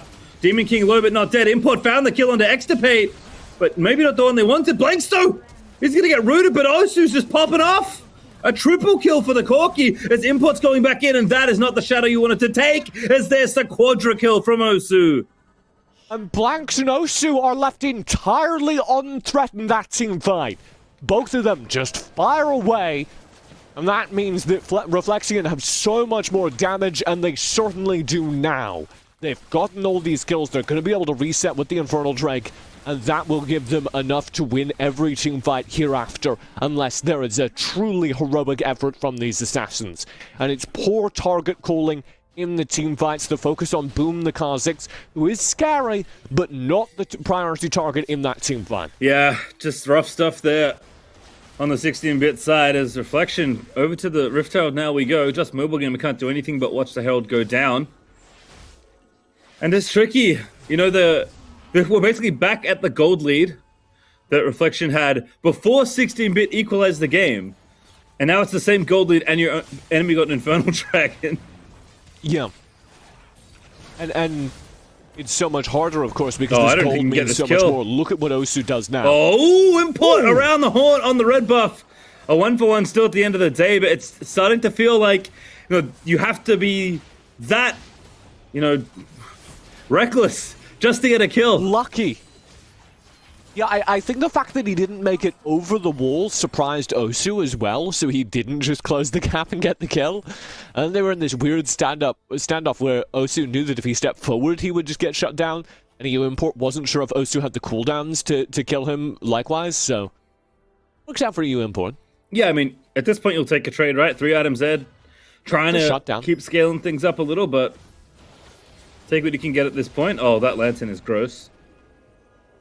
It's a shutdown, which means there's a little bit more gold again in Zed's pocket. Does finish that third item like you were talking about, but I don't know. I don't know if Zed can still one-shot the AD carries. And again, these team fights are going to come down to, does Osu or Blank die instantly? And if they don't, the damage is going to add up against them. Osu is the big threat right now, for sure. Import going in. That stasis feels pretty good on the Corki side. But Dawn going through. We can't do anything. I take it back. Haymaker. There's the slam. Haymaker's good. And that's a very good kill found, but Dawn's overstaying or perhaps knows that he's dead and just wants to get the turret. Yep, I'm a fan of this play. You already know what's happening here. But Blank's going to get gold here. Not what you wanted, but unfortunately that's where you are. Cleverly played to ensure they get the turret. I think I agree with the assessment. It was unlikely Dawn would get away. So you can take that risk, you can get the turret, get a little bit more gold in your pocket, get a little bit more gold in everyone's pocket. That will shrink the gold lead slightly. So as we settle back in, kind of at the same spot here as we watch this play again. Osu, a very juicy target. As we didn't see Boom get the extra kill there on the end of it, so even more worthwhile. Yeah, I think that's... I don't know if they had enough vision to know. I think he may have just assumed he was getting flanked. Always hard to assign intentionality, but I'm definitely going to give Dawn the presence, or the benefit of the doubt there, that he had the presence of mind. Yep, I think so. And he burns down that turret. Better than nothing, 16-bit. Again, trying to keep the game afloat at this point. Blank's also not that scary, I will say. Only 2 items for the Jinx. Hasn't had like a particularly explosive early game here, but Osu certainly has. We know what Blank's can be like in the late game in general. Reflection don't need to worry too much with this gold lead, even though their big star hyper carry in Jinx isn't, flying down the rift. 30 seconds here on the Cloud Drake. Not the most important Drake, but 16-bit are looking to find a team fight where they can kill the backline targets. So they should be looking to opt into this. Ooh, Boom's hunting. Level 13 Kha'Zix. Oh my goodness, that Q was ridiculous. Yeah, Kha'Zix hurts in this game. Yeah. People need to... Kha'Zix is like on my list of champions that North America just needs to play. Well, Boom's playing it right now. Ooh. Just Mobile Gamer after that hook gets the inkling that maybe there's a ward somewhere around here. Does get the critical information. Blank's also late to this fight. They don't know that, but Reflection are going to have to calm down a bit as Dawn is just trying to face check the enemy. But Boom is snuck on in, trying to go for it there. Thresh already with a kill onto the Lee Sin as Demon King will fall. EU Import just getting crushed as Reflection run away with this team fight. Too Young's going to be picked off as well. In fact, they're maybe going to get the ace as Dawn is still trying to kite it out, and at least 2 will live, but they are not going to get that dragon. Yeah, Too Young walked away from that dragon to go clear mid-wave during that time. And I don't know that it cost them the team fight, but it certainly didn't help. 16-bit, for some reason, was in the mindset that Reflexion weren't fighting for the dragon. For some reason, we're in the mindset that Reflexion were going to push down mid, when that just transparently wasn't the case. And as a result, they get absolutely obliterated on the team fight. It's going to be Baron and Dragon taken by Reflexion. And that might be the series, as the gold lead balloons yet again, and particularly on the key carries. You can see now 11,000 nearing 12,000 in the pocket of Blanks, and already 13,500 gold in Osu's pocket. Yeah, Blank's getting all that gold in that fight, I think, is the thing that really hurts. Obviously, the Baron picked up as well. Their gold lead doubles. And Reflection, in the run back, are looking to sweep their opponents here, as Boom's Kha'Zix is an absolute nightmare.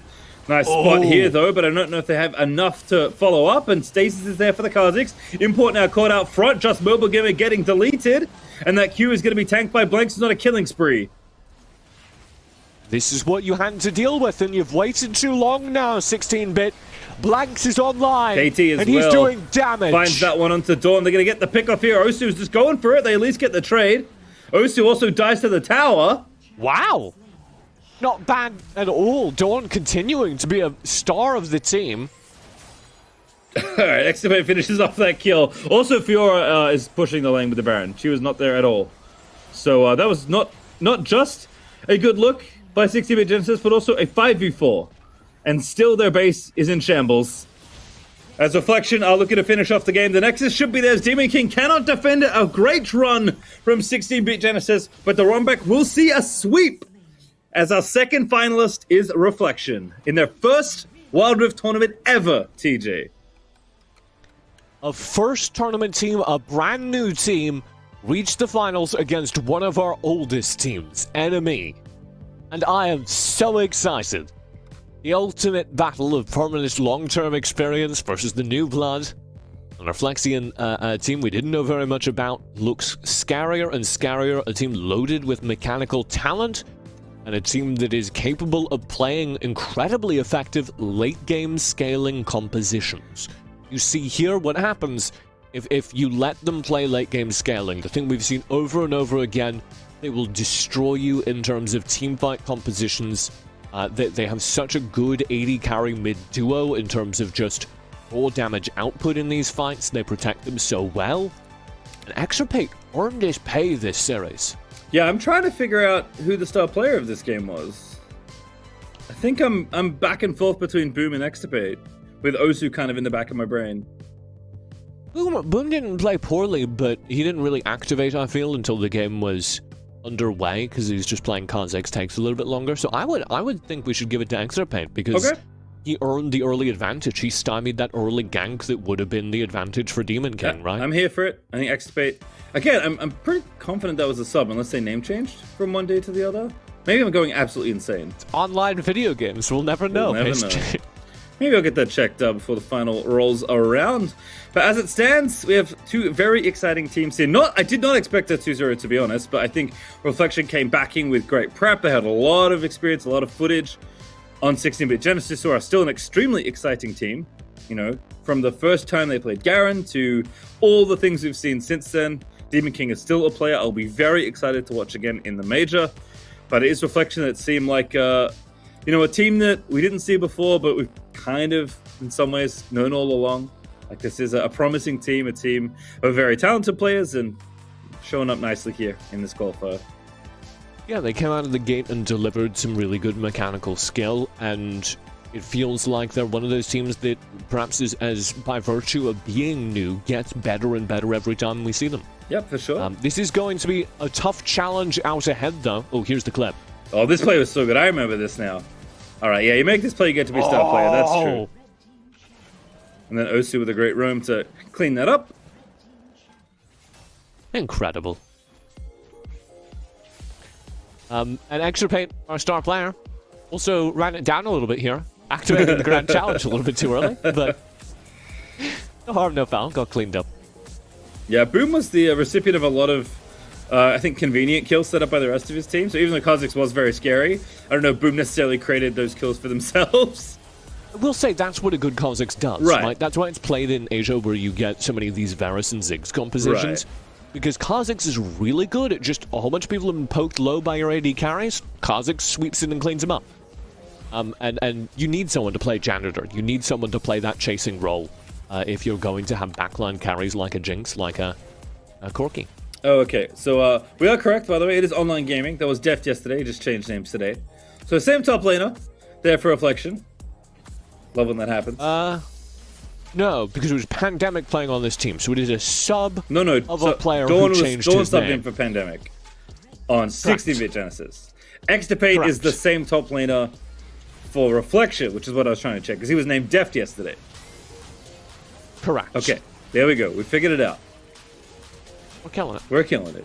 And this team fight was magical to watch. Just beautiful. I mean, Osu is mid lane I would keep my eyes more closely on. I think for playing Twist of Fate, which is not all that common these days, looking very good. Looked great on the Corki, which is not something I've seen a lot of. We've both been pretty down on Corki throughout the weekend, but I think this is definitely a performance of Osu showing off kind of what you can do in the champion. But Extirpate looking very nicely on the Fiora, even though it was definitely a team effort to get things going. Extirpate's early game accolades cannot be missed here in the second game. Well, he's my star player because he's a wrench in the works, right? The entire game plan for Demon King is I'm going to turbo gank top lane. We saw it earlier in the day. I'm going to turbo gank top lane. We're going to earn a massive lead. We're going to scale our carries out ahead. And it's through Extirpate's heroics that does not work at all. And sure, not going to be the hardest carry in the late game. He's mostly there to chew up sidelines and be a Fiora, right? You're not looking for the Fiora to be the team fight carry. But the fact that he single-handedly gums up the works for the early game means that nothing else that was built into the 16-bit game plan can go on track. You have to completely improv the rest of the game from that point forward. and I think that's worthy of a Star Player award. That's fair. I also think, like, when you have, like, you know, scaling Jinx plus Corki, Fiora is actually pretty good at creating space for them. Even in a team fight, like, Fiora is not a tank, but she does immune a lot of damage, and if you immune the correct amount of damage, or the right amount of CC at the right time, Fiora is an absolute nuisance to play against. Because of the higher move speed in Wild Rift, I think it actually stealth buffs Fiora, because it's much easier for her to get behind people and, like, find those vital point procs. And so you see Fiora used for her grand challenge in the middle of team fights much more often. Right. So she's more of a team fight threat than she is in PC League of Legends. Yeah, and I think great showing there from Reflection. Very excited to see how they do up against enemy, which is, of course, our final. In fact, we'll take a look at that right now, as we'll show you the bracket. We're almost done with the second qualifier as we move towards the first major in North American Wild Rift. As you can see, we need a winner. We don't have a tournament without a winner, TJ. So it is no more Ego NME. Can everyone be the winner? Versus Reflection. That is, again, not how single elimination top 8 works. I don't think that's very fair. I think everyone should get to be in first place. This is not the round robin at the chess club. This is a Wild Rift qualifying tournament. Really? Yeah. I won the round robin at the chess club. I really liked that. Well, there you go. I mean, everyone won, but I was one of the winners. Oh, I see. Well, we're only going to have one winner. It's going to be an NME, No More Ego, or Reflection. Going to be our final best of 3 of the day. Almost there. It's been just such a fun weekend, though. I feel like I've learned more about Wild Rift in, like, the last 24 hours than I have in, like, you know, the first few months of playing the game on my own. And that's always so fun whenever I get to be involved in a new esports scene, just learning about that. But you know what? We'll take our learnings into the break, TJ. And when we return, is our final best of 3 of the tournament. Our final's coming right up. Don't go too far.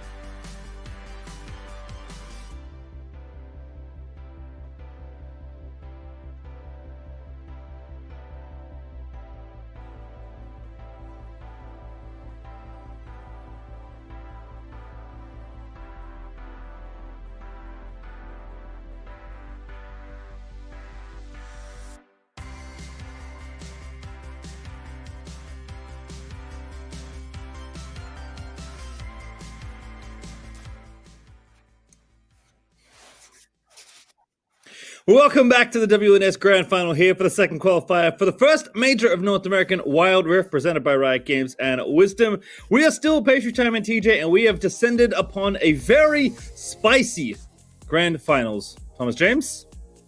Yeah, it's Grand Finals time, Pastry Time.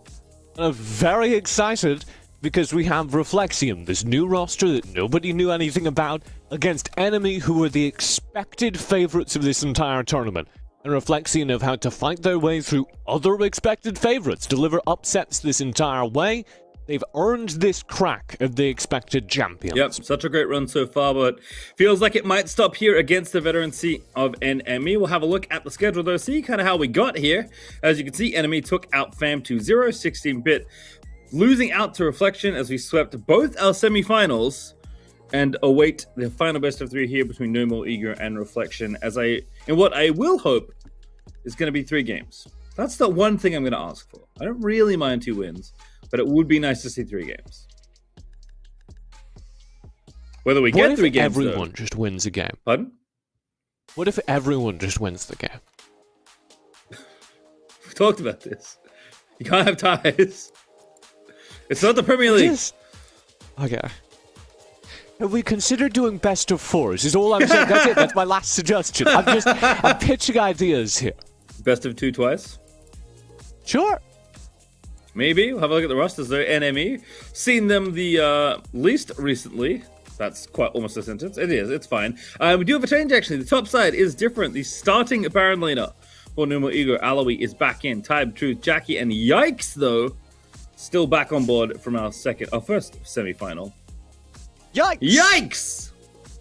In that support role is going to be a lot of fun to watch because he's in a really sick support matchup. This is KT, who's been just a star over on the Reflexion side, playing against Yikes, who took over a game on set. It was disgusting. Extirpate, Boom, Osu, Blanks, and KT, though, are the Reflexion side. Seen them a bit more recently. Been fun to see the teams, again, absorbing more of the international meta, showing more team play, showing more individual talent, just showing more in general, right? It's what happens when you play more Wild Rift on bigger stages for better prizes. Reflexion believe one thing, though. They've got an AD carry who's pretty sick. Yeah. And they're going to put as many eggs as they can in that basket, and Blanks is going to carry them to victory. Yep. And on the other side, Jackie, team does a lot of heavy lifting, but Jackie's no slouch on the Rift. The thing for me that really sold it was like watching them play both Xayah and then Brand to basically similar effectiveness, right? And those are completely different carries coming out of the bottom lane. So Blank's definitely a hyper carry player, a late game carry you can lean on, and that Reflexion do lean on in order to get them wins. Jackie just a super solid overall player alongside a great support as well. So not just the AD carry matchup, but the 2v2 head-to-head here should be excellent to watch. But we did see, in contrast to the full investment in Blanks, where he's getting run Lulu Jinx setups, he's getting run Thresh Jinx setups. The plan is give Blanks Jinx, see what happens. In contrast to that, you have Jackie, who is being given Xayah, and then his set shakes his hand 5 minutes into the game, says it's been a pleasure doing business, I'ma see you later, and heads out to cover the map. But because Jackie is so good, because he is so stable in lane, that works. He doesn't need a support to stay alive in the lane, to be a contributor in team fights, and that's the difference. And we haven't seen Blanks in that mode, nor have we on camera seen Jackie be a carry player, though we do know from previous performances that he does have that capacity. We'll have a look at the predictions here, and I believe we've pretty much summarized ourselves here in these predictions. I am cheering for the underdog. I believe in the Reflexion run, and you're the analyst and you're picking the right answer. Okay, so what you're doing is you're cheering for the underdog. I believe in the underdog. I didn't know that that was what these were. I thought they were predictions. Oh, no, I'm predicting. But it's my heart that's predicting, not my head. My brain's falling out at this point. Okay, right, got it. My head over here is predicting an Enemy, of course, have been a top team in the scene for a very long time. They've got a very well-oiled new roster that looked good across the series so far. The speed at which they demolished those lane matchups in the series where they instantly were able to free a full roam from set. That's the sort of thing that I think wins them matches, and it's going to be hard for Boom to contain Tybe. He thought it was difficult to contain Demon King.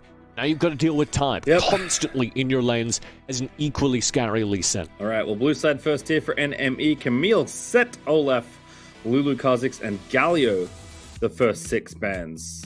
And what do we see? Jace still available. That's the one. We still think Jace. I don't know if enemy first... No, okay. I mean, they did it with Luan on the team. They're definitely doing it with their starting top laner on the team. I was going to say, maybe they don't first pick the Jace because they want to put a little more emphasis on the jungle pickups. Reflexion respond here, interestingly, with the brand Morgana and Thresh are the 2 NA picks that are still up here. Thresh actually very good into Rakan, so I wouldn't be surprised to see it here.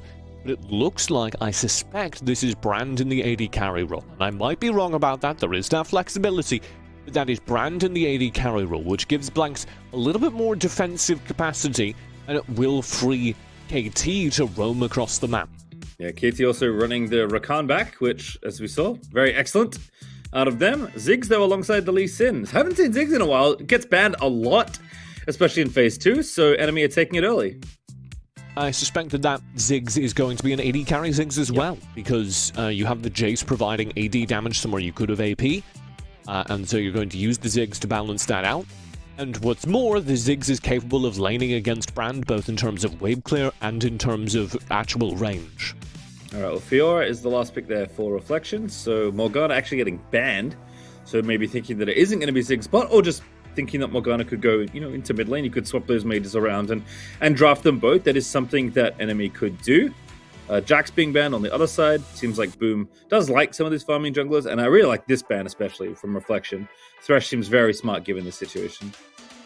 Enemy need to draft themselves a frontline still. We haven't seen what's either going to be the frontline of their engage, and I'm looking for something that can take really heavy hits like a Garen there because of just what's against them, or something that's going to give them more engaged tools. You could go the other direction, pick up more CC, go something insane like Nami, or something with incredibly high dive, and if you can go in that direction, then you don't need to worry about taking hits because you're always accessing that brand. So, 2 different ways, but we need to see enemy pick one. Whoa! Not the pick I expected for Reflection, but that is Yasuo. It's an Osu game. Yeah, it is an Osu game. We're playing through Katie and Osu's ability to duo now, and this final jungler is actually very interesting to me now because I'm trying to think through what could give extra knockup, and I'm only coming up with Nunu. You're missing one. So we'll see. You're missing one. Nunu banned. You're missing Diana. Oh yes, Diana. The PC League Classic at this point, or at least in recent memory. Braum I like a lot. I mean, you have to take a wall away here. It's also quite good against the brands. Although, not as good, actually, as you might want it to be. It does deny Pyroclasm, which is very nice, so. It does work now. That's good. I believe it does. Some of the little interactions are different between different editions of League of Legends. They took it! Diana. They stole it away! You're so smart, Julian. You should be the analyst. No, absolutely not. The Diana stolen away here means that there isn't an obvious jungle combo with the Yasuo. I'm just a Yasuo gamer. That's what it is. Ooh. Also, it is... Oh, I guess it's Dynamid then. That makes way more sense. You can play Dynamid.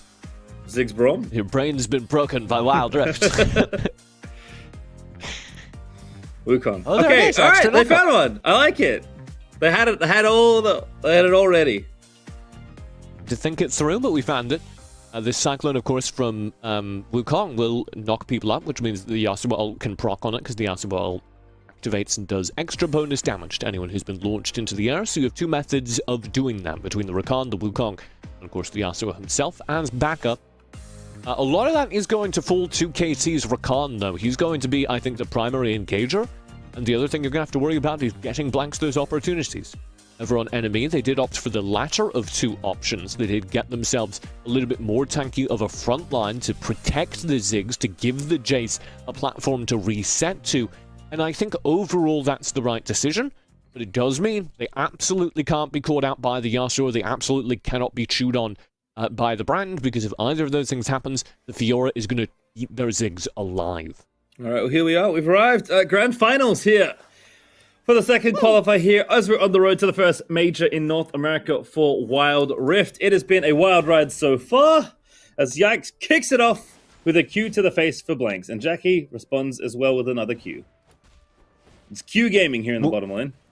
Winner of this gets to play Cloud9, I believe, which is probably the weakest team of the four that have already qualified. Yep. Not an easy ride, though. No, not at all. It's Jackie eating that 1v1. Really nicely done there for Blanks and KT to get aggressive early. Loser of this has to play Tribe Gaming. So, by comparison, that makes Cloud9 seem like a really good deal. Yeah, definitely. And even playing Tribe is somewhat surprising. But they only finished third in Qualifier 1. Sentinels and Immortals sitting atop the bracket. In case you're curious, the teams that we already lost will have to play those two. And Aloe in. I'm not sure why they were missing. Good to see them back here for NME. Good time to come back. This is starting Baron laner. Right into Grand Finals. Interesting. So, a little bit of a full roam here from Yikes. Yet again, it's a pleasure doing business, he says to Jackie. Yep, goodbye. Walks away. I think Jackie's used to it at this point. Oh, they have double font of life, though. Yeah, I was waiting for you to notice that. Wait a second. This is an SEA special. We saw mid-Ziggs being run with Font of Life for a while in SEA. And it works very well because you're basically always getting preemptive poke in teamfights. So you're always getting something that can heal your entire team. And it doesn't affect your damage too much because so much of his damage is coming from poke. Like it's replacing a Comet or maybe Electrocute, but Electrocute's pretty hard to proc and Comet doesn't do that much damage, so it's very viable. I like it. Well, Extirpate's having a bad time right now in the top lane. KT's actually roamed all the way up here, but it's a 2v3 still as Yikes is also here. They know that, though, and actually the tower has been tanked. Very nicely started there as Extirpate's going to dive on in, but it's not going to work out. They're barely going to get out alive, and instead it is the double kill for Tybe. You cannot teamfight into early game, bro. He will always do that. He will always mess you up. And Tybe and Yikes, yet again, roam as a duo to the top lane and earn their team an early lead. Wukong clone there, slapping Jackie on the way out, but a good flash from the Ziggs. Oh goodness, flash stun in. Boom gonna go back in, they're gonna try and kill the Ziggs. There's the spin, and that's the win as Wukong gets one back. Yikes, you've abandoned your carry. Hey, they got a double kill, it's worth it. We're supposed to be under the tower, Ziggs. Calculated. I mean, Yikes is the veteran there. I'm sure he's perhaps giving an earful. Jackie a little overstepped there, but a nice punish there from Reflection to at least get a kill. So I love playing support, and I love playing roaming support while I'm playing support. So I'm quite familiar with your AD carry whinging while you're, mathematically achieving the win on the other side of the map. Extirpate is only level 4, by the way. Aloe looking for the solo kill, not going to find it, but Honey Fruit is going to be required there as Extirpate snacks up there in the top lane.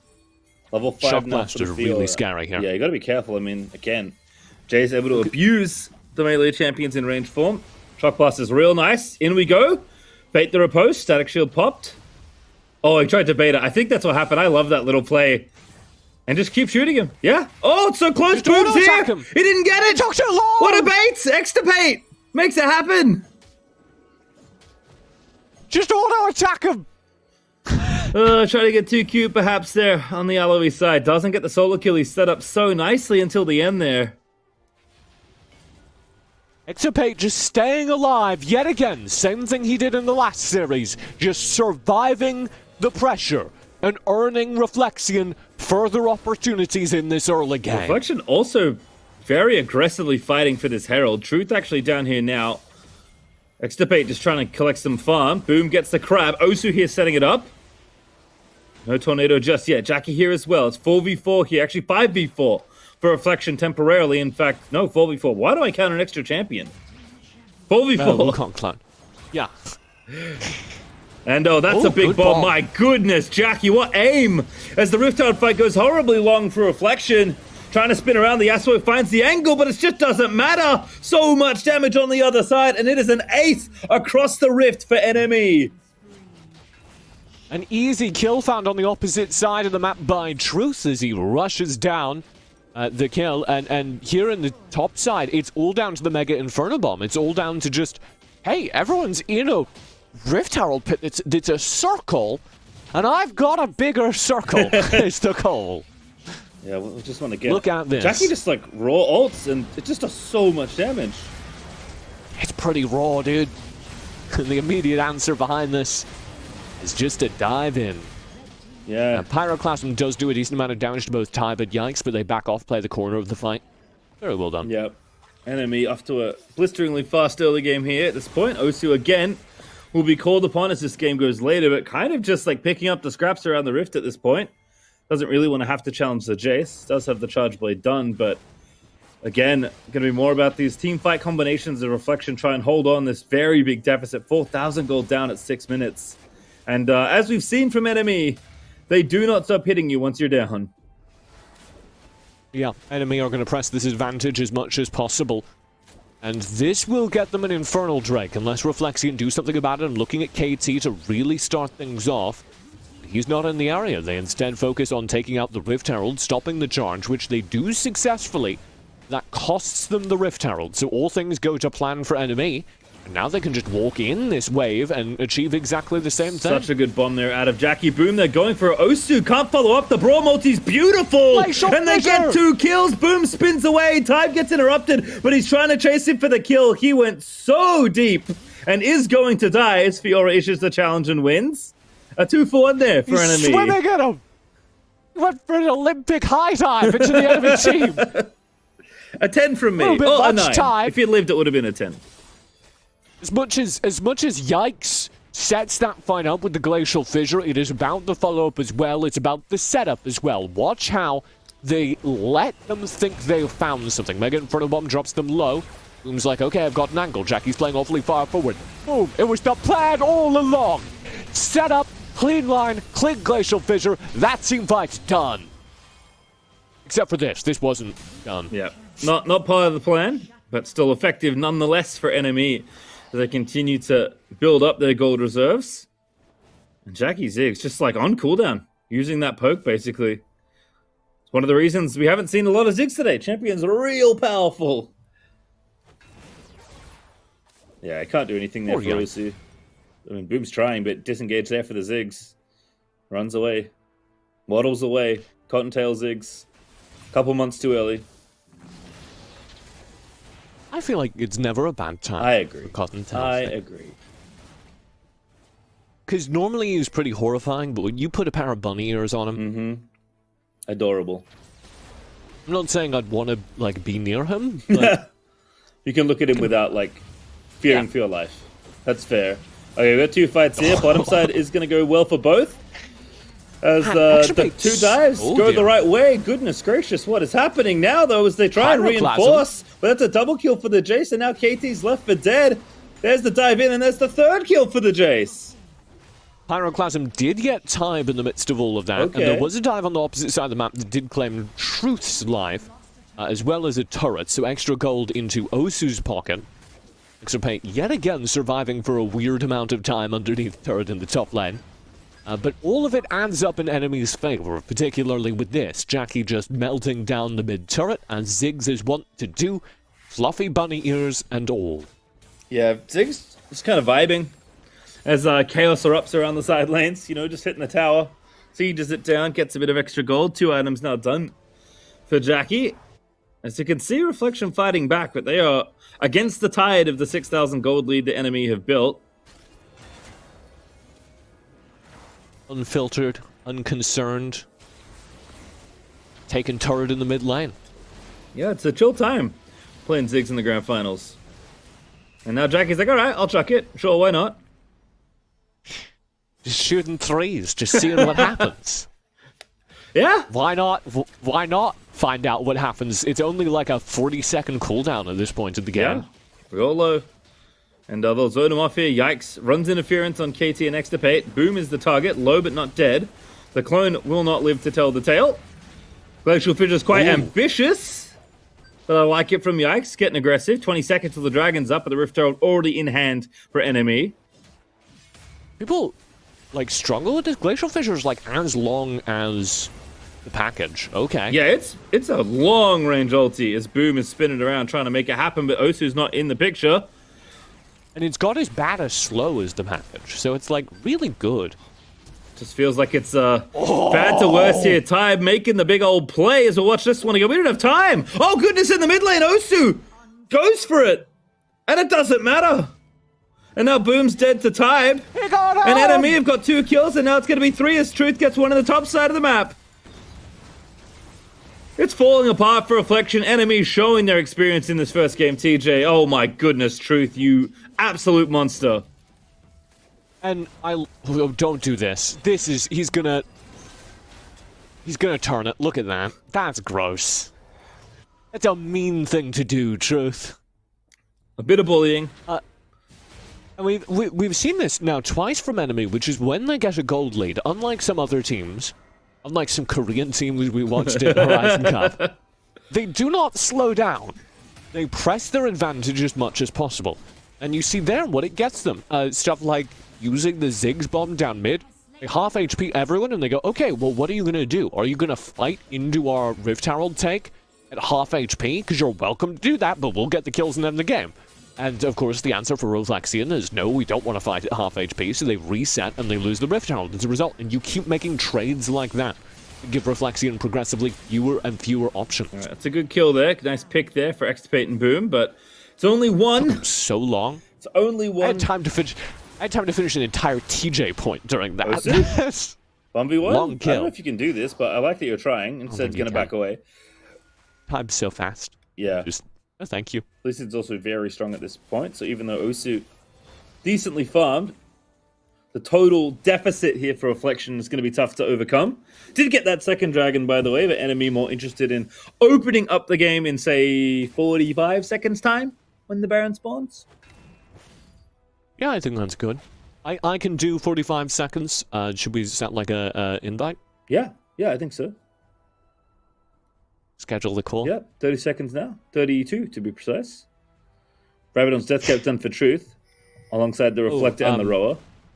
It's 20 seconds before, so everyone should have just gotten a calendar invite like alert. Yep. Because you gotta show up. Please don't be late. Meetings need to start on time. What they never do in esports. Yeah. You know, you would think in the online world that it'd be a little bit easier to rock up to your desk and be there, but... You know, I think people need to stop mandating video or expecting video if you want people to be on time. That's reasonable. Oh, goodness, here we go. Boom! Knows the meeting's on and has just invited themselves. On we go, looking for 2 kills. Jackie low and dead. Yikes is going to live to tell the tale. And here comes the counterplay. It just takes so long as Tybe styling on the Enemy picks off Boom. Truth with an absolutely planetary ultimate is going to get a double kill. And Jace collects the last 2 for the ace. And that is going to be game number 1. That meeting could have been an email. And just like that, Reflexion are out a game in the grand finals. Down 1 in the best of 3. Yeah, Enemy, their experience showing up here in the finals so far, as they will take game number 1. Very quick pace. Under 14 minutes, I think, actually. Enemy want the best seed they can get at this point.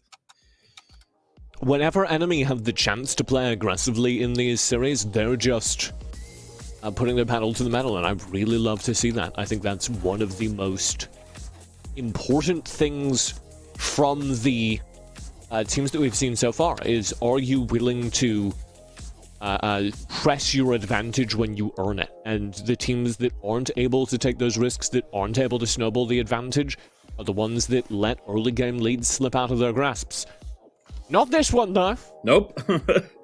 Look at how much relative damage Tybe did. That's kind of crazy. Yeah, almost as much as the mid laner, and Truth was kind of going off there. So I raise you the question, TJ, who is the star player for this game? I was going to say Truth, but looking at this now, I think it has to be either Aloy or Tybe.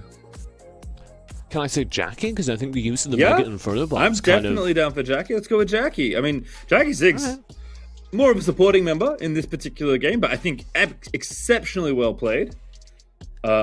Setting up for themselves, constantly throwing poke, laned really well, let Yikes roam outright. I had that one death in bottom lane that was not required, but other than that, played a really good game of Ziggs to kind of let the team do their thing. Well, that's what I would flag, is he was left alone in lane. He managed to contain that and come out of that lane with an advantage, which is exactly what we set Jackie up to be able to do, right? In that lane versus Blanks, who wants as much focus as possible, who wants as much gold as possible to be a hard carry, You have Jackie, who's used to not getting any of that gold attention, to running Font of Life Ziggs, and still being there in the mid-game with enough damage to zone entire teams off of objectives, using those bombs incredibly effectively. I think that's a star player performance. Yeah, I agree. Jackie, excellent game on the Ziggs. Definitely a very impressive player, and I like the little dynamic kind of between the two, with Blanks being, the high-resource hard carry, and Jackie being just an exceptionally good low-resource carry, but can still obviously carry when given the tools and given the gold. Let's watch some highlights here from this game. It was just absolute carnage. Kind of from the word go. Oh, I remember. No, this was just auto-attack him. What is happening here? Just... Getting too cute here for Aloe. I have a question for you. All right. Let's do a little bit of role-playing. It's the early game. You're playing an early game team fight, and you notice the enemy team has Braum. Yes. Do you go in auto-attack range of the Braum? What champion am I playing? Doesn't matter. Pick a champion. Do I want the team fight? I don't know. I don't want to really fight. I don't really want to fight the Braum, but if I have to fight the Braum, I guess I'm going to have to walk at him. But yeah, in general, no, I don't want to fight the Braum in an early game team fight. Thank you. That was my point. That was the point of the exercise. I barely understood the assignment, but you know what? We got there in the end. You knocked the C+, easy. Oh, great. Passing grade. You know what? I'll take it. P's get degrees. The point is, Braum's really good early game because he just auto-attacks somebody and they're cursed. They're just like... The next 4 generations are going to be born moving slowly across the rift. And... I don't know, unless you want your grandkids to be stunned, I'm a little bit worried. I think people need to stop playing aggressively into Braum and recognize that you just can't step into that early game teamfight threat. I also feel like in that case, there should be more Braum. I mean, we've seen a lot of NA teams want to play early game. I don't think you always have to, right? But if you do, Braum's a good one. Yeah, I agree with that. I don't know why that was there. Well, there's Jackie. It was me agreeing like a little bit. 61 KB. That's actually a lot. 12 assists there for the Ziggs.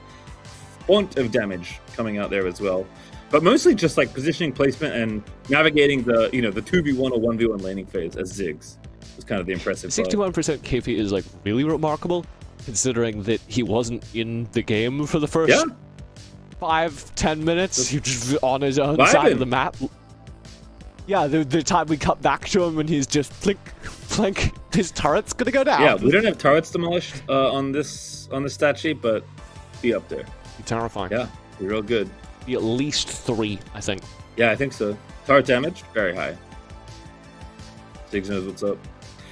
And I guess the expected result for game number 1, if you're on the smart side of the scoreboard, as you were. Well, I'm a big fan of Reflexion, but I think what we saw there was a very intelligent draft. It understood the team's strengths and playing to them. I think Tybe is continually being leveraged as this hard early game carry, and teams that want to play into enemy need to start recognizing that they're going to get threatened during the first 30 seconds, that it is going to be Tybe leaving his jungle after 3 camps and getting into lane, that it is going to be Yikes saying goodbye to his AD carry and showing up randomly across the map to boost those Tybe aggressive plays. And if you don't have a plan to deal with that, you're not going to get to execute whatever your next phase of strategy is. It doesn't matter what your mid-game or late-game plan is if you get hit by the freight train that is whatever support Yikes is playing this game before you can get there. And I'm curious how the next draft is going to look, because in my head, I just kind of want to play Lee Sin if I'm Demon King, but then I kind of need to ban Set Camille and Jace. So maybe if I'm blue side, I just ban Set Camille, Jace, and then take Lee Sin.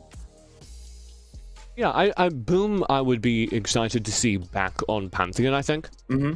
If we had like full choice, I think Boom playing Pantheon would be really fun, because that would get them some early game presence, but also the global map presence that we saw be so effective against Demon King in those earlier games. Yeah, my brain, this is what's happened. Demon King's Lee Sin is so good. I forgot he was still not in the tournament anymore. And I was just like, oh, Lee Sin? Yeah, I want to see more Lee Sin. Because Tybe's Lee Sin also excellent for what it's worth. Yeah. And I think like you have to have some way to control that. So if you don't want to play it yourself, maybe if you have room, you can find wiggle room to ban it, and then take one of Jace Camille set for yourself. And we saw Reflexion do that with their global composition, right? When Reflexion were able to play with Twisted Fate, with Pantheon, they were very good at using that to contest the early game aggression. Because that means you don't need to position perfectly. You can let yourselves play a little bit more farm focused, and then you can repair your macro mistakes by teleporting into lane where the danger is. I also did like in general that like a Reflection were willing to give Osu a champion that like was going to be the heart of a composition. Like Yasuo looked good. I think like didn't really have any opportunity to do that stuff, right? But you know, not your fault. Not the game for Yasuo Wukong to really shine because you fell so far behind. I don't like Yasuo compositions ever in this game, though. Really?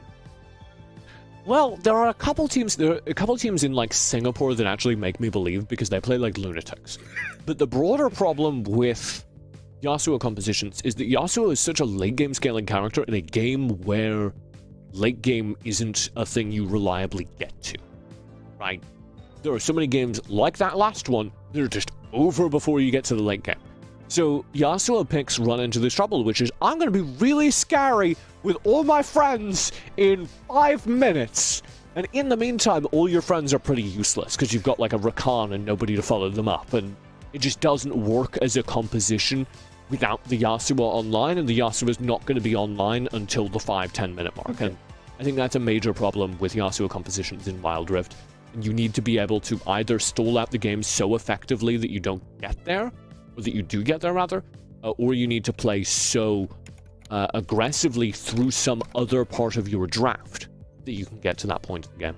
Yeah, we talked about it a bit, and we saw it on screen. I think it is worth kind of hitting the matchup again, though, because Boom vs. Tide is definitely... Like, here's the matchup you wanted to talk about. And I was like, I'm talking about Yasuo. Right, that's great. I love it. And also, we have a little bit of a delay. As players are having some issues joining the lobby. So we will be there as soon as we get there. Don't you worry. But might have a little bit of extra time to vibe and chat. My bad. No, it's okay. You're good. I shouldn't be delaying the game, but I've chosen to. That's right.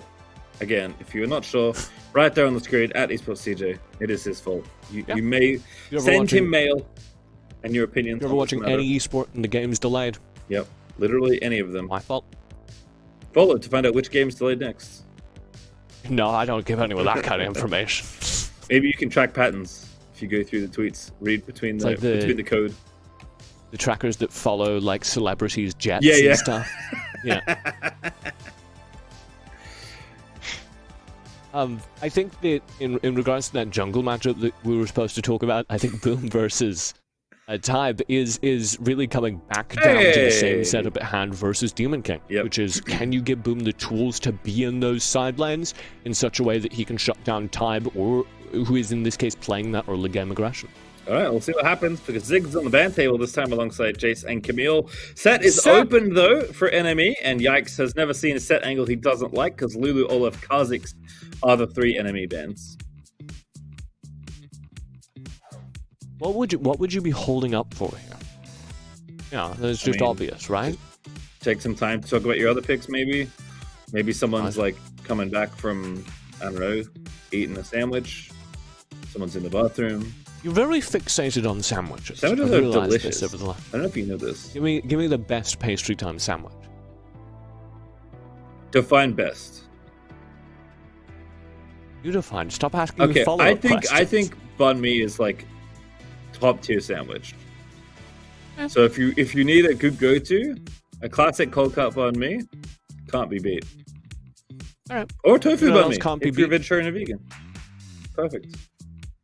You know what else can't be beat? What? Enemy? Blanks, running, Jinx, Thresh. True. And we got it here. And it is maybe going to be into set support, which is actually quite a good lane for Jinx Thresh. Because the set support is so slow that you just auto-attack him while he runs at you and you laugh. So I think that this might be quite scary, actually, for enemy. They're going to need to play their most aggressive shutdown. And they're going to need to win the early game, like they have previously, because with the addition of a Jax to this composition, Reflexion are aiming for the late game. Yep.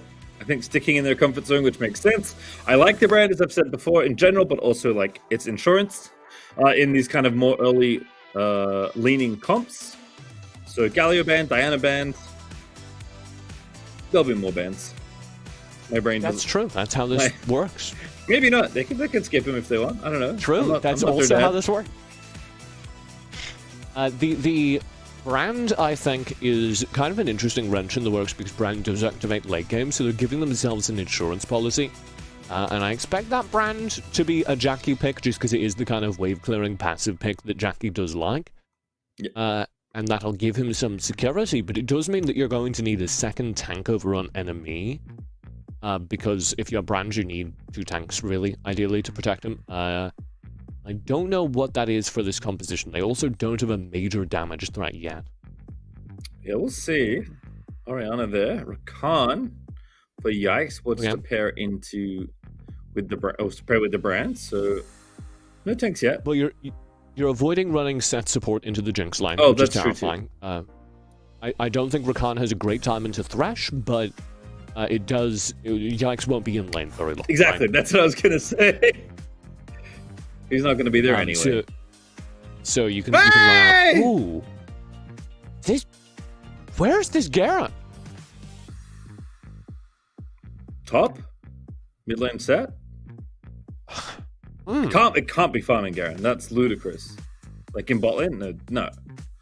Well, you can run farming Garen into Jinx quite well, but I don't think that's smart.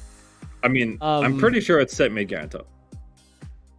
Sure. There's Fiora. I would believe that. Also, that dodges the set Fiora matchup if you're looking to dodge that now as well. Yeah, set Fiora quite good. Or the Fiora quite good into the set. You do have an Orianna the other side as Osu's pick. This is basically the composition they beat 16-bit Genesis with the other day, where they're going to have the secondary threat of the Orianna, but also that Orianna doubles as a secondary support for Blanks, who's one of the best Jinx players in this tournament, who got a pentakill on this character in this composition, is going to try to do so again. This is mostly about the Jinx. Is this the real... Wait, this? Rakan Wait, mid. Is this it? Are you kidding me? Well, I am a fan of Garen's support, particularly in the hands of Yikes. Yeah. I do not understand Rakan mid. I know that it is being run on ladder. I know that this is a thing people are trying, but I have never seen it in action. So, long time ago now, there was like a very small period of time where Rakan mid was a thing in League PC. I mean, I know in that game, it's not bad. Rakan's AP ratios are okay. Rakan is a okay laner, can survive a decent number of lanes and do this. Oh, that hurts! Electrocute, there we go. I mean, that's the game plan, basically. And then you build Protobelt and fly at people as Yikes and Blanks and Jackie are dueling, and Yikes is going to win. Good Garen. There's first blood. KT can't believe it happened. Didn't skill Lantern because who would do that? In the grand final, Julian! What am I watching? You're watching Enemy. It's working! Enemy versus Reflection. Who got a very early first blood. Also, Rakan's mid still. Oh my god, Osu's getting clapped. Osu's getting destroyed by the Rakan mid! What happened here? Why didn't he flash? I don't know. Did he whiff flash? I don't know. I don't think so. Was it just because Yikes was on the other side? I think he was so. Scared to... Yeah, he has flash and heal. Just didn't use any sums. Thought they were dead. Can't disrespect early game, Garen. Nope. I don't know what to make of this. I mean, I love this. Enemy are really... I do love this. Really kind of flexing on it right now. And the cross-map play of this team is going to be incredible. The speed at which a Garen and a Rakan move across the map means that they're going to always have a man advantage in these fights. Oh, Truth missed that one just barely. Gets the heal off though, level 4 now. Osu's out of mana. I just completely tapped. And so the game is afoot. This comes down to how on earth do Reflexion hold on? And if they manage somehow, some way to last with a reasonable amount of damage till the 10-minute mark, they can win this game. Here's Boom, tied though. Early game again in the hands of enemy. Boom, forced to flash, does get out of the way. They have no flashes left on this team. Oh, Blanks! Oh! Flash chompers! But no! The knock up onto 4 out of Truth! But into the waiting arms of KT, who gets revenge for the bottom lane. Truth dead! Oh, flash play, big one. Tide, though, he's going to live. Here comes Boom back in there. Yikes, just spinning around. There are no flashes left in the entire state. And that's going to be a disastrous early game, I think, for Enemy, because they didn't get the advantage they were looking for. They still had plenty of time to earn it, but Reflexion have traded back. And we are playing the waiting game. If you are Reflexion, how do you survive past first dragon, probably to second dragon, without losing the game to what Enemy will do for the next 5 minutes, which is going to be constant, unbending pressure? I love Rakan mid. That is the conclusion I've come to. It's like playing Malphite mid, but you actually get to do stuff at level 1. Julian, you've known him for 3 minutes. Come on. That's long enough. That's all I needed. I think you're moving a little fast. No. I'm committed. What if he's got a terrible late game? I'm committed. What if he's got a terrible late game? Who cares? What if you don't like his scaling build? What's late game? What if he leaves dishes out? Okay, that is unacceptable. So that is true. I might not have enough information about their residential habits just yet. But what I'm seeing so far on the Rift, I like it. Gotta take time with these choices. Absolutely not. Coming to solo queue near you. Rakan mid. I know he's not lying about that. Yeah, you know, if you see me in the game, hi. And yep, I will be playing Rakan mid. I mean, the player called Truth is playing Rakan mid. How can it be bad? They're burning this dragon. Yeah, this is nice. Blanks will do it. Good trade. Very well played by Reflexion. Yep. They get a 1-for-1 early. Rift Herald, of course, goes to Enemy as the early game team. But that's entirely worth it. I think both teams are happy with that. Yeah, I think to be expected. Jackson Truth maybe fetching Tide here ready with the kick. Could also drop the Herald mid, but it's going to be tough to punch through Blanks alongside KT, who are currently keeping this tower unsieged. KT's Lantern on the self. Siegent. It is very Siegent. Extipate losing that trade. Gotta be careful. Could get dunked here. Riposte down, right? Going. Yeah. It's time. Oh, the smite for the kill. How insulting. Here's KT with a play. Rocket Belt's in. Plays there. Boom now. Moving around. Kick out. As time is low. Dead to KT. Great fighting back here for Reflection. Boom's still going. No Haymaker for a while, but they won't chase down. On the list of characters you can't disrespect underneath turret, Thresh. He's just got so much CC. KT's able to pull Tybe back underneath the turret itself and use that turret to get the killing blow. Which still isn't a great trade because you want that... Oh, KT, really? Yeah, going for it. Here's Yikes, though. Ready with the ulti. Spinning around, but Extipate's fending them off. Challenge issue. Boo with the stun. Goodbye, Yikes. Ulti's not enough. Nicely done. KT acting as bait, knowing he has their teammates in the area, and they're going to keep pressing this advantage. Tybe here as well. Truth roaming up. AP Rakan at the ready. Truth gonna pop the ulti. Boom the target. Overshoots it. Doesn't matter. Gets the first that hit so much! I don't know if we're ready for this. It is going to be in a solo queue game near me, though, and it might not be you playing it. If Truth doesn't go Protobot next time, I'm going to be upset. I will say that much. I think it might be worth going like Zonya's or something in this game, right? I mean, maybe. Truth under pressure. Set ulti. KT under the tower, but the hook lands. Still alive, though, because set things and Blanks just can't finish it off. Oh, the heal! Oh, Blanks, no! You can't do that to AP Rakan! Can't do that to regular Rakan either, for what it's worth. Rift Herald's mid, by the way. I think he would have gotten away with it. Did you see the chunk of HP that Blanks lost simultaneously on the dive? Truth also still here. Yikes is back at it again. He died here last time, but he doesn't mind. Under the tower we go. Enemy just diving disrespectfully under every possible turret in the game. And it's still the battleground. The top lane is there. Jinx ulti's so nice. KT with the flame hook as they get 2 kills and look for more. He took the turret. He auto-attacked the turret in the midst of all that. Alloway having the presence of mind to knock down the second turret in favor of Enemy as the Rift Herald in the meantime did collide and take down the mid turret. Tybe here again. Boom, no, can't do enough. Truth, not gonna find it. The chunk! The chunk is massive, but he can't get the kills. That's some peanut butter right there. That is chunky. I don't know how to deal with that. Oh boy, oh boy. All right, well, as the dust settles, as the battle for top lane has waged on for 3 minutes, as Yikes has been there back and forth. Mark. Gold's even. That's pretty good for Reflexion. Yeah, that's what I was going to say. It's even. On the other hand, a significant chunk of Reflexion's turrets have been removed alongside a decent portion of their jungle. Osu under fire.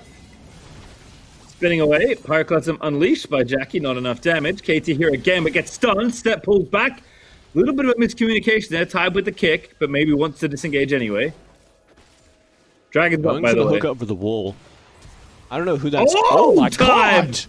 Spicy lad into stasis. Space breaker. That's Truth! With the knock up there, and it's absolute carnage as Sek gets one. Tide finds the heat-seeking Q for the double, and KT's left for dead. A kill for Jackie at the end of the day, and enemy find another clean fight. What a combo! The set scoops them all up. Aloe sets up for mid lane Rakan. It's an ace. It's not an ace. Blink barely lives. Mid lane Rakan finds the kills there for the team, and Jackie is perfectly positioned to capitalize on all the CC bunch targets, and the gold lead the enemy needed so badly has just been delivered. Back arrived there alongside the Mountain Drake. It is Proto Belt second Rakan. Everything I wanted and more. The Truth is now out there on the Rift. As Boom is going to start the stuff. Truth, they're ready to go. No ulti just yet. Tied behind him. KT getting aggressive. Rift Herald dead. Nice there for Reflection. Good call by Reflexion, seeing now that they need to make a play, that they need to regain some gold advantage, and they do that, taking risks in order to play aggressively. Here comes the Herald Summon in mid. Boom at it again. Herald Summon, as you mentioned, but the fight is happening. Yikes is spinning around the team fight here. Pyroclasm spent. They're ignoring everything else. They just want the fight here. Truth not able to join, though, so no engage. Rift Herald will charge down mid and finally be felled. Little bit of extra gold in Boom's pocket as the Rift Herald used, we call those WCK Rift Heralds, where they just collide against the turret and get 2 plates, and you're like, great, good work, Rift Herald. You were there to give us some gold, and that's it. Ooh! The spider sense tinkling! Very nice for Extirpate, but here's KT again, been so proactive in this game. Boom, though, roaming around. Osu is ready. Ball carries ready. Shockwave hits one. Kick back there. Truth goes in. Massive amount of damage on the back end. But the facebreaker from Aloe can't quite find it there. Haymaker at the ready. Though still alive. Pops it as Jax gets the kill. And now Ty back in. Wants to kick Osu in the face. Doesn't have the ulti though, so they can't get the kill. Just to execute damage. Oriana living forever. But Yikes is kited away around. And Truth and Tide then keep diving around the side as Osu gets one. Living on a pixel of health as Extirpate. Gets some kills on the backside. Some shutdowns there. For Reflection. 2v2. The opposite side of the map is Jackie just farming away, but it's a 2v2 at the end of that fight. A 1-kill advantage to enemy. They're going to get the turret as well, and that's almost very scary, because Blanks gets to spend a disconcerting amount of that team fight just firing away, free firing, and he is shut down the second he gets scary by Time, who jumps over the wall and finishes him off. And Jackie again continuing to accrue power. The insurance policies tick and premiums are lowering, so watch this one again. They're so aggressive. Watch this engage from Truth. This is one of the gnarliest things I've ever seen. I think we're already on the opposite side of it. Anyway, Blanks is over here just firing over the wall, and that's really terrifying. So Tybe goes, hey, stop. Oh, Jackie gonna be stopped. Those two with a shockwave. Stasis, no savior though. Jackie dead. Boom, getting stronger, but here comes the counterplay. Yikes and Tide moving in. Truth here as well. Ulti ready to go. Misses it. Can't get the charm. Truth. Nothing off that engage. And Aloe's getting kited out by the Jinx. Haymaking up there. That's challenges issued. And the kill happens. Reflection. Keep on moving on up. Extirpate KT zoning here, getting far out ahead. Blanks just firing away the whole time over the top alongside Osu. Oh, a good stun. Yikes in trouble. Truth getting out of there alongside Tide. They will be okay. But 2 very much needed kills for Reflection and the tower to boot. And we're kind of arriving at this scary mid-late game. I said around the 10-minute mark was when Reflection were going to activate, and here it is. Blank's beginning to do damage as he hits his second and third items. I believe that was third item just completed with the Renan's Hurricane. And he needs to be targeted, second item, sorry, and he needs to be targeted in these fights so that he doesn't get just the opportunity to do what he did in that last team fight, where the front line is built and he and Osu just do a terrifying amount of damage over the wall. And I think Osu is actually a major part of this during those fights. I think he's probably doing more damage than Blanks at this point, because he's completed Archangel Staff, he's got Luden's Echo, and every time he moves the ball across, there's a chance of proccing that Luden's and just doing a slightly disturbing amount of damage. Boom is in. Brand is dead, though, as Reflection once again finally engaged. Pyroclasm. Truth with a very, very nice ulti, but it's just not enough. Good Pyroclasm from Jackie, and everyone's low as a result, but they have enough HP regen to reset and replay this. And look at all that chip damage from the Orianna. That's so scary. Extirpate off the side as well. Tide trying to get it, finds KT. I don't think you can dive in for that kill. Yikes, though, wants to play for it. Not going to get it. Tide goes in, gets exhausted. Truth finally finds it on the other side, but they're going to leave everyone else out to dry. Maybe they can do this, though. Extirpate pretty powerful, but Osu is the next threat. Tide going in, gets the kill. But Blanks is still alive alongside Extirpate, and Yikes and Aloe can't do anything. Just 2 tanks left, and they can't stand up to Blanks. They don't have a smite, though. So maybe this is scary, and yeah, I think Blanks as a result is going to settle to go ahead and get the scuttle. As they will reset. That's a win, though, for Reflexion. Though it's an even team fight, a whole lot of gold gets transferred, redistributed into Blanks' pocket now. And he's going to reset and come back most of the way to his third item. Death Cap on the way here for Brand, finished up for Truth, now has the pendant as well. There's the Zeal, though, you were talking about for Blanks. It's getting close. Was completely off on the gold scaling earlier. I don't know why. I mean, this game has been Reflection playing catch-up, right? It's been the enemy early game, back at it again with the Rakan mid. I think it was just there was so much violence in the top lane. I was like, these people have to be so fast. Double flay. Yikes in. KT the target, but so tanky on the thresh. Truth obliterated there as the Jinx Salt doesn't find him, but Truth has been seen. Extirpate wants to chase down the kill. Time now has to dash away to safety. Protobelt Fiora zooms on in. Ward in the back here. No Pyroclasm for Jackie. Ward in the very back of the pit has to be dealt with. In we go. Looks for the play. Face breaks a couple in. Needs to get the W down, but can't get the kill. That's Yikes diving in, but gets the support only. But Blanks is low. They managed to find it. They've cracked open the backline there of Reflection. But Extirpate and Boom are so strong. The Grand Challenge resets their HP, and they're going to be able to stay here and take this dragon. Truth and Yikes have to try and do something. Decent damage there for Truth, but Boom just going to eat it. 3 item Jacks, by the way. There's an extra carry on Reflection side this time.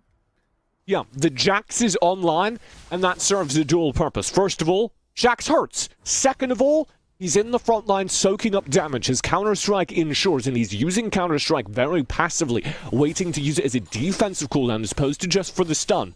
And that ensures that there's going to be more time for the backline to do damage. And it is Blanks, it is also Osu, who is the primary damage dealer in that fight, and I suspect is probably leading the damage charts right now.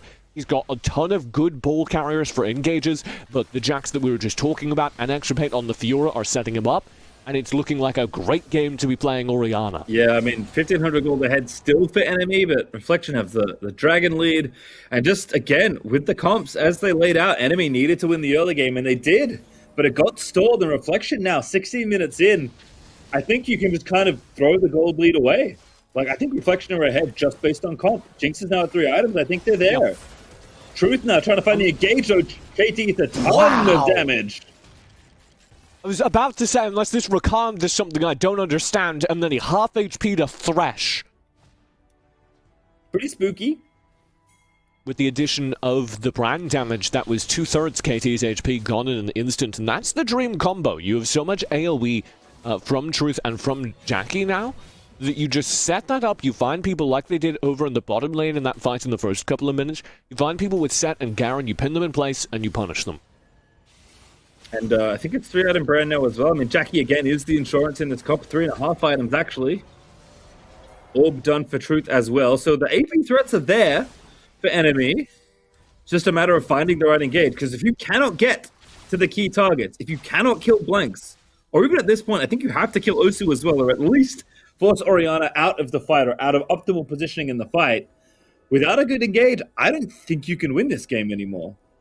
And this is where Thresh and Jax are so powerful, because they have AoE CC in the form of the Flay, in the form of the Box, in the form of the Counter-Strike, that let them just sit back, receive your pressure, and deliver stuns, deliver slows, that buy time and space and damage for Osu and Blanks to kite back, to sit behind the front line, stay safe, and pump damage out. Enemy, though, still trying as Reflection. Want to force a final game here. It's kind of with the comp that we've come to know and love them for. They're looking good so far. Here we go. The Blanks to target Truth. Going to explode them. Yikes there with the execute. Makes it happen, but can they do the rest here? Pyrocosm out. Decent damage. It's KT as well. Aloe can't find it yet, but Boom's got no HP to speak of. Yikes is going to shut it down. It's Garen. Garen support TJ with a double kill. Garen with the third. No, it's Jackie that gets it. The enemy, they find the engage they're looking for. An ace? And Osu. It's an ace! Oh. It's an ace! Truth found them! Stasis, but it's nothing yet for Osu, and now the game might be over! TJ, are we done? That's the entire tournament! As they push through the mid lane, it is AP Rakan Pastry! NME, the experience pays off as AP Rakan and friends get it done! A dramatic 2-0 sweep for our Qualifier 2 champions. No more ego. And it's a tiny window. It's a slip-up of millimeters that allows Truth to access the back line, knock up the targets that need to be focused, and when you have a Charm focused in onto the hard carrier Blanks with Osu completely separated from the team, they have no team fight anymore. And the entire thing I was talking about with the Thresh, with the Jax denying entry, gets obliterated in an instant, as the exact combo that enemy were looking for lands. Knock up from the Rakan, follow up by the damage from Brand, and then you just start spinning to win as you let it rip, and you're playing Garen in the middle of all that. I mean, Garen, the best KDO on the team. I don't know what to tell you. Damage numbers, he did what he needed to do.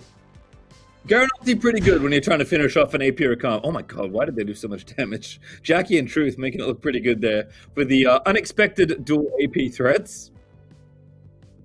I don't know what to make of AP Rakan. I'm going to see more of it. I don't know how I feel about that. If you don't know what to make of it, you and I, let's queue up. You'll see a lot more AP Rakan. I promise you that much. Yeah, I'm looking forward to that. Yep. Totally. Yep. The look on your face says it all. It could be a lot of fun if you... Like, I want to see what happens when you pair that with, like, AD carry Orianna. Just, like, get messy. Yeah, I'm down for it. I think that's terrifying. I think farming Ori is pretty good in bot lane, actually, so... I'm totally here for it. Yep. I'm also here for Brand, as we've noted, as we watch the highlights from this game. Who was the star player this game? Oh, I mean, do we give it to Truth? Yeah, I guess. Found the final engage, right? Could give it to Yikes for just being the beefy boy. Yeah, Yikes actually did a lot in these team fights, and obviously in the early game as well, but I don't know. I guess Truth. Aloy sure played set, which makes him look very good. I'm very biased to this AP Rakan. Oh, he would have had that. Yeah. If it weren't for how much damage Truth just did. Yeah. That's terrifying. I'm here for Truth. I'm gonna give it to Truth. But again, I think it was a team effort finding the very narrow windows of engage in order to keep this game going for you. So Reflection, to their credit, with the late game comp, they fought back very well in this game. Yeah, I think you have to give it to Truth because this game was about to spin out of their control. Yep. Because you see in these last couple of team fights what the composition is designed to do over on Reflexion. And what could happen if Truth doesn't find that beautiful 4-man knock-up in the middle of the map? When he finds that knock-up, everything that they're trying to build towards over on Reflexion vanishes. Good stuff there. As, again, lots of back and forth fights. I think Osu is the player that I will definitely have an eye on to come the major. Because I think very good-looking mid lane on a variety of picks. Reflection is definitely... Osu looked incredible. Yeah, definitely not the last we'll see of this team, thankfully. One of the nice things about being at this particular point in the tournament. Oh, yes. Aloe on this combo, though? Yeah, yeah. That's at least planetary. That's definitely planetary.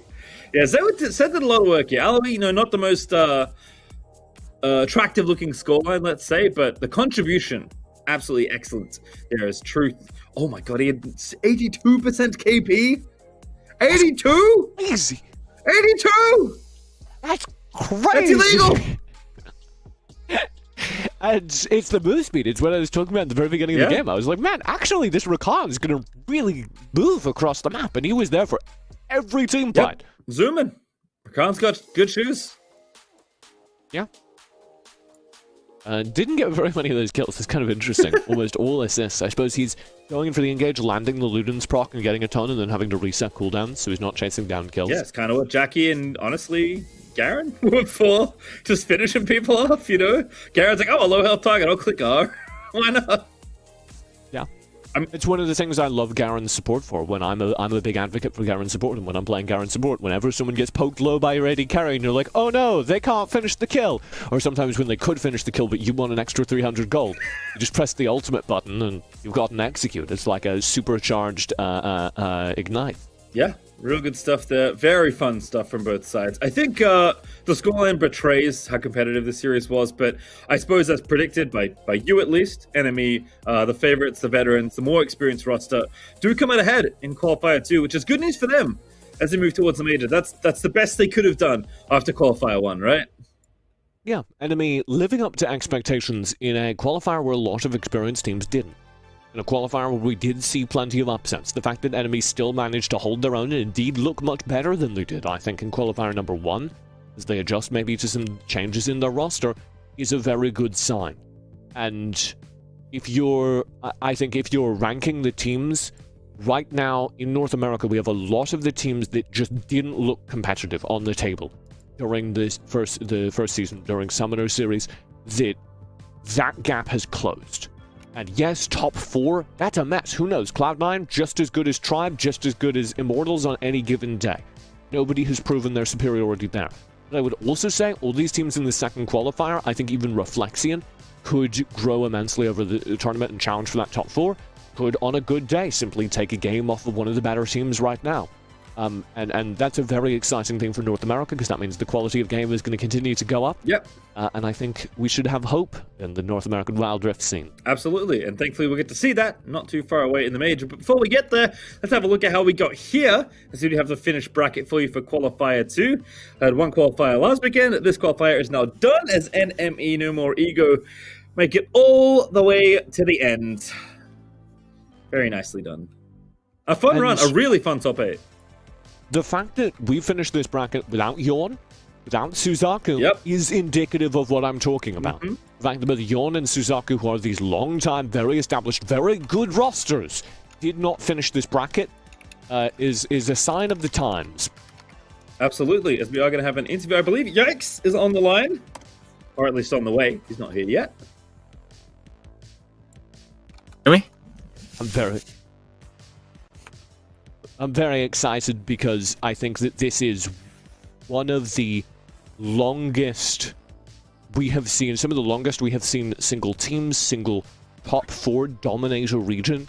And what we've seen today is a demonstration that that's not necessarily true for much longer. So it's going to be a very spicy first major. Certainly is. And to get maybe some insight into how that major might look, for at least his side, we have Yikes here. Thank you for joining us, X. How's it feel after winning the qualifier? First of all, hey, yeah, I mean, we've been working towards winning this qualifier. Actually, our goal was to win the first one, or, you know, kind of get the top 4. But, you know, we met C9. They're pretty good. We kind of threw the first game, and then, you know, the third game, things just happened. We lost that one. But yeah, this week we came back stronger. We've been practicing on not throwing as much as we did on the first week, and, you know, it paid off, and we did pretty well. We didn't throw any games today.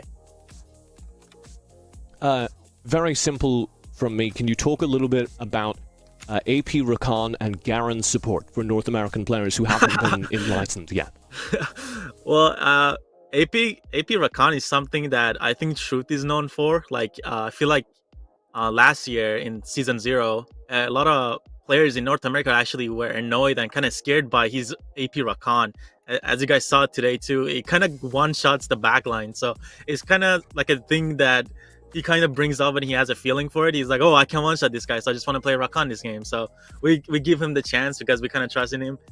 But yeah, the Garen, that was my call. Actually, I've been kind of practicing for it. I think like roaming as support is quite fun right now. So and we actually got a first blood on it in this game too. We were all just laughing on the VC. So it was pretty fun. So I'm curious, what changed for you and the squad missing out on top 4 in the first qualifier coming into this weekend? To be honest, we just put in a little bit more time and like just kind of going over our errors. Like, I guess a lot of people know us like as the team that kind of throws their lead, like because last time against C9 we had like a 15,000 goal lead, and then we kind of just kept running into Brand. So we kind of fix on our macro, work on that a little bit. We try to focus on towers, you know, the jungle camps, everything a lot more than we did last time. So yeah, that's what we improved on, and it's been paying off. So we're gonna just focus on that a little bit more, and you know, by Major 1, hopefully we can take a shot at the top 1, you know. And I want to follow up on that, because we were loving how aggressive you guys were playing whenever you got a lead, how much you guys were pressing those advantages and making sure that teams, even with late game scaling compositions, never got a chance to get back in. Can you tell me, like, who's leading those conversations on the comms? How's that getting coordinated? Well, we don't like, basically, like, I don't want to give away too much, but our goal is basically just to kind of choke out whoever we think has like the potential to carry. So that's basic knowledge in league. So basically you cannot get the carries get fed, and that's what we try to do.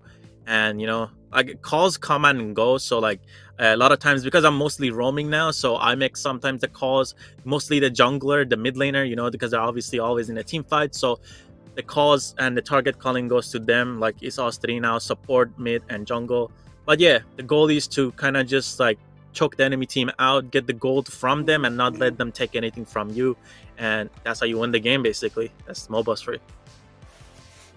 All right, well, yeah, so you're of course not through to the major in the, you know, the best seed you could get off of the back of this qualifier. I believe that means, I would have to double check this, that you do get to play Cloud9 again.